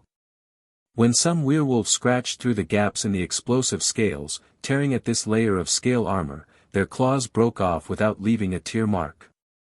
It is foreseeable. If creatures unfamiliar with Gallows battled him, arduously depleting his explosive scales only to discover yet another layer of indestructible scale armor underneath, how spectacular their psychological reaction would be. Immediately, Gallows let the other werewolves disperse, leaving only the wisest and most knowledgeable shaman. It was the oldest of the Howling Moon clan, deeply respected and a true leader, thoroughly acquainted with matters big and small within the tribe. In comparison, the Wolfman chieftain Russell was somewhat young and, within the Howling Moon clan, more like a general, who led the tribe in battles. Gallows asked, "What have you gained over the past few days in the Scale Earth Rift?" Nick's trading team still needed about half a month to return. Gallows would not wait in vain, so he had the werewolves of the Howling Moon clan continue to ambush in the Scale Earth Rift, selecting suitable targets to establish trade routes with southern civilizations. The elder shaman bowed his head, his aged body prostrating on the ground, expressing his apology. "Sorry to disappoint you, but apart from the initial first trading team, the tribesmen responsible for the Scale Earth Rift have gained nothing," he said. "Stand up, speak, what's the matter?" Gallows said. It couldn't be that there was only a newbie bonus due to robbing, so after the smooth operations with Nick's trading team, there had been no other gains.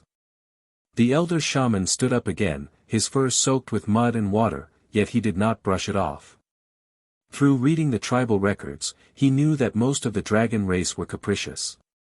Although Gallows appeared amicable and unlike an evil dragon, the elder shaman felt there was no harm in presenting oneself humbly before the dragon race.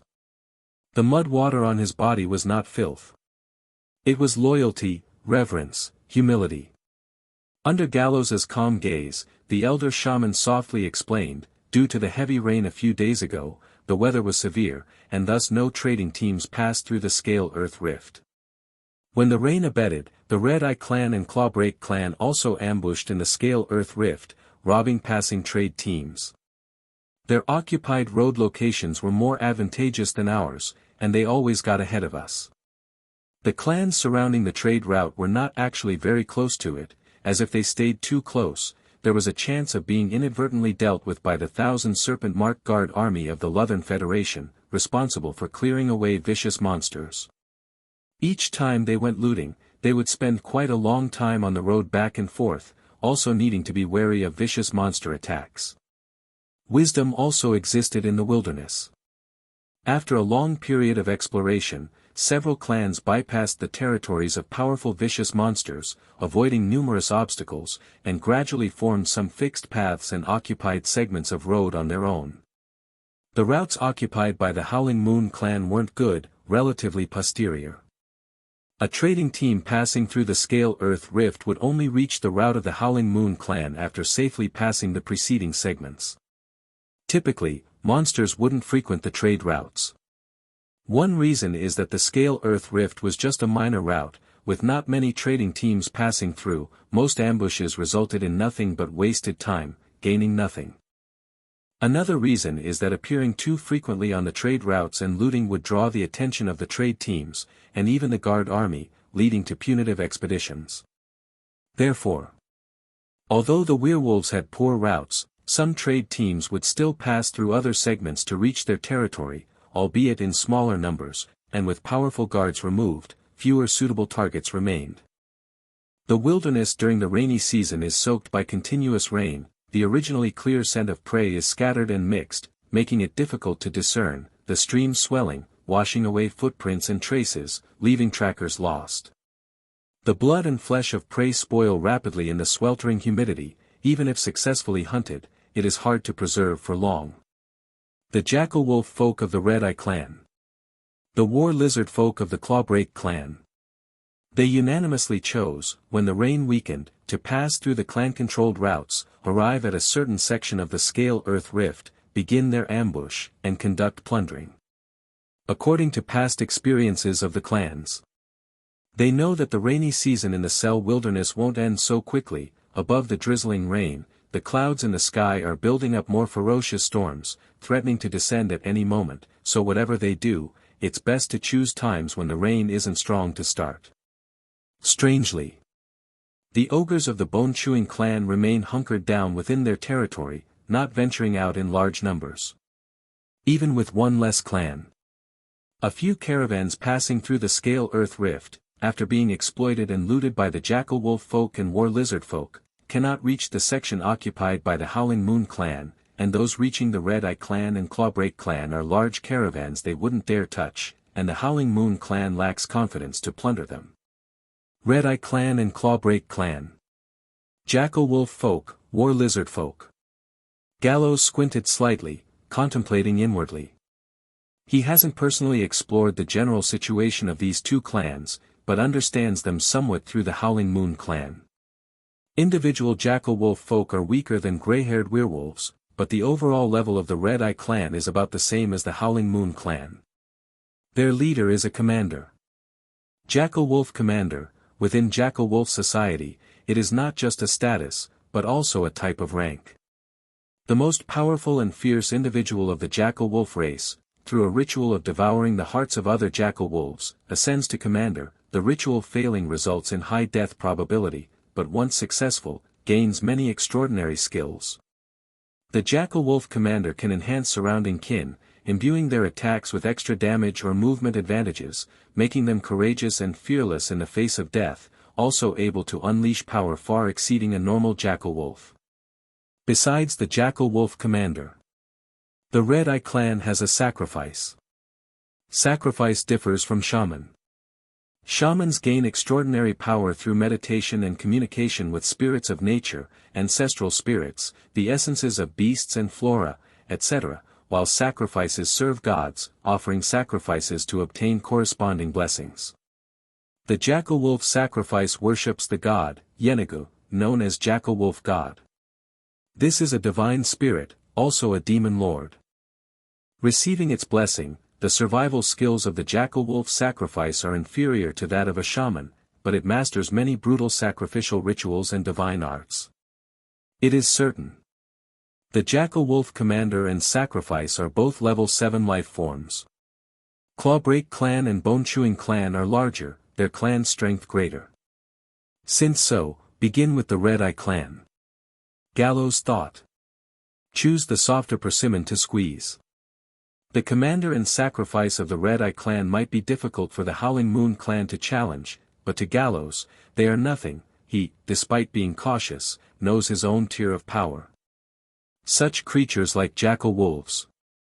Even at the same life level, no matter how many times more, they struggle to pose a life threat to the dragon race.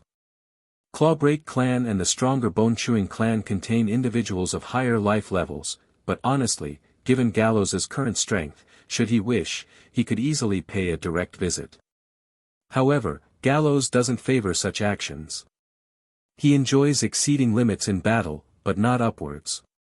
If conditions are favorable, Gallows desires to exceed limits against level 6, 5, and 4 creatures. He lacks the resolve of a strong one wielding a knife against stronger ones, nor does he have significant ambition, perhaps someday, but for now, he abides by the principle of life supremacy, wanting merely to live long, if possible, live comfortably. Gallows told the Wolfman shaman, continue to dispatch werewolves to lie in ambush at the Scale Earth Rift, soon, other clans will pose no threat to you. What do you plan to do? The Wolfman shaman asked. Gallows grinned, revealing sharp dragon teeth, starting with the Red Eye clan, they will either be destroyed or become your companions. Hearing this, the Wolfman shaman was slightly moved. As a shaman, it communicates with all of nature for years, keen of mind. Through interaction with Gallows, it gradually realized that although Gallows claims not to be an evil dragon, he subtly exudes an extremely dangerous vibe. If loyalty had been refused initially, what awaited the Howling Moon clan would likely be destruction. It contemplated, somewhat thankful, not regretting its initial choice. Gallows didn't treat them cruelly. The one thing intimidating to the werewolves was his liking of demanding them to besiege him until exhausted, but this also serves as training for them. Moreover, Gallows sharpens combat techniques through hunting, not requiring food from the werewolves, even when he hunts surrounding ferocious beasts or monsters. If he is satiated and hunts more, he rewards the clan. The ferocious beasts and monsters Gallows targets are rare feasts for the Howling Moon clan. Gallows' protection is also important. His dragon race aura causes beasts previously attacking the clan to not dare approach, significantly reducing threats from other clans, reassuring werewolves, allowing focus on other tasks, resulting in several female wolves being pregnant recently. Howling Moon clan is ever ready. Awaiting your command, the werewolf shall become your claws, your vanguard. The shaman knelt once more, a steadfast tone, expressing loyalty. Under Gallows' protection and gifts, it too prepared for battle on his behalf. Yet, Gallows shook his head nonchalantly. No need for you to fight. After a pause, he added, let the young adults in the clan rest well, give them the best food, I hope their claws grow sharper, able to leave marks on me, make me bleed. The elder shaman fell silent, left speechless. Is the clan's documentation on the dragon race perhaps erroneous? It thought. If it had known beforehand dragons were like Gallows, without him offering a choice, upon seeing him, it surely would lead the entire clan instantly surrender. The wilderness ground is replete with obstacles. Now it's the rainy season, invasive weeds, muddy everywhere, shrubs flourishing wildly. Gallows disdains the werewolves' ground movement speed, choosing not to attack the Red Eye clan alongside them, with their pace, who knows how long they'd take to reach the Red Eye clan. Might as well handle it alone. His goal in rallying followers wasn't mainly for battle anyway. Gallows flapped his wings, ascended into the light rain, quickly disappearing into the thick clouds, vanishing. Meanwhile, as he headed for the Jackal Wolf folks' Red Eye clan. In the western Sel Wilds, near the boiling sea, a giant clan consisting of over 10 stone giants was forced to organize belongings within their territory, preparing to migrate north. Elder, will we return? Standing high, gazing back at the surging boiling sea, the young stone giant asked the stone giant elder, coarse and gruff. When our power is enough to kill this group of blue dragons, we'll return and reclaim our land. The stalwart stone giant elder spoke grimly, voice like rubbing stones, rough and muffled.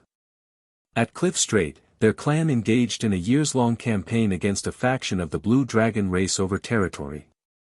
But as time passed, the stone giants gradually lost strength, originally over 30 stone giants, now only 11 survived, mostly juveniles. If the war continued, they'd face total annihilation. Forced into desperation, the stone giants chose to abandon their previous territory and migrate, temporarily avoiding the blue dragon race's edge, fleeing north. Raindrops trickled down the rough beast-hide cloak. Glack, the jackal wolf folk, squatted on the slanted wooden watchtower. His soaked fur clung to his skin, making him itch all over. He scratched at the fleas on his neck, caught one, and stuffed it in his mouth before squinting his glowing red eyes towards the distant muddy wilderness. Damn rainy season. The jackal wolf folk muttered a curse under his breath, his throat rumbling with a discontented growl. The territory of the Red Eye clan, Wailing Cliff. This was a complex of mixed buildings made up of natural rock caves and shabby wood shelters. The jackal wolf folk weren't skilled builders, but they were adept at looting. The crooked wooden stakes had dried heads hanging from them, some belonged to beasts, others to unfortunate caravan travelers. There were even a few belonging to the jackal wolf folk themselves. Those were traitors or cowards executed by the commander. Glack was considered a sentry. His task was simple: watch the outside for any approaching monstrous beasts or figures from other monster races. If there was, he'd blow the bone whistle to alert his companions. But today, his gaze was drawn to something else. Something seemed to be moving in the distant rain curtain, a fleeting shadow. He squinted his eyes, the reddish-brown pupils narrowing into slits in the dim light, observing carefully, but the rain blurred his vision. He could only see the grayish wilderness and the swaying shrubs. Seeing no suspicious target, he withdrew his gaze indifferently, yawning, and continued his surveillance in boredom. A piercing laugh suddenly sounded from below. He looked down to see a few of his kind dragging a deer carcass towards the direction of the rock caves, tearing at the flesh with their claws and stuffing it into their mouths. Their fur was covered in mud and bloodstains, saliva mixed with rainwater dripping from their fangs. "Hey! Glack!" One of the jackal wolf folk shouted, the voice hoarse like sandpaper scraping, "Come down and eat something. No one dares to approach Wailing Cliff in this weather anyway." Glack hesitated for a moment. The terrain of Wailing Cliff was high, easy to defend, hard to attack, surrounded by spike traps and deep pits, the pit bottoms bristling with sharpened stakes, the tips coated with poison. Unless the danger came from the sky, there wasn't much need to be tense. The watchtower was cold and hungry, but he knew even better the consequences of abandoning his post. Last month, a sentry was torn in half by Commander Bloodfong for dozing off while shirking duty, and the corpse was still hanging on the wooden stake to the east, dried by the wind. "No, you go ahead and eat." He shook his head, forcing himself to continue staring at the rain curtain. In the jackal wolf folk society, survival of the fittest was the iron rule. Nicknamed Blood Fong, the jackal wolf folk commander was the absolute ruler of the Red Eye clan, his authority built upon violence and fear. Glack had once witnessed Blood Fawn bite off an enemy's throat in battle and then dig out the opponent's heart with his claws, swallowing it in front of all the Jackal-Wolf folk. Swallowing a companion's heart. Even to the fierce Jackal-Wolf folk, this was a terrifying act indeed. Rotting Claw Priest represented another kind of power. Glack's gaze involuntarily drifted to the depths of the rock caves, where there were faint chants and the smell of charred flesh. As a priest, Rotting Claw rarely appeared before ordinary Jackal-Wolf folk, always hiding in the darkest corners, using a dagger to slit the throat of captives, smearing the blood on bone fragments engraved with runes. It said he could use curses to make enemy wounds never heal and could even revive dead Jackal-Wolf folk temporarily, at the cost of disturbing their souls, to continue fighting. Thinking of that horrific scene, Glack shuddered. He didn't like Rotting Claw, but he dared not defy him either. Every Jackal-Wolf folk knew offending the priest brought worse outcomes than offending the commander. At least Blood Fawn would give you a swift death, while Rotting Claw's curse could make you wail for 3 days and nights before dying. Glack knew that the relationship between these two big figures was not harmonious. Blood Fawn thought Rotting Claw's rituals were too slow, while Rotting Claw felt Blood Fawn was obnoxiously reckless and brainless, but nevertheless, together they ruled the Red-Eye clan, allowing these Jackal-Wolf folk to claim a spot in the wilderness. The rain intensified, and Glack hunched his shoulders, wrapping the cloak tighter. In Jackal-Wolf folk culture, there was no concept of loyalty, there was only submitting to the strong. Glack didn't think he had any respect for Blood Fawn or Rotting Claw, but he understood clearly that in Wailing Cliff, the weak either obey, or become decorations on the stakes, a truth that held across the broader wilderness as well. He glanced again at the distant wilderness, still desolate. Looks like today won't bring anything. Before he could finish, a shadow flit across the clouds, fast as an illusion. Glack's fur bristled instantly, a primal fear clutched his heart, he wanted to blow the bone whistle, but his claw froze in mid-air, his throat only able to squeeze out a faint whimper. That thing appeared again, closer this time, and without concealing its figure. That thing, that dragon, hovered above Wailing Cliff. Raindrops fell on its layered scale armor, trickling down the grooves, gathering into silvery strands at its claw tips. It just hovered quietly, no attacking, no roaring, quietly gazing down at the territory below, exuding an unspeakable might and oppressive aura, tranquil yet dangerous. Seeing the dragon race's silhouette, Glack's limbs began to tremble. He had seen fierce beasts, powerful magical creatures, but never felt such fear. His stomach contracted, teeth chattered involuntarily, even his tail stiffened like a frozen rope. He was naturally sensitive to danger, no one in the Red-Eye clan had senses more remarkable, thus he became a sentry, and at this moment, every nerve screamed. Escape. But he couldn't move. Stupid legs. Step forward, step forward. Glack screamed in his heart, but his legs felt heavy as lead, becoming sculptures, defying his command, and amid extreme terror, the tension between spirit and body, this Jackal-Wolf folk rolled his eyes back, fainting directly. Gallows blinked, noticing the startled Jackal-Wolf folk sentry. Scared to death? No, seems like he fainted. He radiated his draconic authority, announcing his arrival, causing the majority of the Red-Eye clan's Jackal-Wolf folk to feel fear and panic, but seldom did a Jackal-Wolf folk pass out directly. Sometimes, dull senses were beneficial. Like, not perceiving how dangerous and terrifying the dragon before them really was. Jackal-Wolf folk sentry fainted, precisely because its senses were more acute. At the center of Wailing Cliff was a half-natural, half-artificial rock cave, its interior hollowed into multiple layers. The Jackal-Wolf folk emerged en masse from the rock cave, their backs hunched, muscles tense, red eyes flickering within the rain curtain, saliva mixed with fear dripping from their fangs. Gallows could smell the scent wafting through the air. Rotten meat chunks, poor-quality beast oil, and the unique stench of the Jackal-Wolf folk. Jackal-Wolf folk clad in looted iron armor, wielding weapons like nail hammers, some larger ones bearing weapons inscribed with alchemy runes, of fine quality. A few burly Jackal-Wolf folk held hook chains but didn't act rashly, watching Gallows warily. A silhouette appeared in the shadow of the rock cave. The Jackal-Wolf folk commander Bloodfang, with copper rings on his ears glimmering with bloodlight in the rain, puffed his chest, flaunting the scar slashing across his torso, evidence of tearing a petrifying lizard apart. He approached Gallows, stopped beneath him, and spoke respectfully, "Noble giant dragon, why do you visit lowly Wailing Cliff?" Jackal-Wolf folk, by nature, like to follow strong dragons. The key was strength. If a weak dragon recklessly visited, they wouldn't mind killing it, using its blood for rites to bolster the tribe's strength. The Jackal-Wolf folk commander measured Gallows's physique with a sideways glance. Although robust to an incredulous degree, the dragon body measuring under 8 meters wasn't particularly noteworthy in terms of size. After all, they had hunted enormous magical creatures exceeding 10 meters. Waiting for Gallows's answer, Bloodfang's gaze flickered, spine straightening slightly, birthing intriguing thoughts. Fine silver threads descend from the sky, the hazy rain curtain enveloping Wailing Cliff.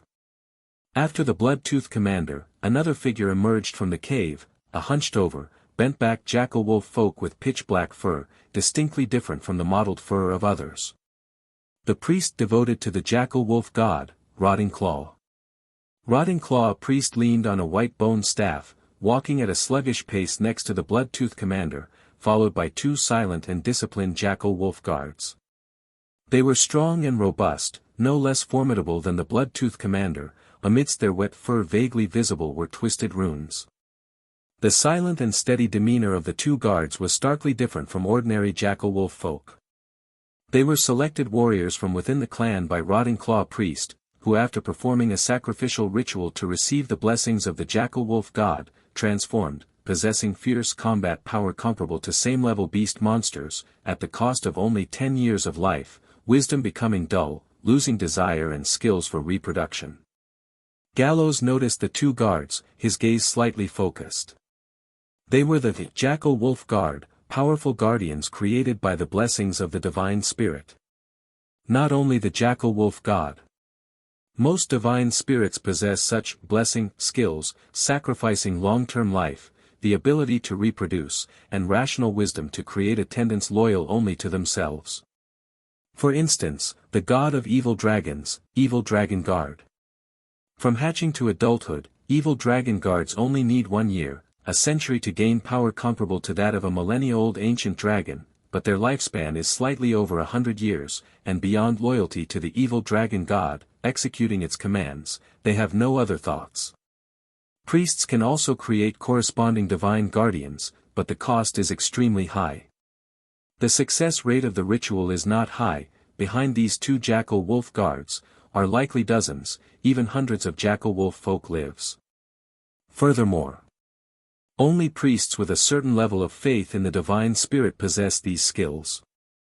Gallows gazed at Rotting Claw priest, feeling some displeasure. Divine spirits, true rulers of various planes and worlds, with a thought can change the fate of other beings, raising them to the clouds, or causing them to plummet into the abyss. Gallows does not trust his luck to encounter good aspects. He habitually thinks of the bad aspects first. The priest of the Jackal-Wolf god, their absolute loyalty, obedience to the Divine Spirit, even if I conquer the Red Eye clan, displaying power worth following, he might still feign allegiance to the Divine Spirit, doing things harmful to me. The priest associated with the Divine Spirit, Gallows feels no sense of security from him. Sacrifice this dragon before the Divine Spirit. Perhaps, the Jackal-Wolf priest is thinking like this. If it's only a priest with shallow faith in the Divine Spirit, that's fine, but a priest who can create attendant guardians is definitely not shallow.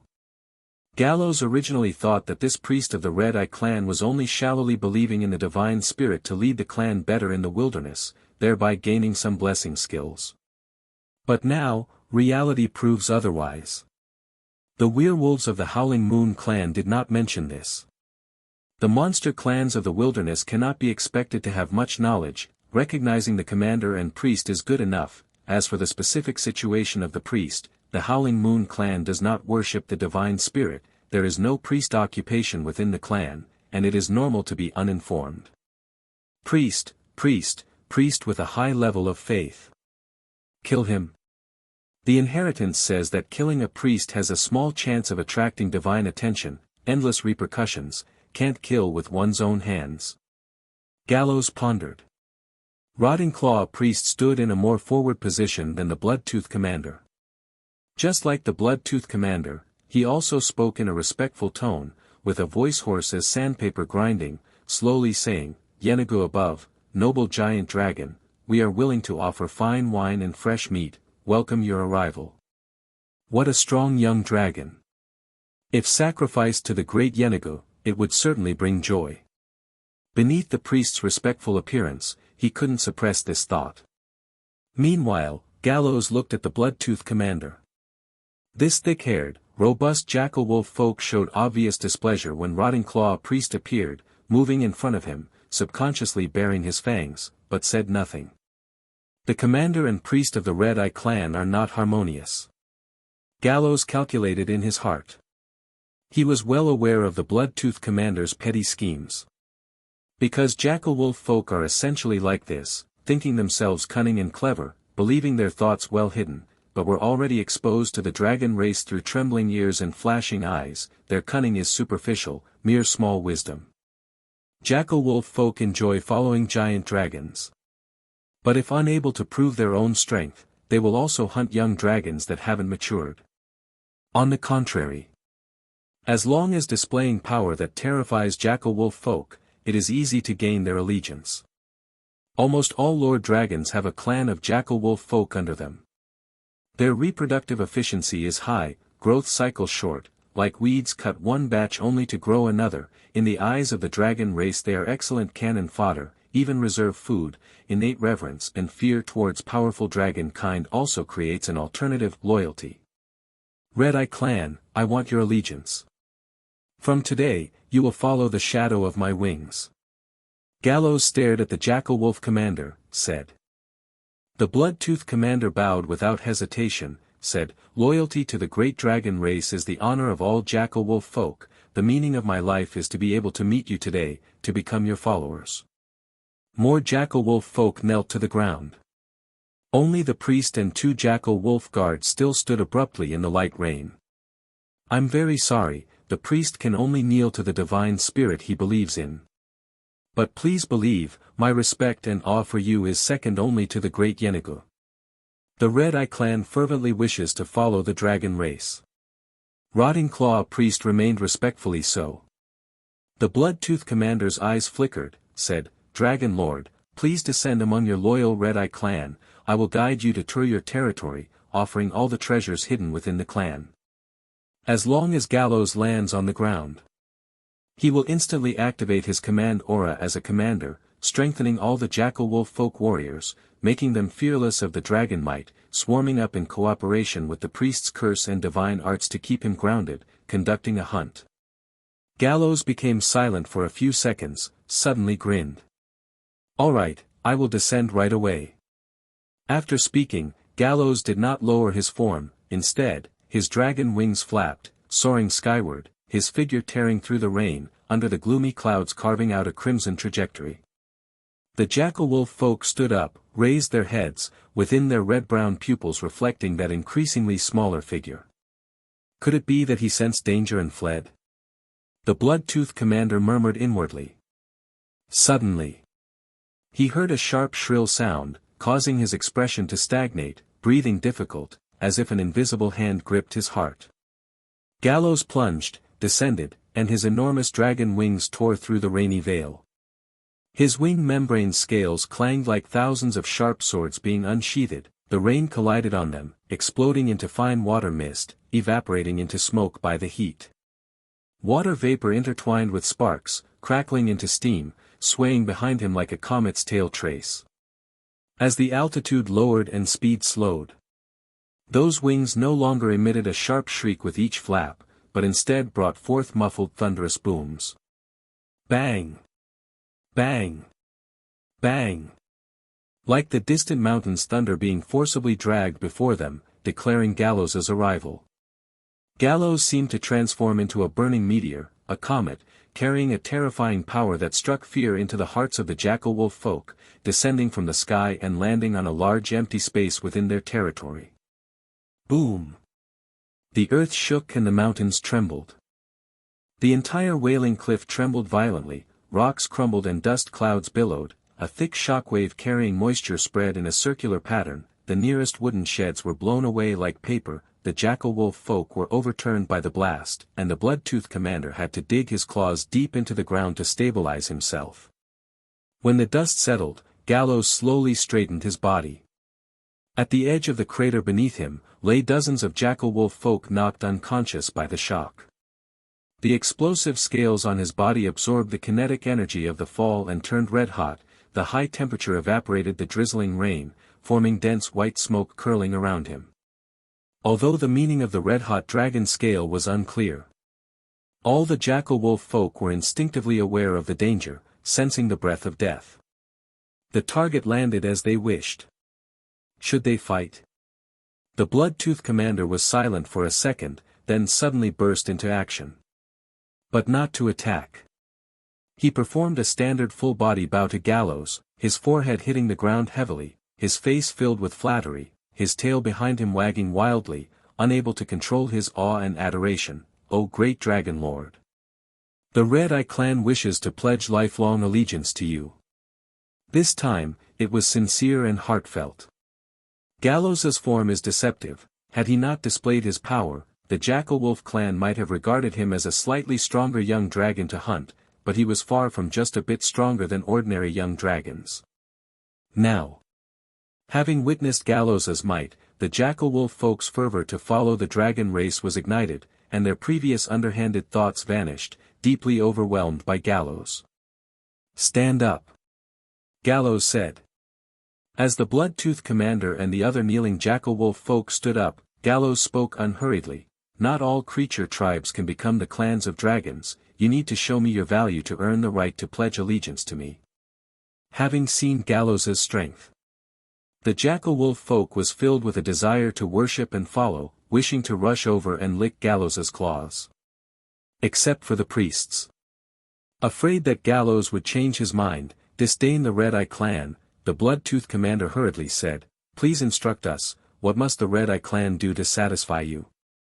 Gallows narrowed his eyes slightly, and asked in reply, "Jackal-wolf folk, do you believe in the divine spirit? Tell me your real thoughts."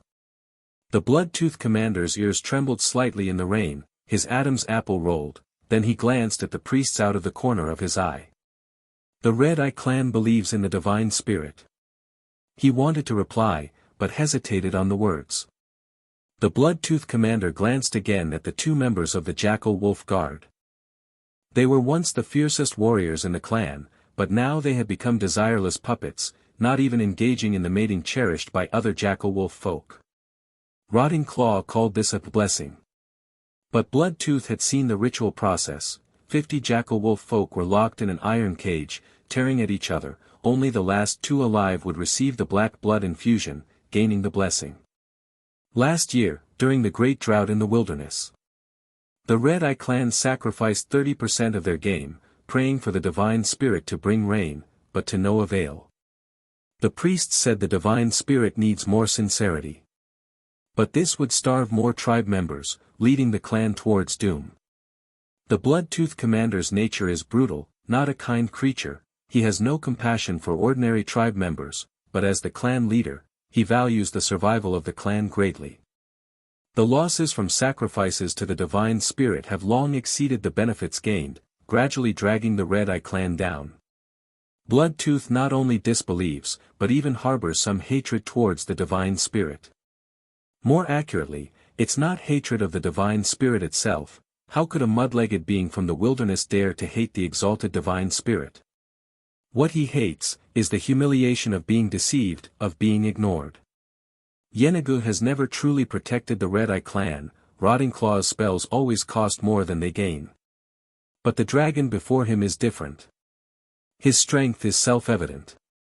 After a few silent thoughts, the Bloodtooth commander lowered his head and replied to Gallows, reporting to the Dragon Lord, "The Red Eye clan believes in the divine spirit, but this belief is like the loyalty of vultures to carrion, only existing when needed.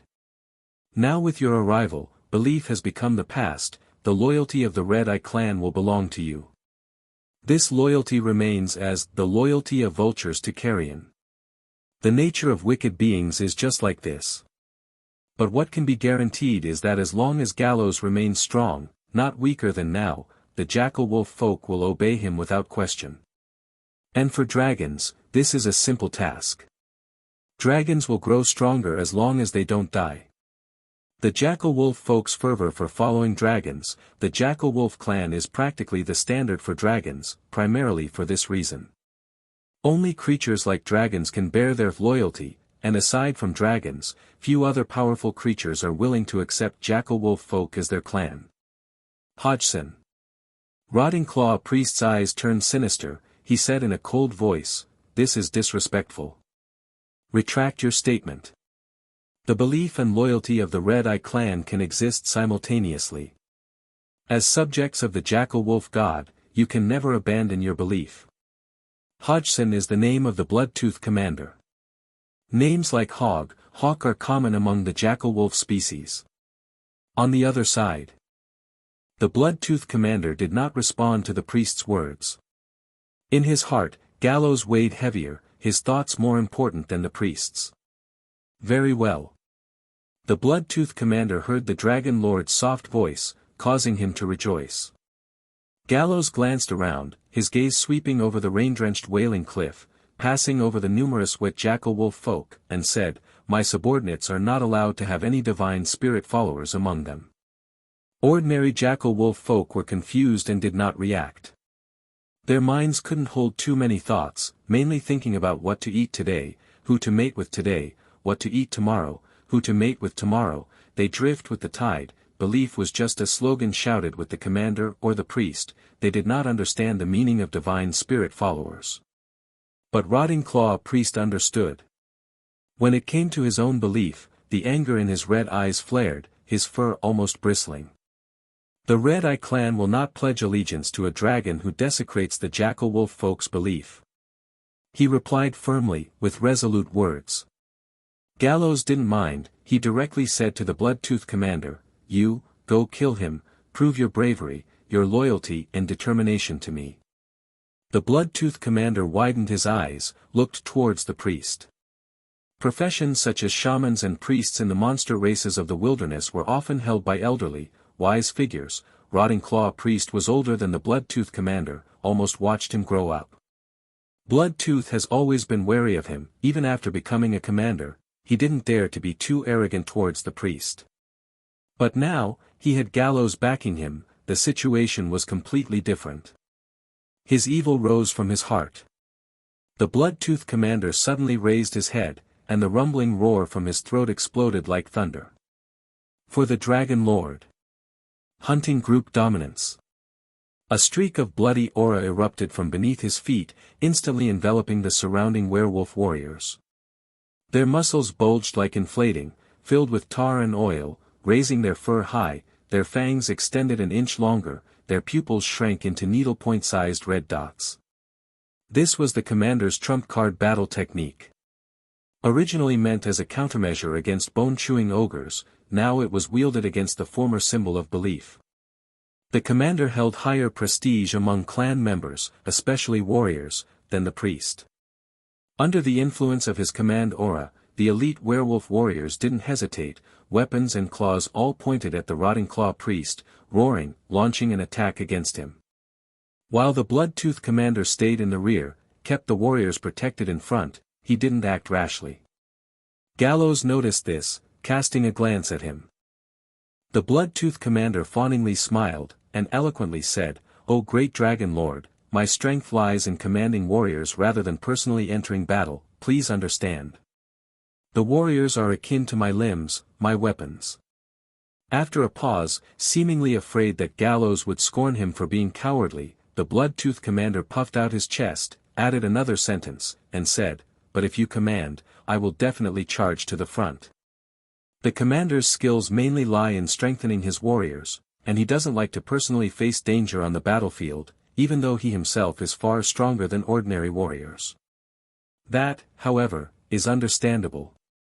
Although there may be suspicions of cowardice, the role he plays from the rear is indeed more significant than directly going forward. At the same time, faced with a group of charging Jackal Wolfman warriors, the Rotting Claw priest's face showed a look of shock and anger, and he heavily pounded his bone staff on the ground. Betrayers of the divine spirit shall suffer eternal sores. Black blood seeped from its 7 orifices, transforming into numerous curse brands that fell upon the bodies of the Jackal Wolfman warriors, causing their fur to fall off and their bodies to break out in one boil after another. But these berserk warriors were not afraid of pain, weakness could not stop their steps. They surged forward like a tide. The first Jackal Wolfman to pounce touched the hem of the Rotting Claw priest's robe, directly reaching to bite the priest's neck, only to have its neck grabbed and snapped by the Jackal Wolf guard at an even faster speed.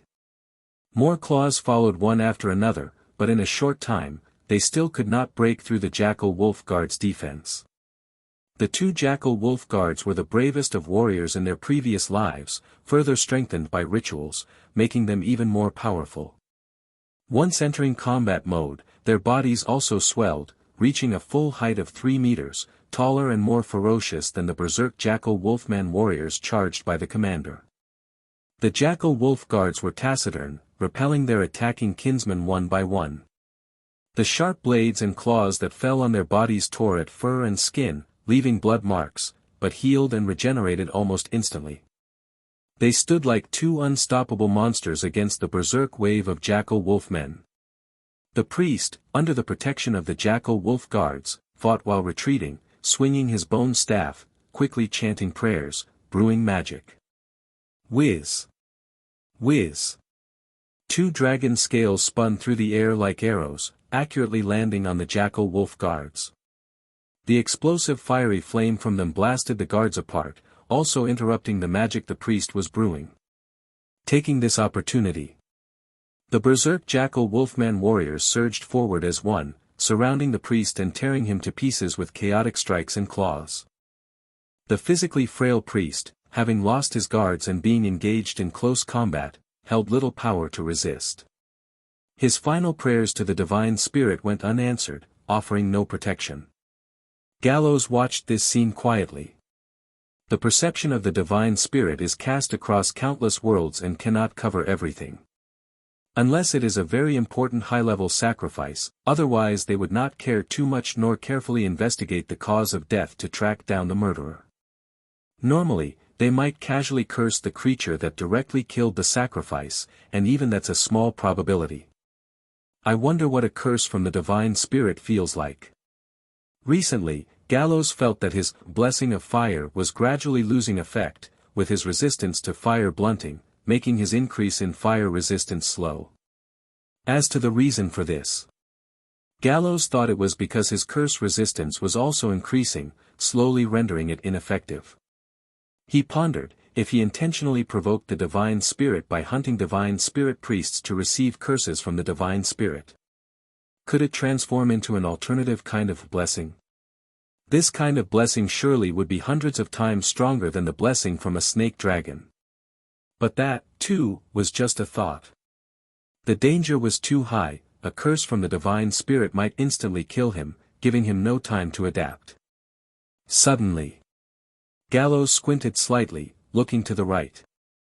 With rustling sounds, pieces of shattered limbs were attracted to each other and gathered into a mass. Under Gallows's watchful gaze, the 2 Jackal Wolf guards who were blasted apart stood back up. Their bodies were bloodied with charred marks, covered in cracks like shattered porcelain, but no matter what the injury was, it was healing and stitching back together at a speed visible to the naked eye. Such strong regeneration. Gallows shook his whole body of dragon scales. He was curious, how many explosive scales it would take to completely blow up the 2 Jackal Wolf guards, or if cutting them into mince with the dragon wing blade would stop their regeneration. These creatures transformed through sacrifices to the divine spirit, how resilient could their lives be? The Jackal Wolf guards, taciturn and silent, had flesh buds surging like small worms all over their bodies. Turning their heads, their eyes locked onto the dragon race that had attacked and injured them before. They held no fear, their damaged but regenerating bodies moved, then started striding quickly, sprinting towards Gallows. Their hatred is attracted to me. Staring at the two jackal wolf guards, Gallows did not take to the air. Unhurriedly, he shook his dragon wings, as the sharp wing bones, like guillotine blades, exuded a cold shimmer in the drizzle, slicing raindrops that encountered them into halves and then smashing them into smithereens. Stop! Fixing his gaze on the jackal wolf guards attempting to attack Gallows, the Bloodtooth commander roared. The priest is dead. As the leader of the Red Eye clan, I command you all. Submit to the Dragon Lord. Two jackal wolf guards stopped mid-run, their bodies collapsing to kneel before Gallows, remaining silent and expressionless, like two statues. Dragon Lord, with the priest's death, the jackal wolf guards will be loyal to the clan leader. They are now also your followers, your servants, please spare their lives. The Bloodtooth commander looked at Gallows, his fierce expression immediately turning to one of flattery. The speed of the change was astonishing. Are you teaching me how to do things? Gallows said. Please forgive my unintended presumption. Quickly replied the Bloodtooth commander. Gallows looked at the jackal wolf guards kneeling on the ground. The jackal wolf guards were more loyal to the clan leader, which was the Bloodtooth commander. When the Bloodtooth commander ordered them to submit to Gallows, they knelt in silence. If they were ordered to attack Gallows, they would comply immediately. This was typical. A subordinate is not my subordinate. Among the followers of the dragon race, what they valued and dominated were mainly the clan leaders, not all the followers. Even an adult dragon, possessing sufficient vital blood and mastering the dragon vein transformation skill, would only transform the leaders to make them dragon vein creatures, thereby gaining absolute loyalty. As for the followers under the leaders, they were better managed by the leaders, while the dragon race was responsible for managing and commanding the leaders. Of course, the jackal wolf guards were an exception. They were creatures created by the priest without their own minds, like puppets on strings, even lower in intelligence than the wild beasts and monsters, only understanding the orders of their creator. When their creator, the priest, died, they would unconditionally follow the orders of the clan leader. Ordinary followers know that the Dragon Lord is an existence higher up and stronger than their own leaders. Even if a leader ordered defiance, they often wouldn't have the courage. For example, here are the jackal wolf folk. They were closer to the Bloodtooth commander, but if the Bloodtooth commander ordered them to attack Gallows right now, no jackal wolf folk would respond. After all, they were intelligent beings, rarely thinking for themselves, but understanding basic instincts of avoiding harm, they wouldn't engage in a suicidal mission. The two jackal wolf guards remained kneeling. Spare them? Forget it. In the end, they were two unstable factors, with no need to keep them. Gallows walked forward with slow steps, suddenly raised his dragon claw, and struck the jackal wolf guards. Squelch! Squelch! Under his terrifying and mighty power, the two jackal wolf guards, who neither dodged nor defended, were transformed into radiating minced meat by his claw. To Gallows' surprise, the minced meat continued to writhe, attempting to merge back into humanoid form. Such strong vitality. And these are just two low-level jackal wolf guards. If it were the legendary evil dragon guard, reaching the ancient dragon level, who could defeat it? Gallows appeared somewhat apprehensive, then exhaled flaming dragon breath, engulfing the roughly regrouped jackal wolf guards, turning them into lifeless ashes, thereby truly killing them. The Bloodtooth commander watched this scene, feeling the pain of losing the two jackal wolf guards but did not intervene. Gallows ignored its suggestion, mercilessly killing the jackal wolf guards. This did not displease the Bloodtooth commander but rather impressed it even more. See how domineering, how powerful, how formidable this dragon lord is, only such a dragon is worthy of my allegiance and following, thought Hodgson. The Bloodtooth commander's tail nearly wagged off. The jackal wolf folk, this type of creature, always feared strength rather than virtue. They preferred the domineering president style of the dragon race. If Gallows had listened and spared the Jackal Wolf guards, it would make the Bloodtooth commander view Gallows as lenient, leading to more unintentional presumptions in the future, testing his limits. This was in their nature, and even using dragon vein transformation to gain absolute loyalty couldn't change it. Loyalty did not mean they didn't desire a higher position or better benefits. In a previous life, Gallows had a pet dog, a golden and white border collie, which always loved to test Gallows' limits cleverly, not realizing all its tricks were seen through. The Jackal Wolf folk were exactly the same. Gallows clearly knew how to intimidate these monsters rooted in the wild. After a small twist and turn, the Red Eye clan of Wailing Cliff officially became the followers of Gallows. He looked at the obsequious Bloodtooth commander, its tail swaying, contemplating whether to perform a dragon vein transformation on it. Iron Dragon Lady has dragon vein followers under her command. They are her most trusted guards, used to protect her treasure or execute orders. One could say that Iron Dragon Lady trusts the dragon vein followers more than her own offspring. The core followers of the dragon race typically undergo dragon vein transformation. Dragon vein followers are the confidants of the dragon race, a part of their extended claws and teeth, and they possess absolute loyalty to the dragons that grant them dragon blood transformation. The cost is too high, I can't afford it right now. Gallows shook his head slightly, dismissing the idea. At least a young dragon over 50 years old is qualified for dragon vein transformation, and it requires consuming one's vital blood at the cost of weakening personal strength. Transforming an ordinary creature into a dragon vein creature is akin to a rebirth. During the process, one must endure torture akin to death, requiring immense determination and mental will to be reborn from the ashes. If the target is chosen at random, the success rate is less than 10%. The Jackal Wolf leader in front of him doesn't seem like someone who could endure dragon vein transformation. An even more important point is that the target for dragon vein transformation cannot be chosen carelessly. Only creatures with excellent talent and certain potential are granted transformation eligibility. Otherwise, if you spend a large amount of dragon blood and end up with a useless result, no dragon can tolerate such an existence of disgrace. A grown dragon has many followers, but the number of core dragon vein leaders is always few. Jackal Wolf folk. Earth Bear. Gray-haired werewolf. Gallows didn't see any potential for dragon vein transformation in them. Upon reflection, if the old bear leader had been willing to submit, he might have been favored. War lizard folk, or within the ogre clan. Could there be worthy candidates for transformation? Gallows mused.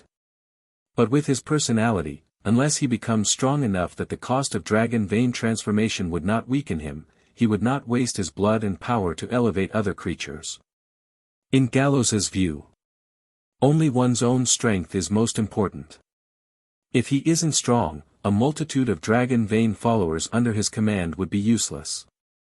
Withdrawing from thoughts, Gallows lowered his gaze to the Bloodtooth commander and said, "The gray-haired werewolf from the Howling Moon clan is also under my banner now, serving me alongside you."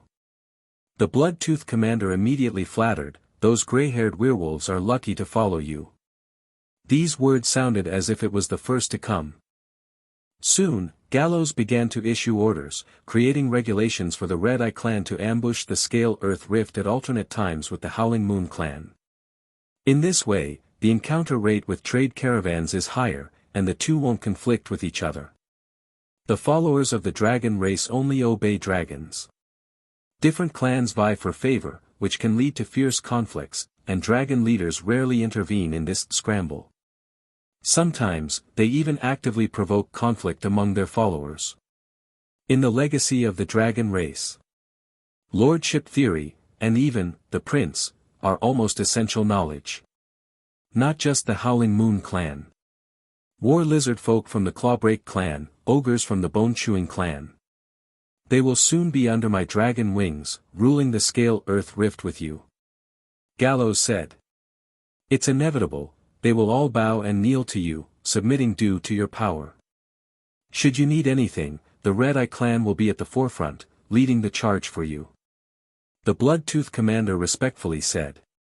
Hodgson, I admire your cunning and alertness.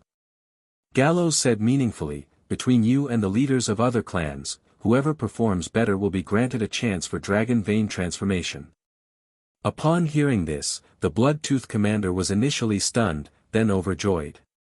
Great Dragon Lord, I will not disappoint you.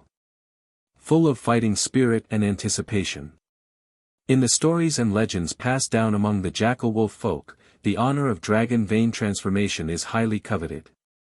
Ordinary jackal wolves have a natural lifespan of just a pitying 35 years, even a strong individual like the commander has a lifespan below 100 years, but if one successfully undergoes dragon vein transformation and gains a trace of immortal lineage, living for 200 or 300 years is no problem.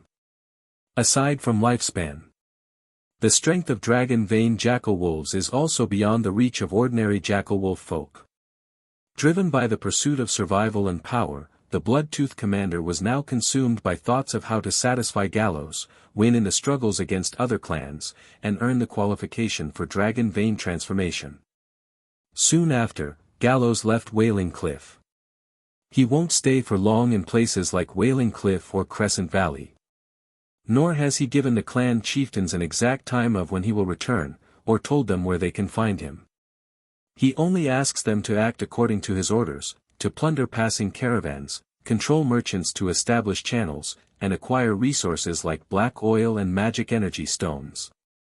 When he comes next time, he will assess them and give rewards or punishments based on their performance.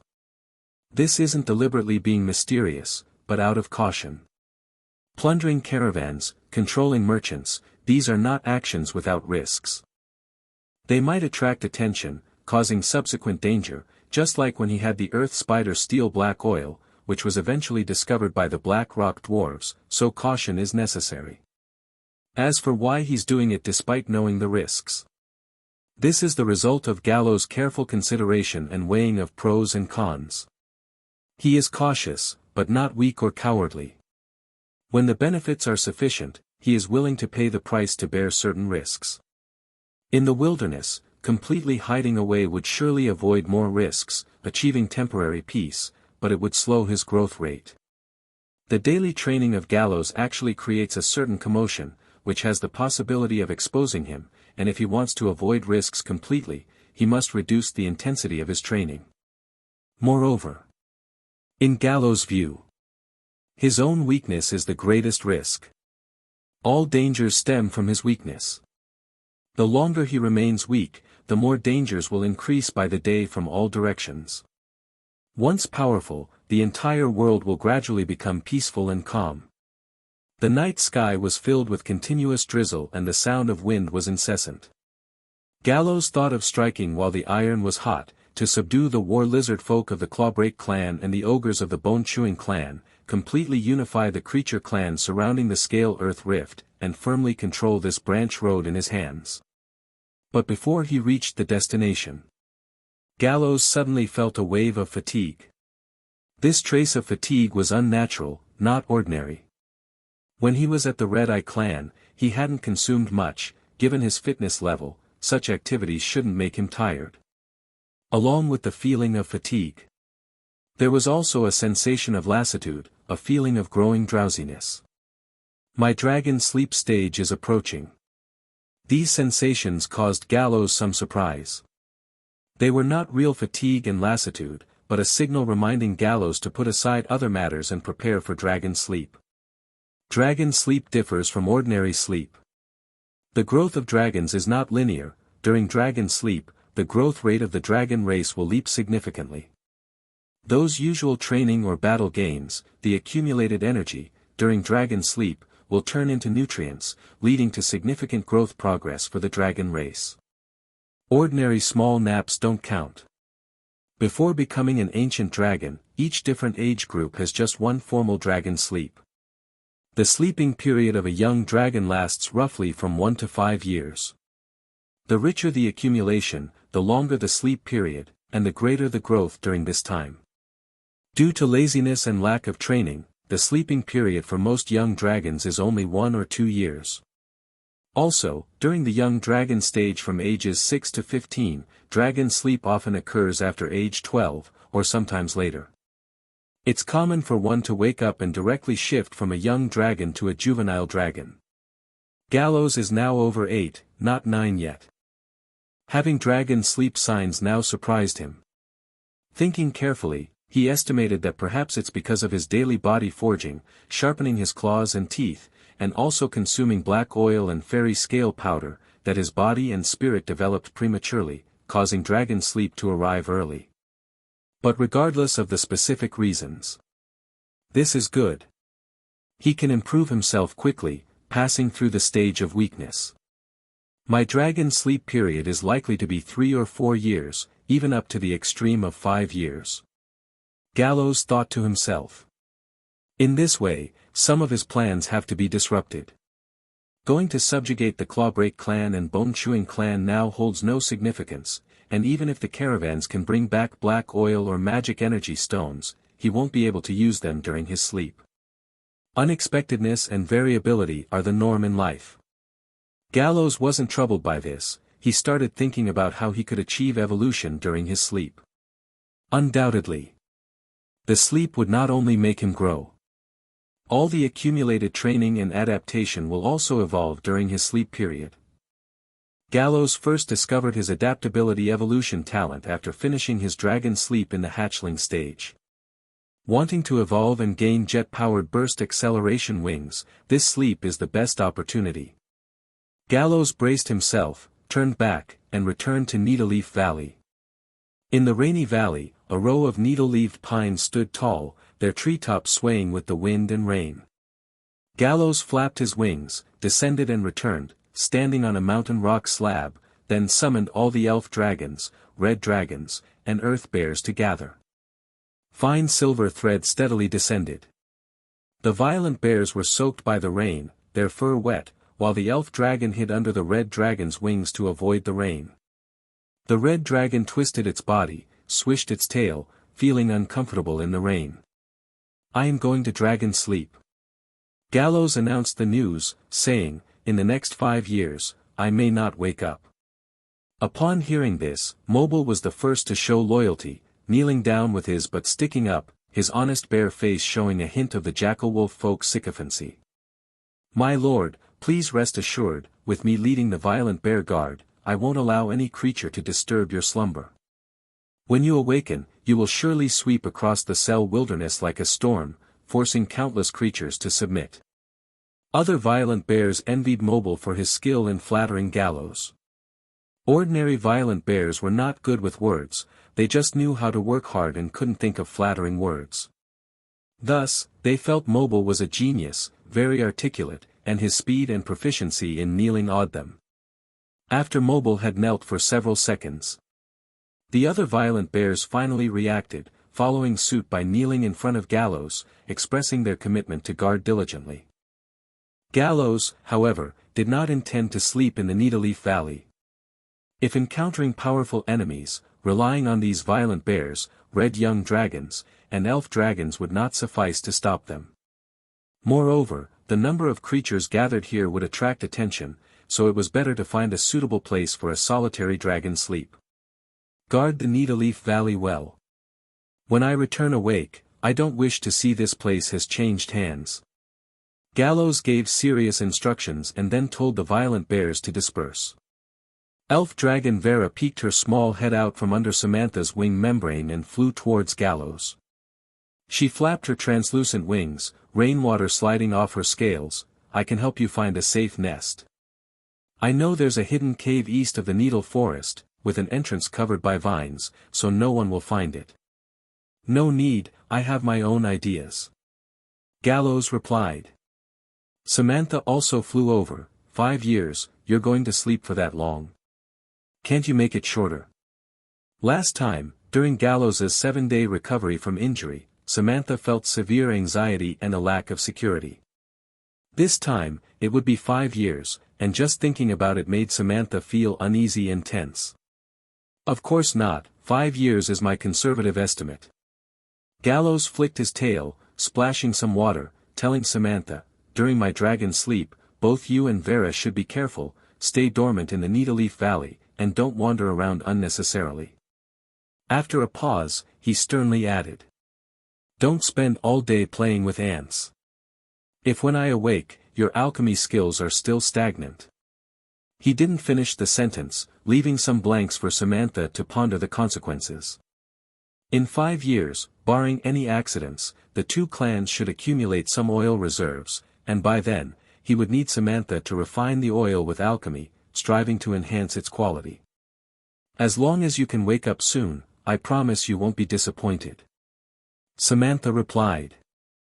Her obedient response made Gallows somewhat surprised. He didn't delve deeper and turned to look at elf dragon Vera. Gallows reminded, don't forget, collect your scale powder daily, and gather it together. Elf dragon circled around Gallows, saying, okay. She blinked, then asked, can you play with me while you sleep? Gallows shook his head. I'm asleep, how can I play with you? Elf dragon grinned cheekily, it's okay, just allow it, I won't bother you, I can play myself.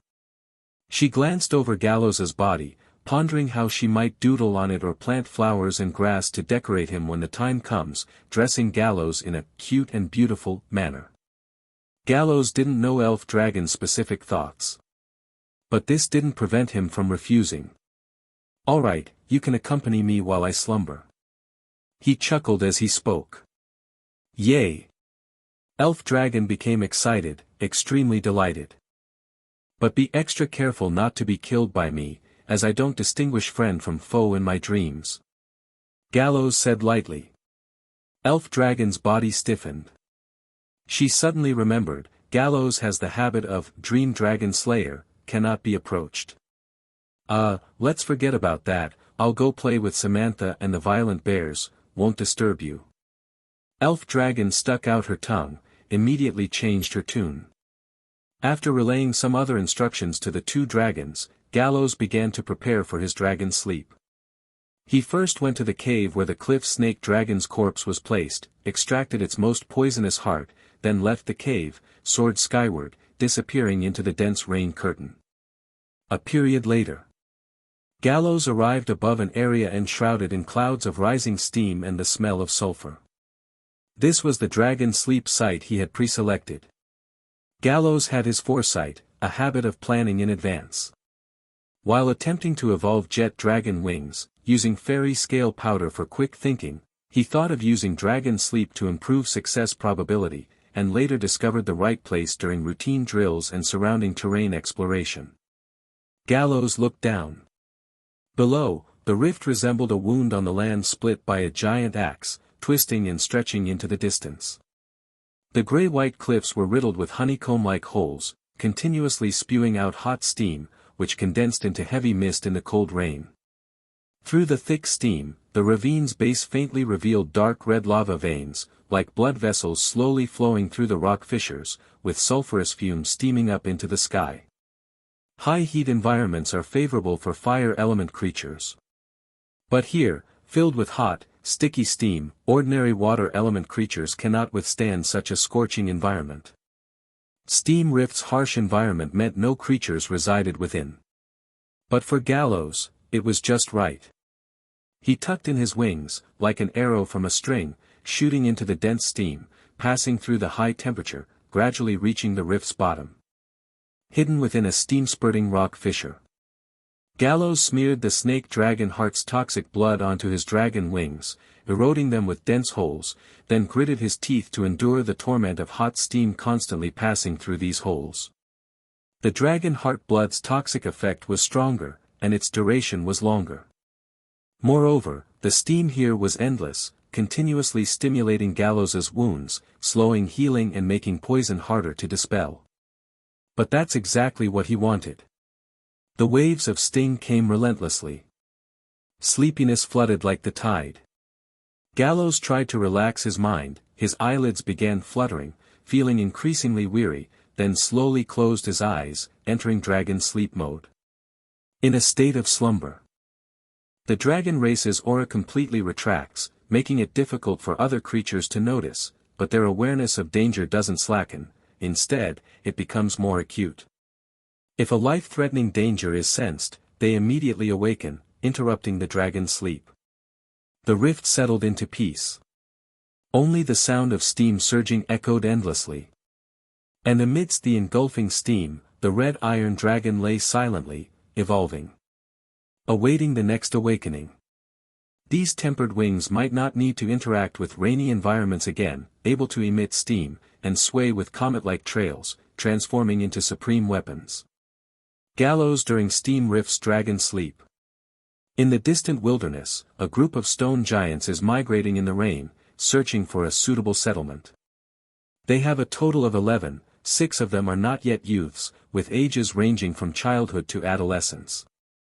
Among the other 5 stone giants, there is an elder stone giant over 200 years old, 3 young stone giants, and 1 adult stone giant. Giants and the dragon race are both long-lived species. Their lifespan varies by species, about 1 to 200 years shorter than dragons, with similar age divisions. The difference is, at the same age tier, the ranking of dragons is more than a notch higher than giants. Giants have the advantage of greater numbers, close social cooperation, and comparable fierce combat prowess at the same level as dragons. The level of adult stone giants ranges from level 8 to 10, equivalent to juvenile dragons or later sequence adolescent dragons, like the blue dragon race's late sequence young dragons. The level of elder stone giants ranges from level 10 to 13. This group of stone giants comes from the Stone Heart clan. Their leader and other higher-ranked warriors died in the war against the blue dragon race. The strongest remaining is the elder stone giant. It is responsible for leading the remaining stone giants to a safe place, a suitable new territory. Recuperate and gather strength anew. Hoping to one day return and reclaim their homeland. The rainy season in the wilderness continues, and the drizzle gradually intensifies, quickly turning into a torrential downpour. The stone giants march silently through the rain, migrating farther into the wilderness. Under the same sky. The storm rages on, lightning flashes and thunder roars. In the fertile hills, the bone-chewing clan's ogres have not gone out hunting, nor resting, nor mating and reproducing. Instead, they all gather in the central hall for the sacred banquet. The main characters of the banquet are the old chieftain and its 9 offspring. The reason is that, as the ogre old chieftain ages, its robust, prime offspring covet its position. To maintain its rule, the old chieftain cruelly ate 2 of its offspring. But it knows that sooner or later, it must select a successor. After consuming 2 offspring, there are 9 progeny left. To select the strongest one to replace itself, the old chieftain holds the most sacred ceremony within the ogre clan. This ceremony is called the sacred banquet. For ogres, the meaning of life is to eat. They have voracious appetites, able to consume raw meat, bones, even stones, and metals. The more an ogre can eat, the stronger its body and the higher its talent. The sacred banquet revolves around eating. Whoever has the strongest stomach and can eat until the end will be the next king of the bone-chewing clan. During the sacred banquet, the old chieftain and the other 9 participating ogres begin a tireless feast, day and night. Until now. The banquet has been going on for some time. The contestants have reduced from 10 to 3. The old chieftain and its 2 favorite offspring. Yugo bone-chewing, Kalu bone-chewing. The 3 ogres are gathered around a marble slab table, casting shadows like mountains, with grease dripping through the stone table cracks. More ogres encircle the hall, closely observing the ongoing banquet. The tabletop is heaped with maggot-infested dead sheep. Yugo is as robust as a mammoth draped in ogre skin. With each gulp of the maggot-ridden lamb corpse, its belly swells slightly. Its gaze fierce, it eats rapidly, striving to finish first, eyes filled with longing for the throne. Kalu doesn't care about the throne. Its eyes fixed on the dead sheep, filled with love for delicacy. It tears off pieces of rotting flesh, consuming them with maggots atop, face displaying bliss and delight.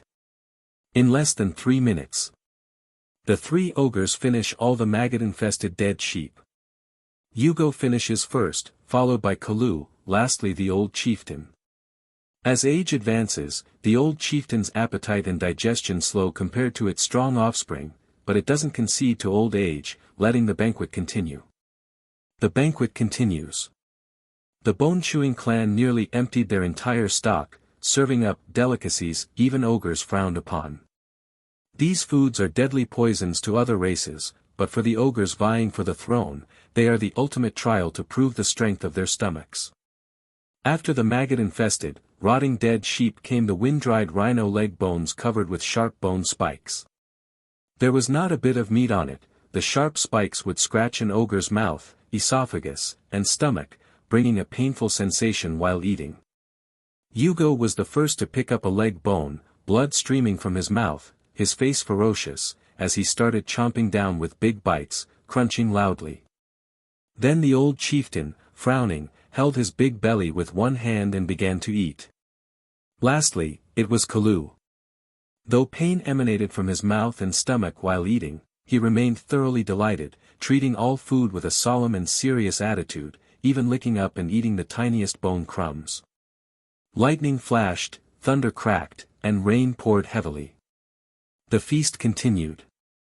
Live worm sashimi, rust nail stewed giant toes, raw pickled storm rhino bladders, sliced poisonous mushrooms. All foods that no other species dared to touch were continuously served to the table, placed before the three ogres. Half an hour later.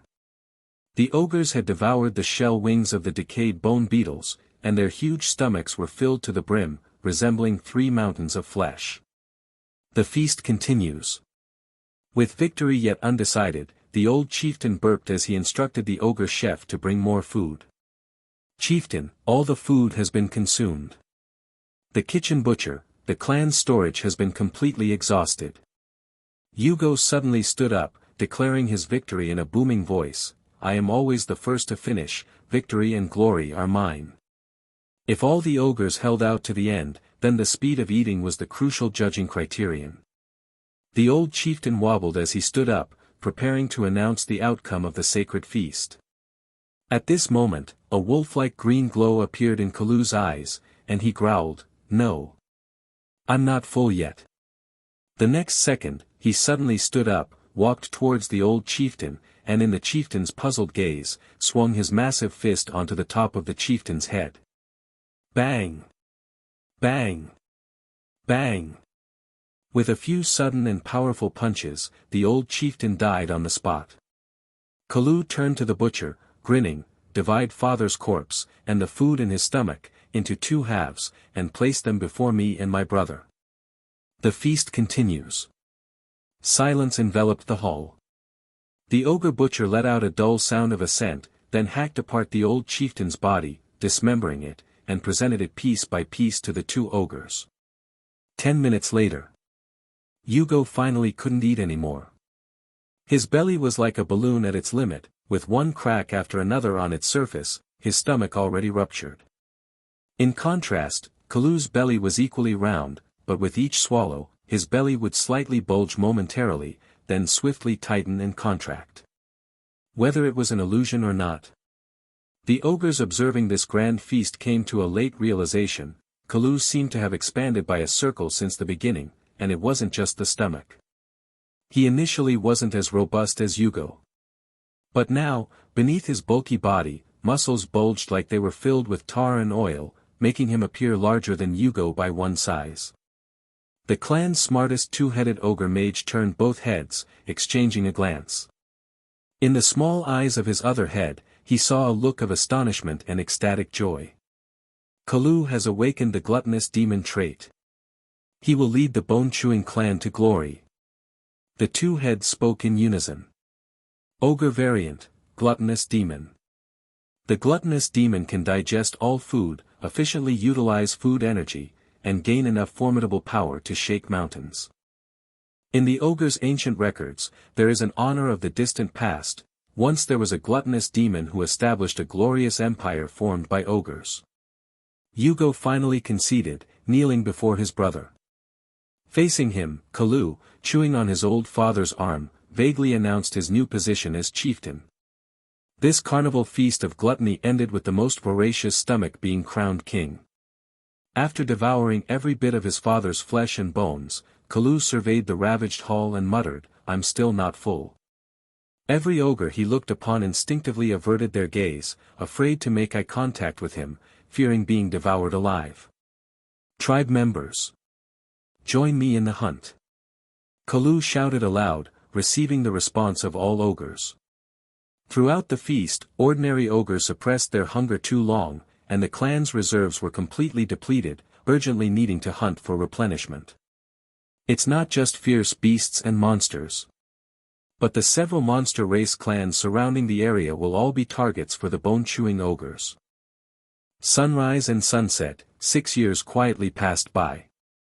The storm season in the Cell Wilderness had ended, and it reverted to its usual sweltering heat, with the sunlight pouring down on the wilderness like molten gold.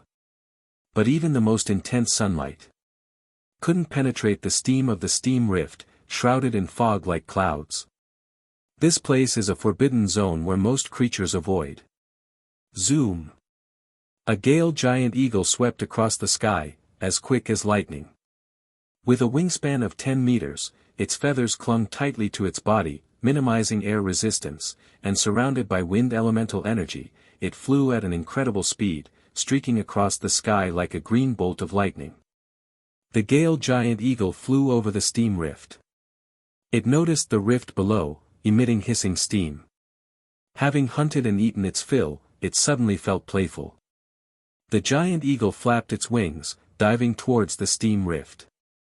It soared through the sky without restraint, its azure feathers cutting through the dense mist, leaving distinct vacuum traces.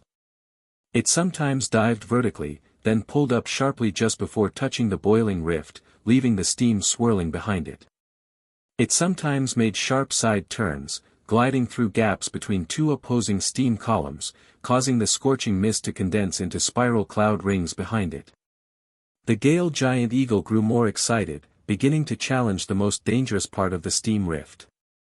There, hundreds of high-pressure steam columns erupted randomly, even the most agile swifts dared not venture there. Its wings folded into a spindle shape, wind elements formed sharp shock waves at the tips of its feathers, slicing through like scissors cutting through cloth, deftly navigating every lethal gap in the steam maze, brushing past erupting steam columns. After several seconds, as the eagle completed its last barrel roll, ready to soar into the clouds, a terrifying aura suddenly surged from the depths of the rift. Every feather on the eagle rose in alert. One moment it was reveling in the thrill of speed, the next, its heart felt like it was clenched by an invisible hand. A predator beyond its understanding had awakened. The steam rift below began to churn, not with slow eruptions, but as if stirred by the breath of a giant beast, all steam columns twisted and exploded at once, forming a chaotic sea of mist. Boom!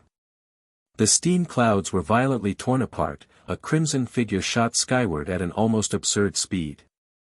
The gale giant eagle could not even see what it was, only catching a fleeting shadow, and a tail trail like that of a comet behind it.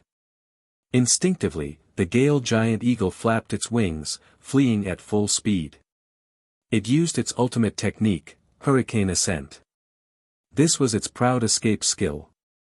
When ascending vertically, wind elements formed a spiral around it, drastically boosting its speed, once allowing it to escape the clutches of an adult dragon. But this time, it heard a sharp shriek from behind. Swoosh! The crimson shadow caught up, appearing above it in a backward flight. For the first time, the eagle clearly saw the predator up close. A dragon. It was a dragon. It was covered in black overlapping dragon scales, slicing through the air with sounds like countless blades being unsheathed, its wings massive and exaggerated, not traditional membranous wings. Its wing membranes were covered in crimson fine scales, and the distribution of these dragon scales was not smooth.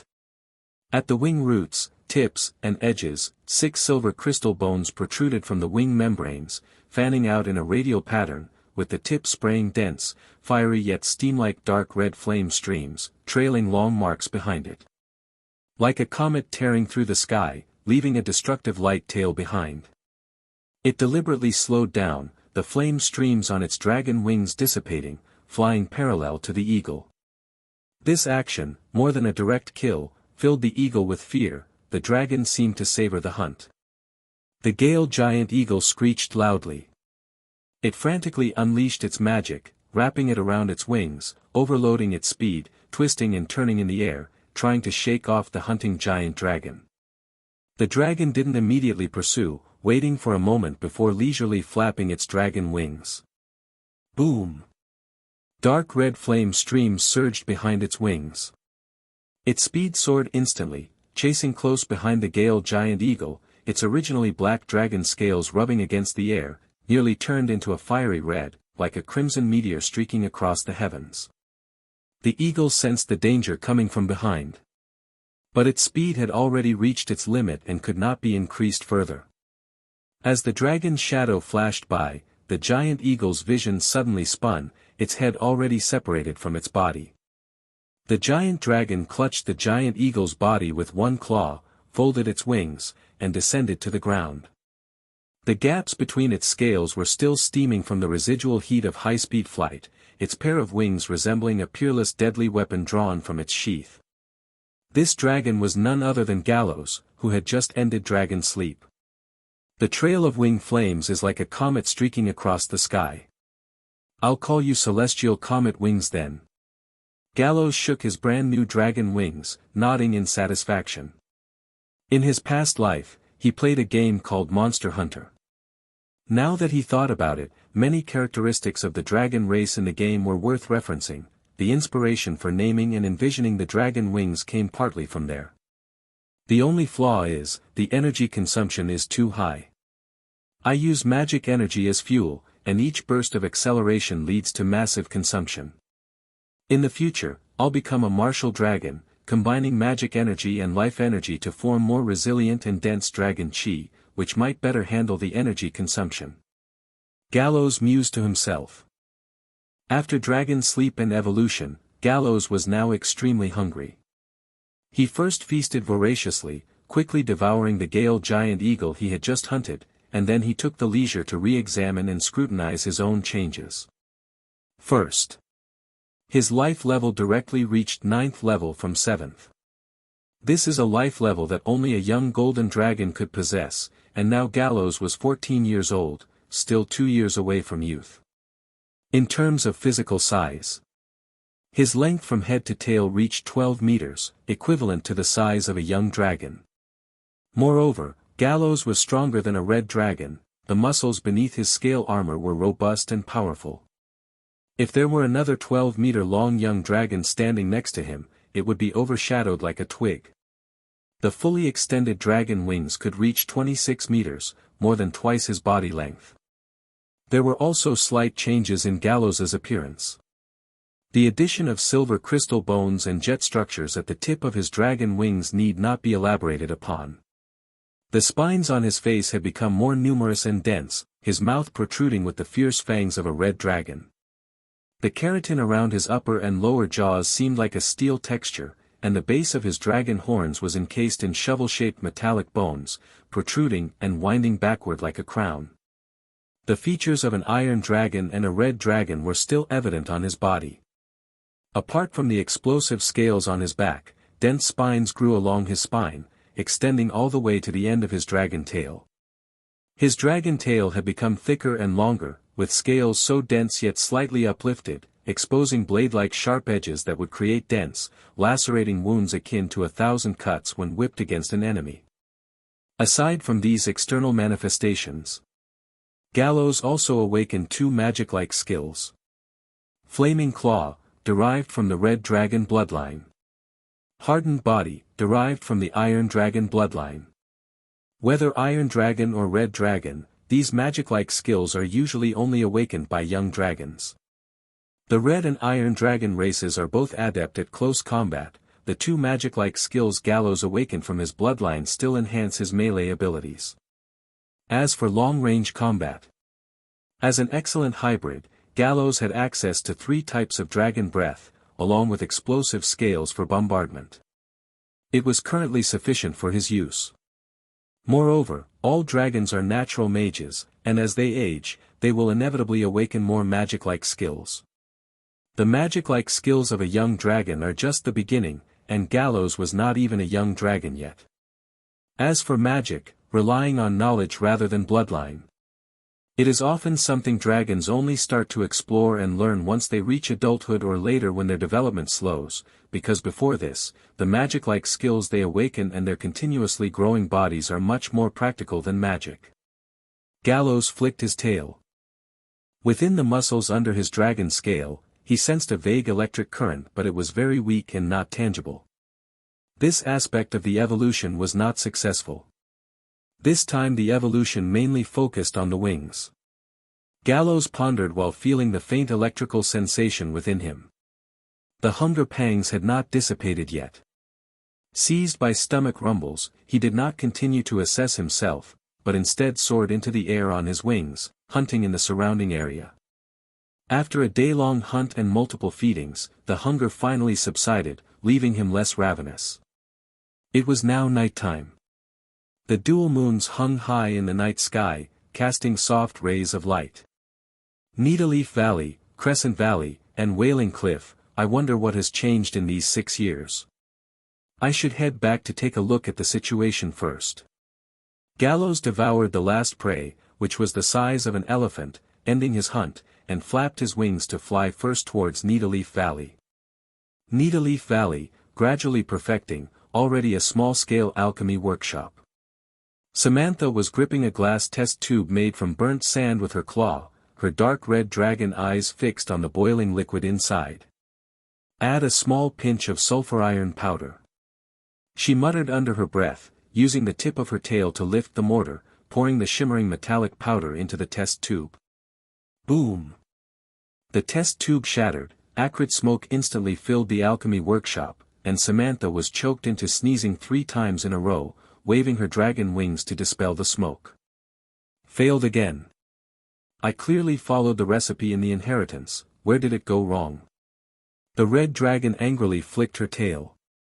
Those bone-chewing clan ogres kept expanding, their momentum fierce. Although they haven't reached Needleleaf Valley yet, it has already made Samantha feel threatened.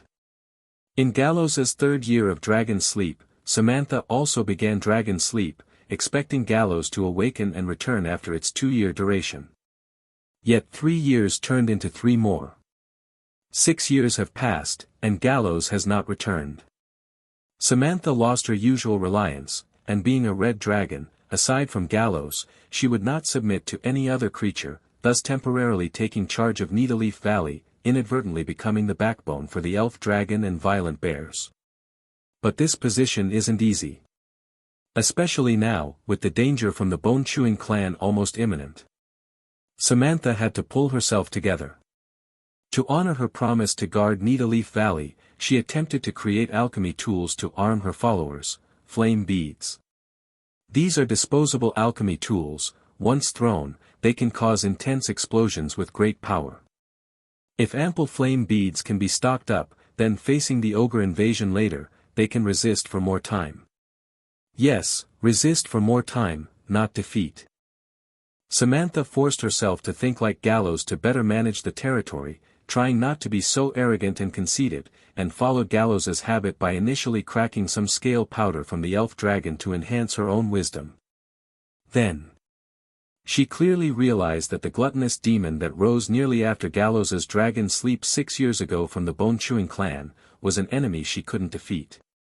And it's not just the gluttonous demon. Due to excessive hunting over these years, having ample food resources and possibly the stimulation of certain leadership skills from the gluttonous demon, the entire clan's ogres have leveled up tremendously, the number of plump ogre elite warriors is increasing, and no fewer mages have been born. The bone-chewing clan is thriving and flourishing. Their territory keeps expanding, their numbers keep growing. No matter how arrogant a young dragon is, she wouldn't think she could take this ogre clan as followers. In such circumstances, what Samantha had to do was wait for Gallows to awaken and return, and before that, try her best to guard Needleleaf Valley. If worse comes to worst, there's no choice but to lead the elf dragon, violent bear group, and her own demon race followers to retreat. Samantha herself had subdued a group of giant fire ants and a group of fire salamanders. Being forced to abandon her territory by ogres is a tremendous shame in the red dragon's eyes, but it's better than losing her life. On the surface, Samantha disapproved of Gallows's cautiousness and desire to preserve life. But sometimes, upon thoughtful reflection, she found the words of Gallows to be quite reasonable, subconsciously taking Gallows as a role model, learning from him unconsciously. I can't fail again. Calm down, Samantha. Let your mind become rational, don't be nervous. Samantha took a deep breath, continuing her attempt to create flame beads. Time slowly passed, and shortly after, a dark, inconspicuous bead with some faint dark red patterns appeared in Samantha's claw. As long as the first one succeeds, the rest will be easy. The effort paid off, a delighted smile appeared on Samantha's dragon face, her tail flicked. At that moment, a powerful dragon way, filled with pressure, approached from afar. Samantha's dragon eyes narrowed, her dragon scales almost stood on end, and the giant fire ants around the workshop emitted sharp shrieks, burrowing into the ground in fear. She rushed out of the workshop, looking up at the sky. In the dark sky, it seemed there was a comet streaking across the sky, drawing closer to Needleleaf Valley. No, it's not a real comet. It's a dragon, leaving comet-like streaks behind, moving at an unbelievable speed. As the distance closed, Samantha detected a familiar scent, her eyes widened, the caution and tension in them instantly dissipating. Though the appearance had changed somewhat, she still recognized Gallows at a glance. Gallows, my dear brother, welcome to your awakening. Samantha flapped her wings, feeling as if a heavy burden was lifted, her body relaxing, then flew towards the sky, ready to greet Gallows. The flame stream behind the dragon wings gradually dissipated. Gallows slowed his speed, feeling somewhat hungry again. Growth and evolution consumed too much energy, and after waking up he hadn't eaten sufficiently. He was not very hungry but still flew to Needleleaf Valley. He could fly back at a leisurely pace. But having just acquired a new skill, like a child with a new toy, he couldn't resist trying it out, using jet acceleration to soar through the sky with exhilarating speed. The territory appears to be unproblematic. I'll need to hunt and feed well later.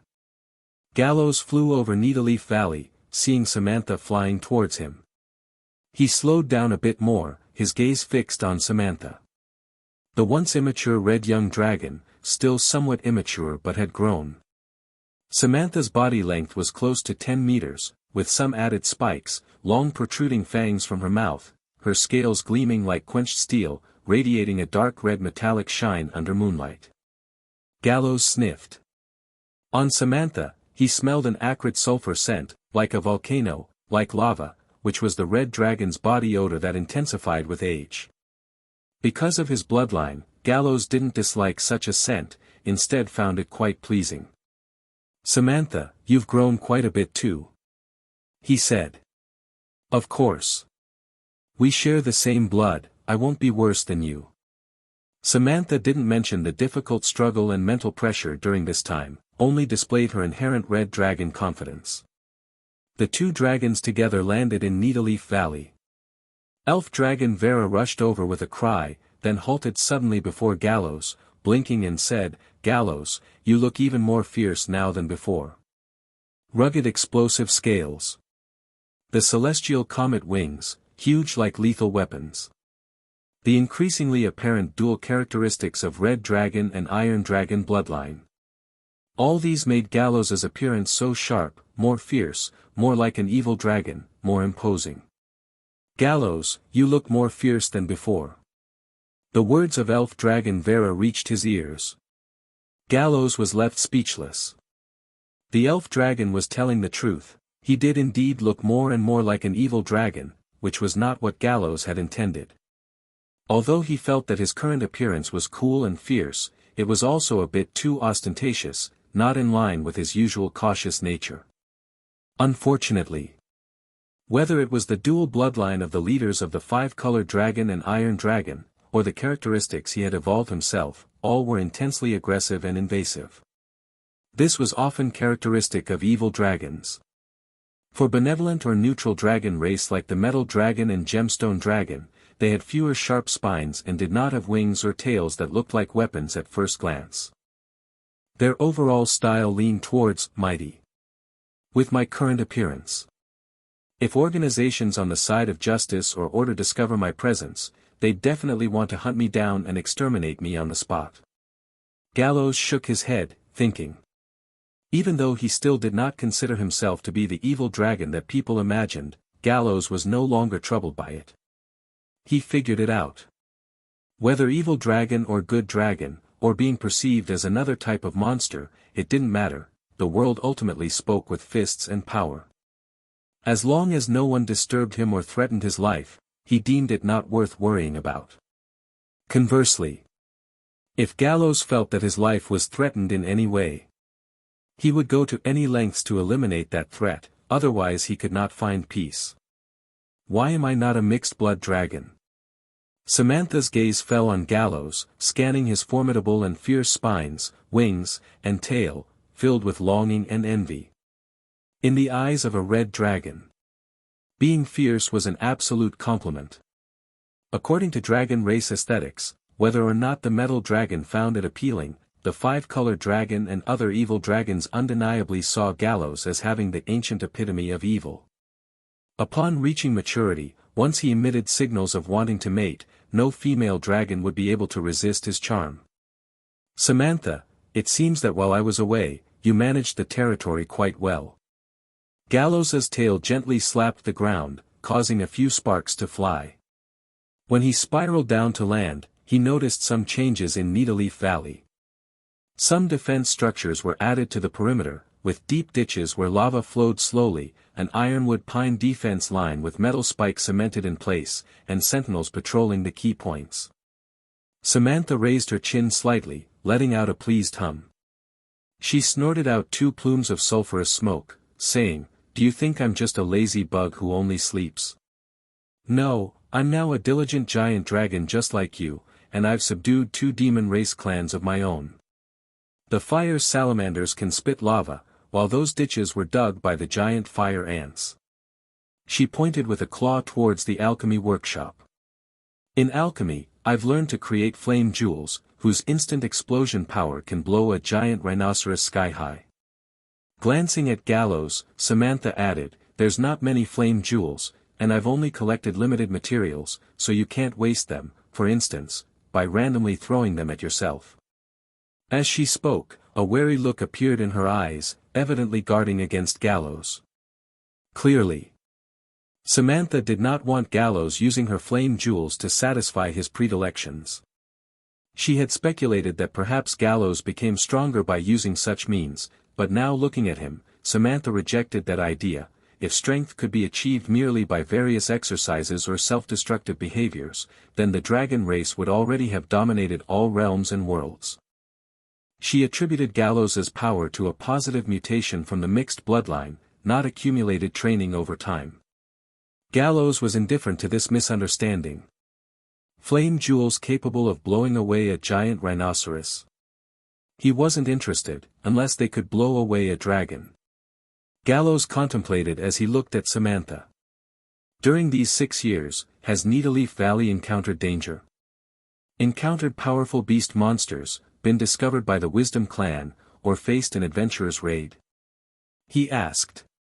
If it wasn't feeling threatened, with the red dragon's lazy nature, how would it focus on territorial defense? Sharp-minded Gallows sensed something was amiss. Elf dragon Vera circled around Gallows, stopping in front of him, with her chest puffed out proudly. There was a group of large ogres expanding. Vera first discovered them while out playing. It was elf dragon Vera who first found traces of the ogres. After telling Samantha, she flew high up to scout and was shocked to find the ogre tribe expanding at an alarming rate. From high above, one could clearly see the ogres' activity range growing almost daily. Ogres. Gallows was initially puzzled, but then asked with a turn of thought, "Is it the bone-chewing clan?" Before he slumbered, the bone-chewing clan was acting strangely. All the ogres were gathering in their territory as if plotting something. Gallows had intended to investigate, but the sudden onset of the dragon's sleep changed his plans. Now, Hearing the elf dragon's words, it wasn't hard to connect the ogres to the bone-chewing clan. The red dragon nodded seriously. In just 6 years, this clan has expanded by at least threefold. Now, they've already occupied the eastern Thunderhorn Sheep Ranch, not far from Needleleaf Valley. The ogres, notable for strength, physical prowess, and defense, moved slowly but still only required a 3-day march to reach Needleleaf Valley from the east where they were entrenched. Gallows was silent for a few moments, then suddenly grinned, revealing his fangs. Interesting. The Thunderhorn Sheep Group, Steel-Bristled Thorn Beast Group, Armored Giant Rhinoceros Group, these ferocious beasts and monster groups around Needleleaf Valley were considered by Gallows to be part of his pasture, within his territorial range. Not dragons, not giants, nor a formally organized army. A group of ogres trying to seize his territory. Did they really think he, Gallows, was an easygoing good dragon?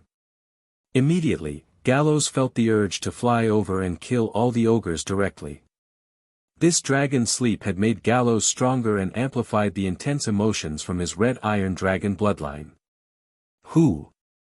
Taking a few deep breaths, Gallows's gaze gradually calmed, skillfully suppressing arrogance and agitation, and began to think more coolly and rationally. The bone-chewing clan's sudden savage expansion must rely on something. First, scout the specific situation and then make plans. As the saying goes, know your enemy and yourself, and you will be undefeated in 100 battles. Gallows refused to engage in battles without certainty. He had grown and evolved over the 6 years, becoming much stronger than before, more confident in his survival, but that didn't mean he could run wild in the wilderness. Caution was still required, not to let the surge of power cloud his judgment. Samantha, you've done well. Gallows nodded slightly to the red dragon, saying, continue to fortify Needleleaf Valley's defenses and arm the clans with alchemy tools to guard against stealth attacks by the ogres. What about me, what about me? The elf dragon spun around excitedly, asking. Assist Samantha. Gallows grinned, saying, aren't you fond of playing games? This game called war, called survival, will be 1,000 times more thrilling and fun than playing with ants. After learning what Samantha had mastered, Gallows spread his dragon wings, soared skyward, and quickly vanished into the night. Relying solely on the red dragon's account was not realistic or detailed, seeing and investigating with his own eyes was far more reliable. Gallows always trusted himself the most. But there was no rush. Gallows hunted in nearby pastures first, feeding quickly, filling out his form, and optimizing his state post-awakening to the peak, then soared toward the bone-chewing clan territory in his memory. Late at night, Gallows folded his dragon wings, hovering above the clouds. His gaze pierced through the thin mist and darkness, overlooking the hills below. Broken Ridge Hills, the territory of the bone-chewing clan of ogres.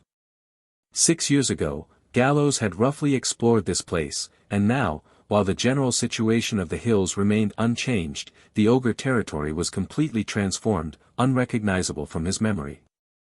The once sparsely located ogre camps have now expanded into a sprawling cluster of tribes that stretch for miles. Hundreds of tents sewn from giant beast hides sat like tumors on the earth. The number of bonfires is more than 10 times what he recalled, with each one surrounded by 5 or 6 bulky, strong ogres. They wore necklaces made from the teeth of their prey, donned skirts of metallic texture, and beside them rested weapons like steel clubs, giant axes, and war hammers of considerable quality. There were many elite ogre warriors, each about 4 meters tall, and even the average adult ogre surpassed 3 meters in height.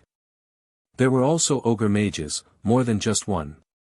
The most striking feature was the throne on the central hill. It was a massive platform constructed from the bones of countless unknown creatures, coated with a dark red lacquer of some mixed metal, making it stand out in the night. The body of Kalu Bone-Chewing occupied the throne. This ogre, in terms of size and appearance, was barely identifiable as an ogre anymore. Standing 6 meters tall, it resembled a giant. Its figure was bloated yet not obese, with skin of a black iron hue covering layer upon layer of intertwined muscle like ancient tree vines. Its mouth was full of shark-like sharp teeth, and a pair of upward curling horns sprouted from its head. Its entire body seemed like solid steel, exuding an indestructible quality. The 4-meter-tall elite ogre warriors constantly carried various foods, even rocks and giant wood, to serve Kalu. And Kalu accepted it all without exception. Blood, food, stones, wood, it devoured everything, its appetite seemingly boundless. This form, truly a gluttonous demon. Samantha was not mistaken. Gallows narrowed his gaze slightly, quietly observing from the night sky. The gluttonous demon, a high-level variation in the ogre race, 1 in 10,000, with a gluttonous talent that could break past its original size limitations. As long as there was enough food, the gluttonous demon could continually grow stronger without premature death, becoming a legendary creature was a certainty.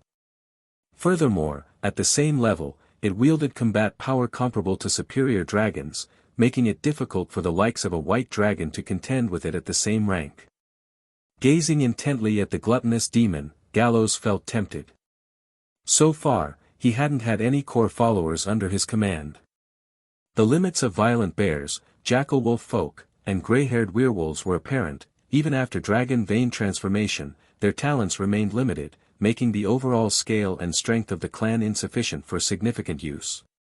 Moreover, considering the current scale of the bone-chewing clan, the Red-Eye clan, Howling Moon clan, and another War Lizardman clan had either abandoned their territory and hidden away or faced dire straits, unable to match the now flourishing bone-chewing clan. My personal strength is most important. But a powerful legion of followers is also indispensable. Gallows calculated in his mind. Evil dragons are notoriously subject to being besieged and hunted, this is common knowledge. Those who wish to slay dragons, be it warriors or adventurers, will relentlessly track and attack them. A powerful legion of followers could resolve many unnecessary troubles for an evil dragon. Gallows did not consider himself an evil dragon, thinking of himself as a neutral dragon, but he was acutely aware that once discovered, he would be hunted as an evil dragon. He couldn't constantly abandon his territory and run away with his tail between his legs every time he faced a siege. Relocating to an unfamiliar environment also entails risks. Except under compelling circumstances, no monster lord is willing to abandon their territory. Gallows felt he needed to make some preparations in advance. This gluttonous demon hasn't yet matured, and this ogre clan, they could become my core followers. Gallows, filled with excitement at the prospect, thought about how to subdue the ogres. Here was a gluttonous demon, 3 ogre mages, and many elite ogre warriors. Go check the status of the jackal wolf folk and gray-haired werewolves. If they haven't been wiped out, regroup them, then bring Samantha, the violent bear group, fire salamanders, and giant fire ants, these followers, to attack the bone-chewing clan together. This was Gallows's first cautious and careful thought. He gazed at the ogre territory, then slowly shook his head.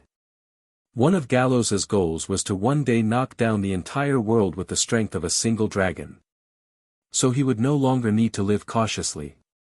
His current caution was to achieve future goals. And although he was cautious, he was not timid. Gallows knew his level very well, clearly understanding his tier, and had a precise understanding of his own strength. He was not someone who, after growing and evolving, continued to suppress himself everywhere. Playing the pig for too long risks becoming a real pig. My speed, my burst, this brand new evolved dragon wings have placed me in an invincible position. I do not need to fear an ogre clan, or a gluttonous demon that hasn't matured, I can beat them alone. The goal of defeating the world with the strength of a single dragon, will begin as a trial with this ogre clan. Gallows confirmed repeatedly, ensuring that this was not influenced by arrogance or vanity but was a result of rational analysis after evaluating both parties' levels. He even took a small nip of fairy scale powder to enhance his cognitive activity for this. After careful consideration, he made up his mind. Meanwhile, gorging demon Kalu was gnawing on the marble chunk handed over by a clansman, crunching it down to eat. Its appetite was too great. If it ate nothing but fresh meat, the entire clan would be dragged down by it. As the chieftain, for the clan's long-term development, gorging demon Kalu would also eat some stones to quell its hunger. This was not just for the clan, but also for itself. Only when the clan grows strong can it provide more food for it. Suddenly, Kalu sniffed an unusual scent and paused its chewing, looking up at the sky. A dragon shadow appeared blatantly in the gorging demon's view, without hiding its dragon might and aura. Not only the gorging demon, but a group of elite ogre warriors and several mages also noticed the appearance of this dragon shadow. However, they were not overly intimidated, instead their spirits were high with anticipation. Ever since the birth of the gorging demon, the entire bone-chewing clan had been in a state of excitement, exuberance, and relentless momentum. Any obstruction or creature appearing in their path would be torn apart by them, turning into food for their continued growth. It's a young dragon. The two-headed ogre mage, the most experienced and knowledgeable, spoke simultaneously from both heads. What kind of dragon? Kalu asked. The left head of the two-headed ogre mage said, it seems like a red dragon. The right head disagreed, saying, no, it's an iron dragon. It must be a red dragon. It must be an iron dragon. The two heads began to argue and fight, as if the ogre mage had gone berserk, raising its fists, sometimes pounding the left head, sometimes knocking the right. Kalu asked again, is it tasty? Can it be eaten? Is it tasty? These are the things gorging demon is most concerned about. The two-headed ogre mage stopped its actions and said in unison, it must be tasty. Saliva dripped from Kalu's mouth. Looking up, its eyes revealed a trace of craftiness, as it shouted in a rough voice, O dragon in the sky, please come down to visit the bone-chewing clan, I am willing to share food with you. The red iron dragon suddenly flapped its wings, but instead of diving downward, it scattered the surrounding clouds into hundreds of meters of void, soaring toward a higher sky, seemingly frightened and escaped. Kalu stared eagerly at the gradually diminishing dragon shadow, which was becoming difficult to discern, and sighed. However, it hadn't lowered its head or retracted its gaze yet. Suddenly noticing a bright red light appearing in the distant sky, tearing through the firmament like a scarlet comet descending from above. The pair of dragon wings, like fierce weapons, flapped as dense dark red flames surged from the ends of the silvery crystal bone. Gallows accelerated swiftly. The crimson scales on the wing membrane trembled at high frequency, cutting through the air, emitting 1,000 blade-like hums. The explosive scales covering its body, due to rapid friction with the air, gradually turned into a glowing red, constantly emitting a muffled roar like thunder as it descended. The rock walls cracked, tiny stones crumbled and fell. The roar from breaking the sound barrier caused the ordinary ogres within the bone-chewing clan to cover their ears in pain. Kalu suddenly stood up, his eyes gleaming, staring intently at the descending comet-like red iron dragon. Thump, thump, thump. He pounded his chest, making a drum-like noise, as his stout body visibly tightened with formidable strength, each muscle fiber twisting like steel wire. Come, dragon! He roared loudly. The elite warriors all gripped their weapons tightly, ready for battle, while several mages brewed their spells, waiting for the giant dragon to land. However, they were disappointed. Gallows, upon nearing 300 meters above the ground, suddenly flapped its wings. Boom! Wave after wave of air currents expanded, uprooting and flinging away some tents, leaving the ground in chaos. But this was only the tiniest aftermath. Gallows did not stop, as fiery streams surged behind its dragon wings. Its body glided across the air in a graceful arc, with unbelievable agility, instantly adjusting directions and ascending again. At the same time, the blaze-red explosive scales that converted enough heat energy due to rapid friction with the air fell densely, like torrential rain, overwhelming the bone-chewing clan. The pupils of gorging demon Kalu suddenly shrank. Boom, boom, boom, boom. Torrents of fiery flames shot into the sky, emitting explosive roars like raging dragon screams, engulfing the gorging demon and the elite warriors and mages surrounding it. The night sky was dyed red by the glow of fiery flames. Gallows' wings fanned out high-temperature flames as they surged backward, carving a trajectory like a menacing star across the sky, while sparks from the friction of the fine scales on his wings surrounded him like a meteor shower. He circled slightly. The flames at the ends of his wing bones slowly dissipated, and he hovered in the sky, gazing down imperiously at the ogre territory. As the flames and shockwaves gradually faded away, it revealed a scene of devastation, with a charred and shattered surface.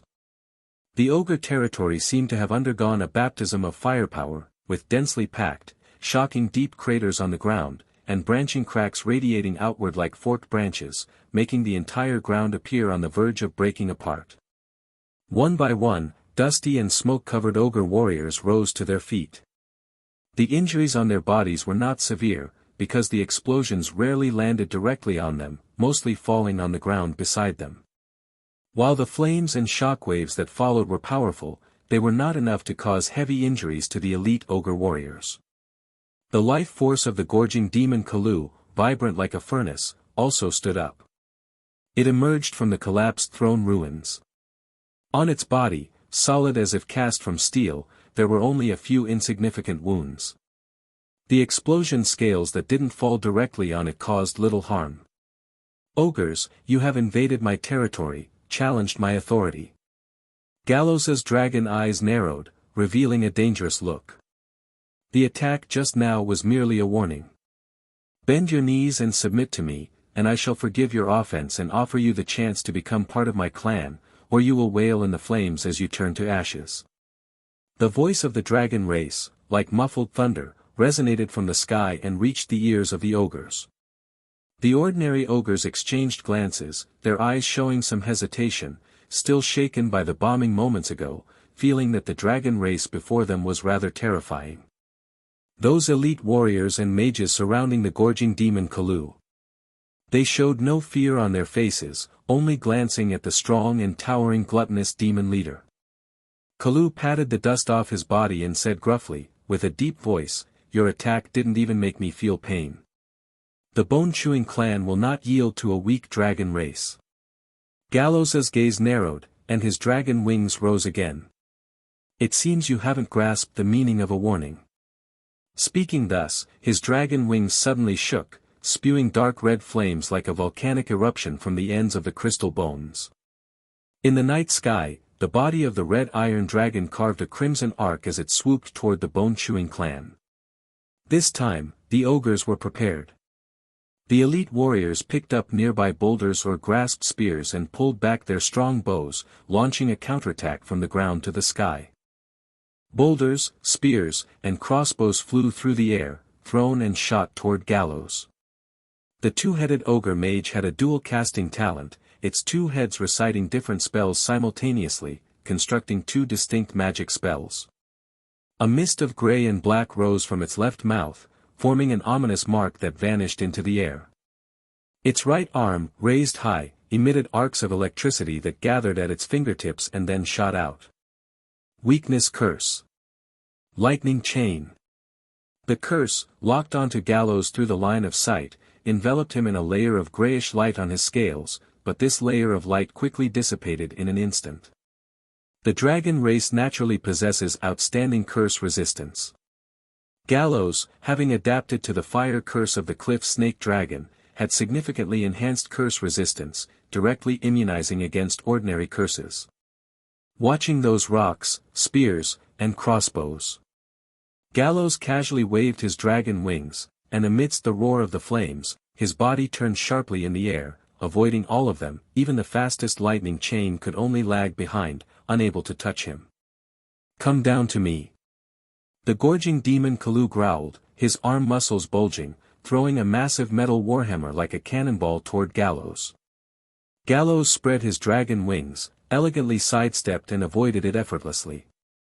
He, with his strong physique, at first glance should not be adept at speed, but thanks to the evolution of the celestial comet wings, his agility now surpassed his power. From the air to the ground. And with terrifying speed and bursts, Gallows held an absolute advantage. In a blink, he soared through the sky, swooping over the bone-chewing clan again. Whiz whiz whiz. The second wave of explosion scales came denser. Those dragon scales, searing hot with the color of branding iron, tore through the air with a piercing shriek, once again falling toward the ogres. This time, the ogres showed astonishing tactical acumen. With the presence of a gorging demon in the ogre clan, while the warriors' intellect remained dull, influenced by the aura of the gluttonous demon leader, they enlightened in warfare. Tactical acumen was self-taught, increasing dramatically. The elite warriors quickly formed a circular defensive formation. They interlocked their fine steel heavy shields, constructing a metallic dome above. The explosion scales pounded against the shield surfaces with deafening roars, flames rolled, and shockwaves shook the outer circle of warriors until blood gushed from their mouths and noses, yet the formation never dispersed. At the center of the formation were the ogre mages. They cast augmentation spells to further enhance the strength and defense of the ogre warriors. Caught off guard the first time, the second time they can quickly react. This clan's ogres are entirely different from ordinary ogres. Judging by the equipment that fits their body types, there should be alchemists in the clan, otherwise, despite abundant metal or in the wilderness, without alchemists, it's hard to create weapons and equipment. Gallows became more intrigued by the bone-chewing clan. Of course, chiefly due to the gorging demon. All the changes in this clan originate from the birth of the gorging demon. Gallows was even more relaxed in dealing with the explosion scales, almost perversely so. It opened its gaping mouth and inhaled fiercely. The air currents surged like a storm, swallowing and devouring the flying dragon scales whole. Boom boom boom. Thunderous explosion sounds emanated from its stomach, its belly swelling and contracting repeatedly, until finally, Gallows burped sulfur-smelling burps, devouring all the flames and shockwaves. Not enough to eat, little dragon. Gallows patted its swollen abdomen, producing thudding sounds. Having successfully countered Gallows' second wave attack, it grew confident, feeling as though Gallows was nothing formidable. Gallows' expression remained unchanged, merely circling back, preparing for yet another swooping extreme raid. Boom boom boom. The third wave of explosion scales struck, causing the defensive formation to sway. Ogre warriors' arms violently trembled, skin split open, blood continuously seeping out, shaken until blood gushed from their mouths and noses. The ogre mages' healing and amplification completely failed to keep up with the rapid attack frequency. Not waiting for them to catch their breath. The fourth wave, fifth wave of bombings descended in succession as Gallows soared and swept. Explosions echoed incessantly, fiery flames soared skyward, like bolts of thunder on flat terrain, detonating continuously like small suns rising gradually on the ground. The bone-chewing clan lacked effective ground-to-air counterattack measures, could only take the hits passively. Because the objective was subjugation, not blowing those warriors to smithereens directly, Gallows controlled the number of explosion scales. The bombing wasn't too fierce. Yet even so. By the seventh wave, numerous ogre warriors bled from all 7 orifices, arm bones snapped with a crack, unable to withstand anymore, blown away, defensive formations shattered into pieces. The central ogre mages, without needing further attack, were all mentally and magically drained, collapsing onto the ground like mushy mud. The gorging demon Gallows' belly round and full. Having devoured too many explosions, it also reached its limit in a short while. Facing the 7th wave of bombings, it no longer consumed the explosion scales, its sluggish speed insufficient to dodge, could only withstand bodily, its iron tower-like frame filled with sharp scales, skin ripped apart, littered with charred marks. Broken ridge hills were shrouded in smoke and flames. Gallows shredded the ogre's defenses with 7 rounds of bombardment, leaving swarms of ogre warriors and several mages severely injured or drained of energy, completely losing their combat ability. When the dust settled, the entire bone-chewing clan was left with only the gorging demon Gallows standing in the center of the ruins. This creature was riddled with explosive dragon scale fragments, its iron-like skin cracked with cobweb-like scorching marks, and its abdomen swollen high like a gigantic balloon. Gallows shot the last of his explosive dragon scales at the gorging demon. It raised its arms to block in front. Boom boom boom. Explosions erupted, and the gorging demon's body staggered, retreating a few steps, with more scorching marks on its body and bloodied arms. Though at a disadvantage. The gorging demon Gallows showed no fear. It raised its head, gazing at the circling Gallows in the sky, saying, "Dragon, you've exhausted the explosive dragon scales on your body, while I still stand on the ground." It sneered, taunting, "If you dare, land on the ground to have a close combat with me, let me feel how powerful you truly are."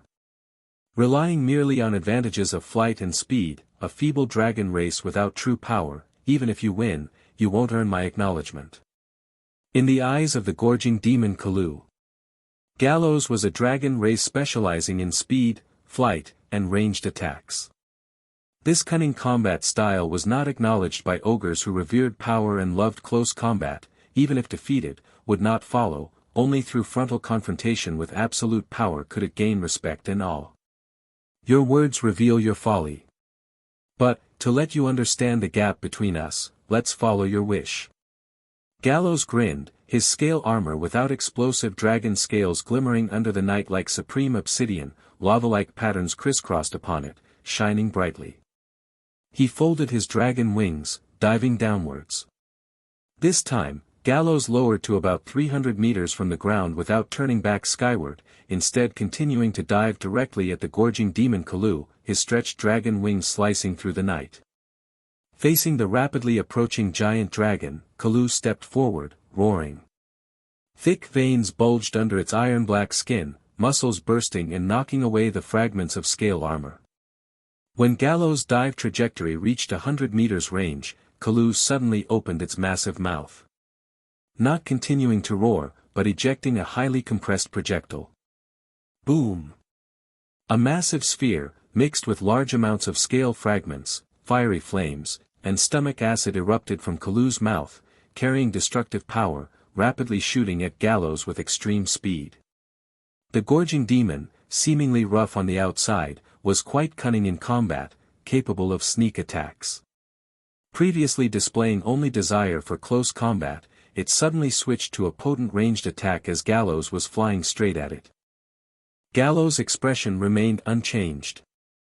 6 crystal bones erupted with dazzling dark red flames, changing direction in an instant. The mixed sphere nearly brushed against his body, landing on the hillside behind, exploding a giant pit, causing the earth to shake. The gorging demon charged towards the giant dragon. The 6-meter-tall monster left bull-sized footprints with every step on the scorched earth, black iron fists ripping through air with thunderous booms. Gallows did not dodge. He lowered his altitude close to the ground, dropping his center of gravity, right forelimb muscles tightened like steel wires, dragon claws prepared to counter. Pong! The shockwave from the collision of brute forces scattered loose stones within dozens of meters around. Gallows' finger bones emitted strained cracking sounds. Its body was like getting hit by a train, carried by Gallows while rapidly retreating, leaving 2 deep grooves on the ground with its legs. Arms clamping around Gallows' dragon claws. Gallows roared, its right leg stomped the ground fiercely, simultaneously twisting its back, attempting an over-the-shoulder throw, leveraging Gallows' unstoppable momentum, trying to toss Gallows. However, given the vast power difference, this was ineffective. The force from Gallows' dragon claws exceeded the gorging demon's expectations. It failed to toss Gallows, instead being lifted by Gallows' dragon claws, then suddenly flung, its robust body soaring like a ragdoll. Pat! Gallows turned his body, dragon tail whistled and struck the gorging demon. It flew like a cannonball, rolling across the ground, plowing hundreds of meters of trench, sending some ogres like bowling pins flying in its path, finally smashing into a thick mountain rock, coming to a halt. Gallows paced steadily, approaching. Strong muscles on his body formed visible outlines even under the thick dragon scales. The gorging demon believed Gallows excelled at ranged attacks. This was a mistaken judgment. Gallows was superior in close combat, the aerial bombardment for him was merely a simple consumption method. Endless training and evolution, his strength grew to surpass even the same tier red dragons, this mighty physique was no mere decoration. Elite warriors already incapacitated by previous bombardments. Gallows descended to the ground, but none of the nearby ordinary ogres dared to interrupt, all scattered away, leaving the field to Gallows and the gorging demon. A towering shadow suddenly leaped from the dust. Before Gallows could get close, the gorging demon roared, striding rapidly towards Gallows, its bulky body gradually contracting, revealing veins and glowing blood vessels, its whole physique becoming more robust. Pong! Dragon Claw collided directly with the gorging demon's fist. The gorging demon's arm trembled, skin split open, immediately gritting its teeth, fiercely using its head to ram towards the dragon's head. Gallows didn't dodge, lowering his head, ramming into it. Clang! In the crisp sound of metal collision, the horn on the gorging demon's head scraped against Gallows' face armor, spraying sparks, leaving only shallow marks. Its own iron-like cheek was ripped by spikes on Gallows' dragon face, and where the dragon horn grazed left deep bloody scars. The dragon race's face armor was made of tiny dragon scales, not stiff. But such was for common dragons. In Gallows' day-to-day training, one item was to clash his head, face armor against tough metal ores, long since forging a set of dense, tough face armor and skin. Blood covering its face, dizzy. The gorging demon staggered backward from Gallows' head ram. Gallows' dragon wings rose. As sharp wing bones as guillotines cut the gorging demon's chest, meeting its iron-like skin, showering sparks, tearing skin and flesh, leaving a striking horizontal wound. The gorging demon roared in fury. Stimulated by pain, it continued to rush at Gallows. But before it could approach, the broad tail laden with sharp dragon scales swung toward it. Bam! The gorging demon was sent flying by the tail strike, gaining numerous dense lacerations. Just rising, it found Gallows' figure gone from view, only feeling the surroundings suddenly dark, as if something blocked the moonlight. Wind pressure descended from the sky. Gallows slightly circled in midair, celestial comet wings spewing fiery streams, accelerating for a dive, his body crashed towards the gorging demon like a meteor. Boom! The ground collapsed into a giant pit, countless stones shattered. The gorging demon was stomped by Gallows on its chest, its iron-like solid body deeply embedded at the bottom of the pit. With the evolution of his wings complete, even without ample height for power accumulation via long flight, instant acceleration enabled Gallows' crashes, wing cuts, and other attacks to be greatly amplified. Gallows' dragon claw sank deep into the chest of the gluttonous demon, clearly feeling the heartbeat. Kalu's black iron skin groaned under the pressure, a growl of unwillingness rolling in his throat. It opened its bloodthirsty mouth, shark-like teeth biting down hard on Gallows' dragon arm, only to feel as if biting into cold iron as its teeth were shaken and went sour by the scale armor. It struggled frantically, trying to break free from Gallows' suppression, but the giant dragon on its body was as heavy as a mountain, and the dragon claw remained motionless, instead pressing down inch by inch with its struggle, crushing its ribs with a crackle. I will give you two choices. Gallows leaned in, and his scorching breath, smelling of sulfur and metal, sprayed on the gluttonous demon's face, while his dragon wings slowly lifted and stretched out, slicing like guillotine blades against the gluttonous demon's throat, drawing a line of blood. The first choice is death. Gallows' gaze was stern, full of dangerous killing intent. I will destroy your clan, tear out every bone, and dig out your heart to place it in my trophy room.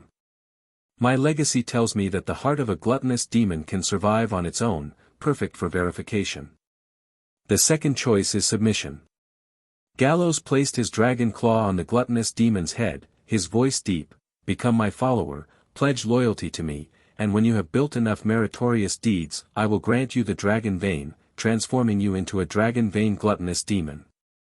In the future, you can devour stronger prey, you won't starve, and your clan will thrive under my dragon wings. The way the dragon race subjugates their followers can be summarized in 4 words. Threat and temptation. Pure threat will make them go down with you, sworn not to surrender. Pure temptation will make them scoff, indifferent. But when combining threat with temptation, simple, direct, brutal, effective.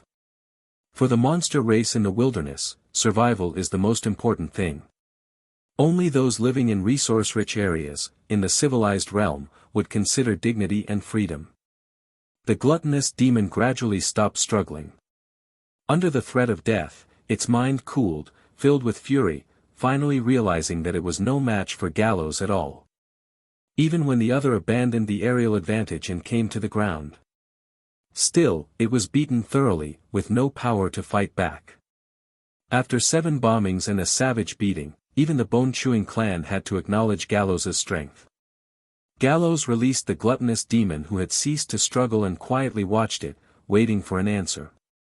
The gluttonous demon staggered up, suddenly tearing off a piece of flesh with its sharp claws and then knelt on one knee before Gallows. Holding the bloody piece of flesh with both hands, it presented it to Gallows. The gluttonous demon said in a rough voice, "Please consume my flesh and blood and accept my loyalty." Offering one's own flesh and blood to a stronger being is the oldest allegiance ceremony in the ogre race, also recorded in the dragon's legacy, and the gluttonous demon's flesh and blood are not poisonous. Gallows accepted the flesh, swallowing it down his throat. Seeing this, the gluttonous demon knelt completely before him, saying, "I am Kalu, king of the bone-chewing clan, and from now on, I will submit under your dragon wings and become your follower." The clan leader submitted. The other ogres ceased their resistance, with no dissent, all kneeling around Gallows and the gluttonous demon, swearing allegiance. "Very well, stand up. This will be the most correct decision of your life," Gallows said. His temptation was not mere words, the gluttonous demon had decent talent and was worth transforming with the dragon vein, though not now.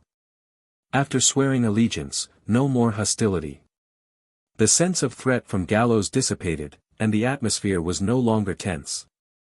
Kalu scratched his scalp and couldn't help but drool at Gallows. After hesitating for a few seconds, it boldly said, "Dragon Lord, could I taste your flavor? I'm not asking for flesh, maybe you'll shed your skin, could you give me a piece of your claw or foot skin to taste, and that would satisfy me." Kalu was only thinking about eating, bluntly speaking his mind. Gallows said calmly, "No skin, but those explosive dragon scales from before, you can have more if you can stomach them." Kalu shook his head repeatedly. Those explosive scales were hard to digest. Even with a gluttonous talent, Kalu still felt a burning pain in his stomach from the aftermath of forcibly consuming those scales, causing some damage to his intestines. War lizard folk, jackal wolf folk, and gray-haired werewolf. How are these 3 monster races currently? You should have encountered conflicts with them in your expansion. Gallows asked. The gluttonous demon thought for a moment, grinning, "The war lizard folk's tale is tasty, their territory was breached by our clan, most were killed or injured, and the rest scattered and fled. The jackal wolf folk's meat is a bit gamey, they ran fast, and when our warriors approached, they abandoned their territory. We only caught a few, we didn't encounter the gray-haired werewolves, they fled in advance." Gallows further asked, "Did you occupy Crescent Valley and Wailing Cliff?" The gluttonous demon shook its head, "Our clansmen are limited in number. After eating the remaining food in those places, we left without occupying them." After inquiring for a few more moments, Gallows roughly understood the situation. The ogre clan, due to its limited number of members, expanded primarily through brutish plundering and hunting, mainly for more food, without intent to occupy territories of other monster races. Faced with their first wave of attack, the jackal wolf folk and gray-haired werewolves fled. But given the jackal wolf folk's cunning and the gray-haired werewolves' attachment to their territory, they would likely return to assess the situation and, upon finding that the ogres have not settled the land, would likely come back. The risks of roaming the wilderness, searching for new territory, are too high. Then there's the situation with Scale Earth Rift. According to the gluttonous demon, caravans used to come periodically at first, sending them lots of food, but their numbers gradually dwindled later on. Gallows found it easy to deduce.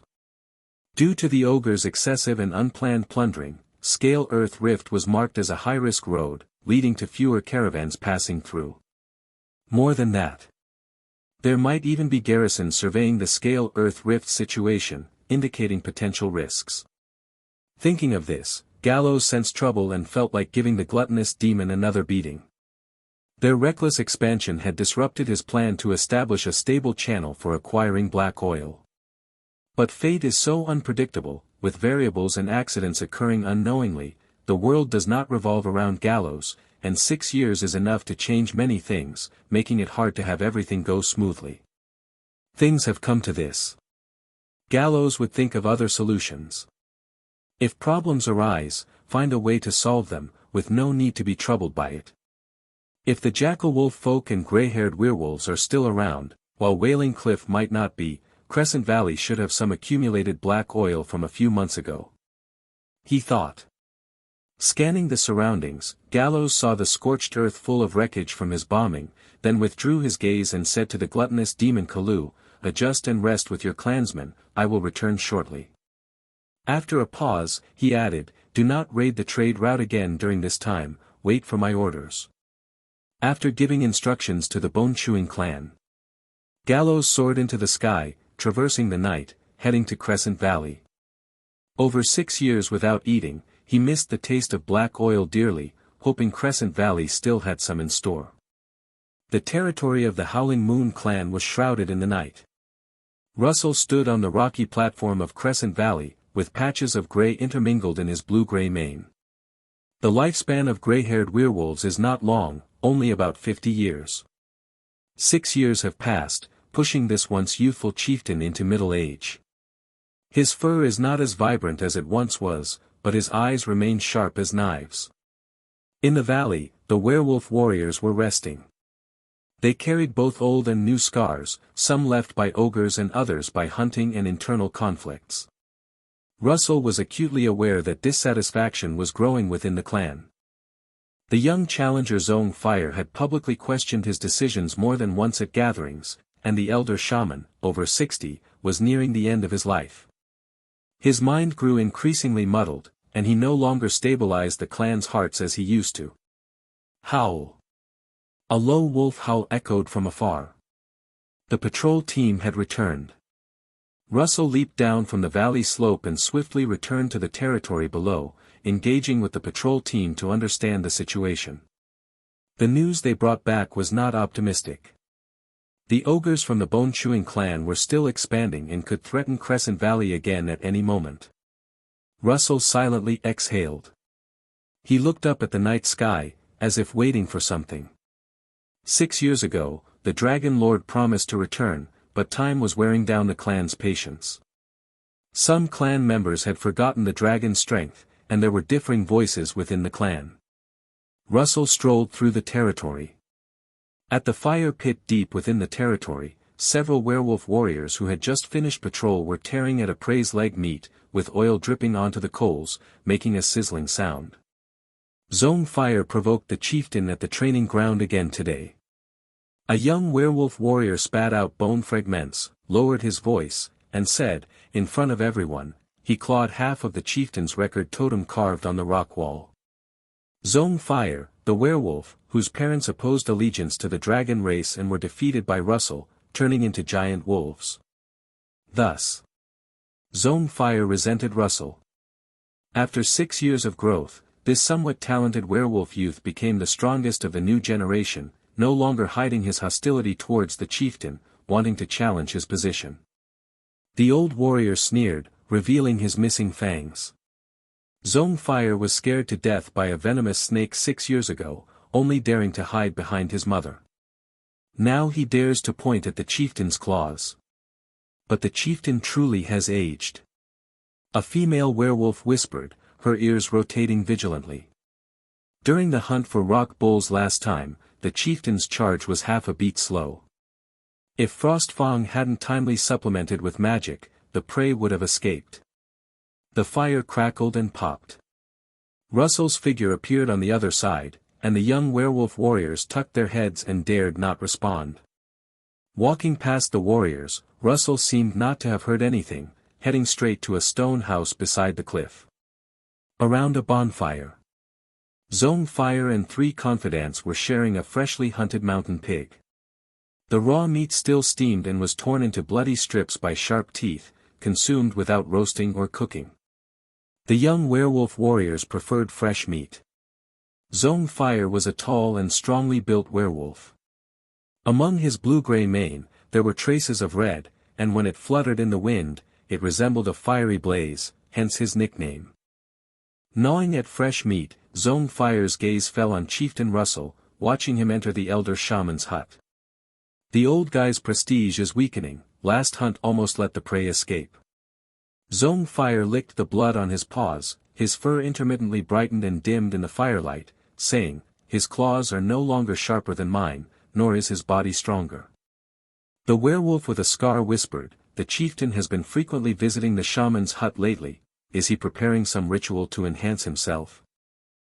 Fire slapped into the cliff wall, causing rubble to fall. The shaman has already lost his mind, incapable of granting him any enhancement. At the next full moon festival, I will challenge Russell before the entire clan. He revealed his stark white fangs, then I will become the new chieftain of the Howling Moon clan. The elder shaman was nearing death. The chosen successor, Frostfang, Russell's daughter, was currently a tender young shaman, lacking the elder shaman's prestige, posing no threat to him. Fire was determined. He must replace Russell. Russell gently brushed aside the beast-hide curtain hanging at the stone house entrance, greeted by a rush of herbal and rotting scents. The elder shaman's hut was darker than it had been 6 years ago. He was curled up on the bed in the corner, nearly merging with the shadows. Beside him sat a slightly smaller female werewolf, her teeth bright and white, her mane braided into small plaits, adorned with a beast bone necklace around her neck. Frostfang Belinda, Russell's daughter and the shaman's successor. She patiently groomed the elder shaman's fur, patiently plucking fleas, stopping upon her father's arrival and retreating outside. Upon hearing footsteps, the elder shaman's murky yellow eyes slowly rotated, his pupils clouded, lifeless.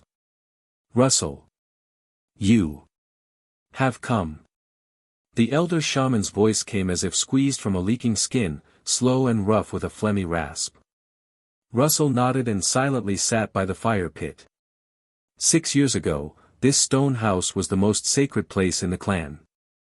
The elder shaman's prophecies accurately predicted the hour of rain season's arrival. Now, the fire pit held only thin branches, even the firelight seemed sickly. "I can barely suppress fire anymore." Russell sighed, a hint of fatigue in his brow as he spoke. "He's gifted and grows fast, while I've passed my peak." Fire's nature was ruthless, vengeful, lacking the breadth and vision to lead the clan. As a warrior, he was excellent, but if he became chieftain, it would spell disaster for the Howling Moon clan. Yet the clan revered strength, and if Fire defeated him through formal challenges, he couldn't prevent him from becoming chieftain. "It's fine. Dragon Lord is soon returning." A smile flickered in the elder shaman's murky eyes as he spoke. Russell paused slightly, newfound vitality entering his gaze. "Is this true?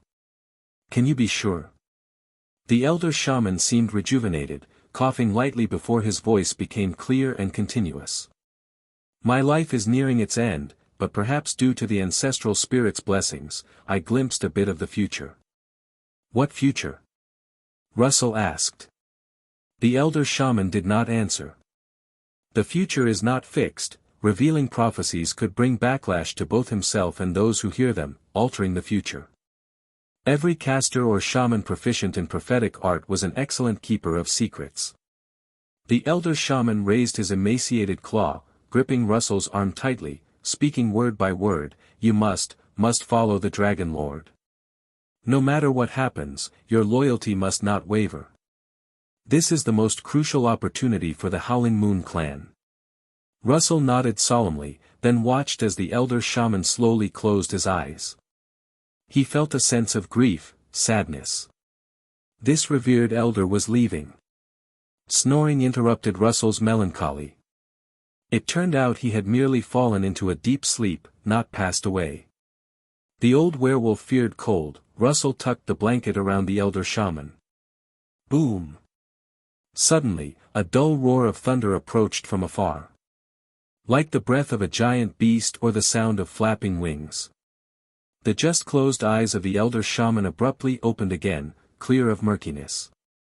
Russell, momentarily stunned, quickly grew excited. This rolling thunder-like sound, the recent newborns don't understand its meaning. But Russell and the elder shaman were very familiar with it. "Help me up." The elder shaman supported his body, speaking. Gallows' dragon wings whipped up a fierce wind, roaring in, as the clouds above Crescent Valley churned like boiling water. As his shadow swept past the bonfire in the valley, the entire wolf pack erupted as if ignited oil. Dragon Lord. The Dragon Lord has returned. An old werewolf with half an ear missing suddenly stood upright, his forepaws beating his chest with drum-like thuds. This sound seemed to open a floodgate, and more werewolves rushed out, some still clutching bones they hadn't finished gnawing, some not even having the time to take off their claw guards used during sleep. The werewolf cubs that had been dozing in their dens were startled awake. They didn't understand why their elders all rushed out, howling at the sky with near whimpering sounds, and driven by curiosity, they followed suit. Amid the howls of the wolves, Gallows folded his wings and landed in the middle of an open space in the New Moon clan. He noticed several adolescent wolf cubs crowded at the front, their eyes wide open. These little ones obviously had never seen him before, desperately tiptoeing to get a clear view of the legendary Dragon Lord's appearance. One particularly bold one even tried to climb onto the roof, but was slapped back into the den by a female werewolf. 6 years and 4 months. Russell's voice rang out. The chieftain's mane had turned somewhat gray, but his stride remained agile as he ran through the pack, being the first to appear before Gallows, kneeling on the ground and saying, "I knew you would return, the Howling Moon clan awaits your return." Meanwhile, the elder shaman, supported by Frost Fong, emerged from the stone house, walking over with faltering steps. Gallows gazed at the old werewolf, whose fur was almost entirely gray, with only a few teeth remaining, momentarily stunned. He remembered the first time he met the elder shaman. The werewolf was old but steady in pace with a vigorous spirit, now a frail figure who might cease to breathe at any moment. The past 6 years. For the dragon race, it's merely a fleeting moment, a single slumber. Yet for a species with a lifespan of only 50 or 60 years, it's already a long passage of time. You have grown stronger. The elder shaman respectfully said, "Someday, your dragon wings will cover the entire Cell wilderness, becoming an unparalleled giant dragon." He broke free from Frost Fong's support, his body quivering, movements slow, attempting to kneel to express his loyalty. Gallows lowered his gaze to the elder shaman, his massive dragon wings flexibly extended, supporting his body. "There's no need to kneel," he bluntly remarked, "you seem to be dying. Thank you for your grace." The elder shaman squinted his eyes and said, "The life of a werewolf is brief, please understand." Pausing for a moment, he continued, "I cannot continue to serve you, but I have chosen a suitable successor, who is wise and will replace me to serve you with shaman knowledge, and the Howling Moon clan will follow you for generations.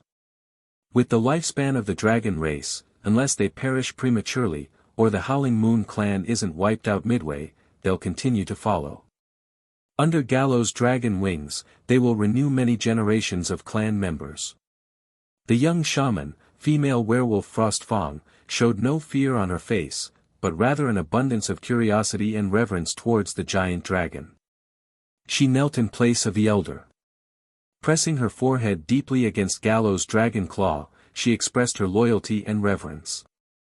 "By the ancestral spirit, the Howling Moon clan vows to be the claws and fangs beneath the dragon wings for generations. Your enemies will be torn apart by us, your territory guarded until the last cub ceases to breathe." Gallows gently nodded, "I accept your loyalty, rise." Frost Fong stood, carefully assisting the elder shaman again. Seeing the elder shaman in this state, the thought suddenly came to Gallows' mind, even though the dragon race has longevity, it is not immortal. Someday, they too reach the end of their lifespan. Only by becoming powerful over millennia. Lifespan transcends into immortal life to escape the shackle of death. And this is one of Gallows' goals. He doesn't wish someday to become like the elder shaman.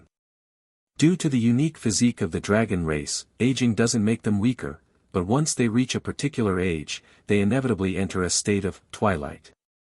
Much like during a dragon's sleep, dragons feel especially weary.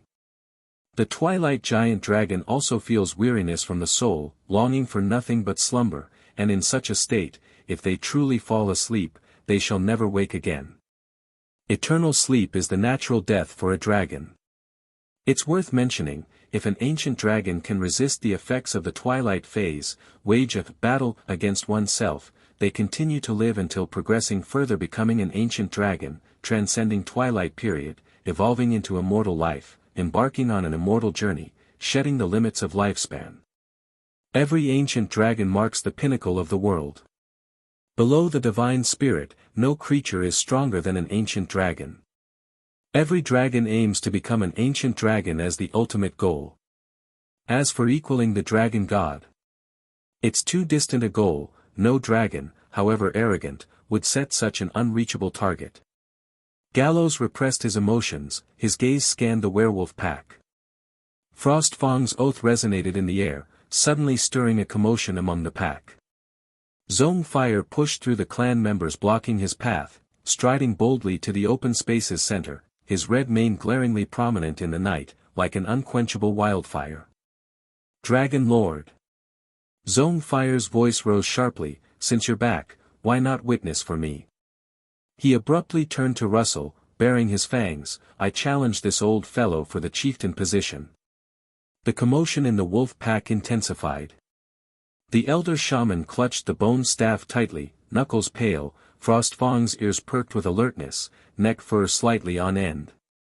Gallows squinted his eyes, calmly observing the unfamiliar young werewolf. Fire, although addressing himself as Dragon Lord, showed little reverence in his eyes.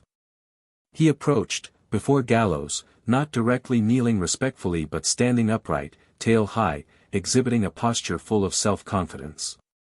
In front of the Dragon Lord, one must not be disrespectful. Fire, kneel.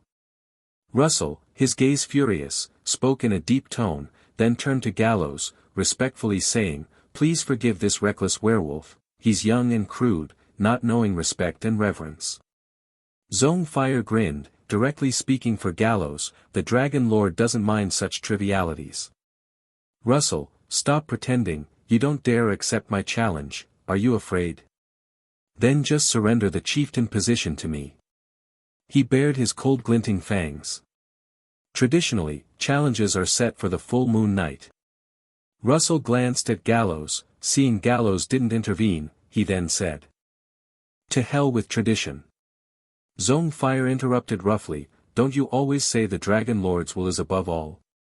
He turned to Gallows, wearing an exaggerated grin, Great Dragon Lord, surely you want to see who truly is the stronger one? Although he used an honorific for Gallows, Gallows still didn't feel the reverence within.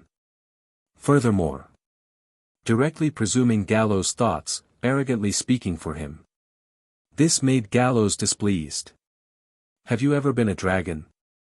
Thus presumptive. Gallows stared at the young werewolf. He slowly opened his mouth, speaking deliberately, you mean to say, you are the true strong one? Of course. Fire straightened his chest, saying. What arrogance indeed. Strong one. Gallows rarely considers himself strong, always seeing himself as a weakling, not being prideful or arrogant enables him to carefully respond to events, mitigating risks. Now, a mere werewolf calls himself strong in front of Gallows. This amused him, yet made him curious. From where does its confidence arise? Lacking a dragon's gift, yet possessing a dragon's pride? Perhaps there is something it relies on, a basis for its confidence. I can see you have the heart of a strong warrior. Gallows gazed at Fire, speaking slowly and methodically. You are truly perceptive. Fire lifted his chin and said. Gallows spread his wings, stood upright, and his gaze turned calm yet dangerous. He spoke in a deep voice, "I've heard this saying. The strong draw their blades against stronger foes, the weak wield their blades against weaker opponents."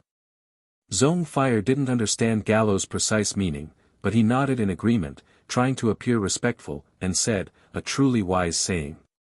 Gallows suddenly grinned. "Since you agree, challenge me then, prove your strength to me," he said. Fire was slightly taken aback, looking at Gallows' massive form, the terrifying pressure emanating from him causing a slight hitch in his breath. The smile on his wolf face became somewhat forced as he said, "You must be joking." It was only at this moment he realized that he might have been a bit presumptuous earlier, and he reined in his slight arrogance. Gallows took a step forward, walking to Fire and shadowing him as his strong body blocked the moonlight. "So, are you saying your earlier words were mocking me?" His voice suddenly became chilling, and his eyes stared directly at Fire, causing the young werewolf's fur to stand on end. Daring to puff up, instead of immediately kneeling and begging for forgiveness. "I dare not, please forgive me." Fire knelt to the ground and lowered his head. Gallows remained expressionless. "I admire your courage. As long as you can leave a scar on me, consider your challenge successful, and I will give you the position of chieftain." Fire's eyes lit up, and he seemed raring to try as he stood up. "Great Dragon Lord, I will do my best." He said this. Immediately, the other werewolves scattered fearfully, leaving plenty of open space. Russell and the elder shaman sighed silently, having already foreseen Fire's reckless outcome. The Dragon Lord had given more than one opportunity, but he had failed to seize them. Fire backed up several dozen meters, taking a deep breath, with his muscles tensed like iron. His hind feet scratched deep marks into the ground, a glint of ferocity flashing in his eyes as he stared straight at the dragon race in front of him. He had faced and left many scars on even larger ferocious beasts than Gallows, successfully hunting them with the cooperation of his clan. In his view, Gallows, as a member of the dragon race, might be stronger than similar-sized ferocious beasts but not by much. At the very least, leaving a wound on Gallows was something he could achieve. Howl. Accompanied by a deafening wolf howl, Fire's muscles beneath his fur swelled, and he leapt up forcefully, his hind legs exploding with tremendous power. His sharp claws flashed with a cold light in the moonlight, aiming directly for Gallows' throat. This strike contained all his power and skill, moving so fast that it left afterimages in the air. Gallows didn't even lift an eyelid. Snap! With a light sound, the dragon claw casually swatted, as if it were swatting an annoying fly. Fire's body strangely paused in midair, and then flew backward at an even faster speed. Boom! His body crashed heavily against the rock wall, causing the cliff to tremble as rubble fell, and dust filled the air. When the dust cleared, the werewolves were shocked to discover Fire's body deeply embedded in the rock wall, twisted into a distorted position. Gallows thought perhaps Fire had some reliance, so the first strike only used mild power for probing. The result greatly disappointed him. This young werewolf had no reliance, just a better natural talent than other werewolves, a bit unaware of his own limits. He walked closer, looked down and examined Fire. Fire's eyes were still open, his chest completely collapsed, and blood mixed with pieces of internal organs was continuously oozing from the corners of his mouth. "Too weak, your arrogance is worthless," Gallows calmly evaluated. The wolf pack was deathly silent. Frostfang's claws unconsciously gripped the ground, finally understanding why the elder shaman always said, "Long way is unfathomable." The once arrogant Fire was not even considered a toy before the Dragon Lord. Roar! A low, unwilling growl escaped Fire's mouth. With cracking sounds emanating from his body, his heavily injured body began to transform. His fangs grew, his body elongated, and in an instant, he turned into a blood-stained giant wolf, roaring and pouncing towards Gallows. Gallows's tail lashed. Bang! The body of the giant wolf exploded instantly, turning into a mist of blood, its body shattered in midair. Hello, everyone! As we wrap up this video, I want to share a quick note. I have a Patreon account. If you'd like to support me and enjoy on-demand audiobooks, you can become a Patreon member. Alternatively, you can check out my Google Drive link, which has 500-plus novel audiobooks available through my Ko-fi or Patreon shop. I appreciate your support.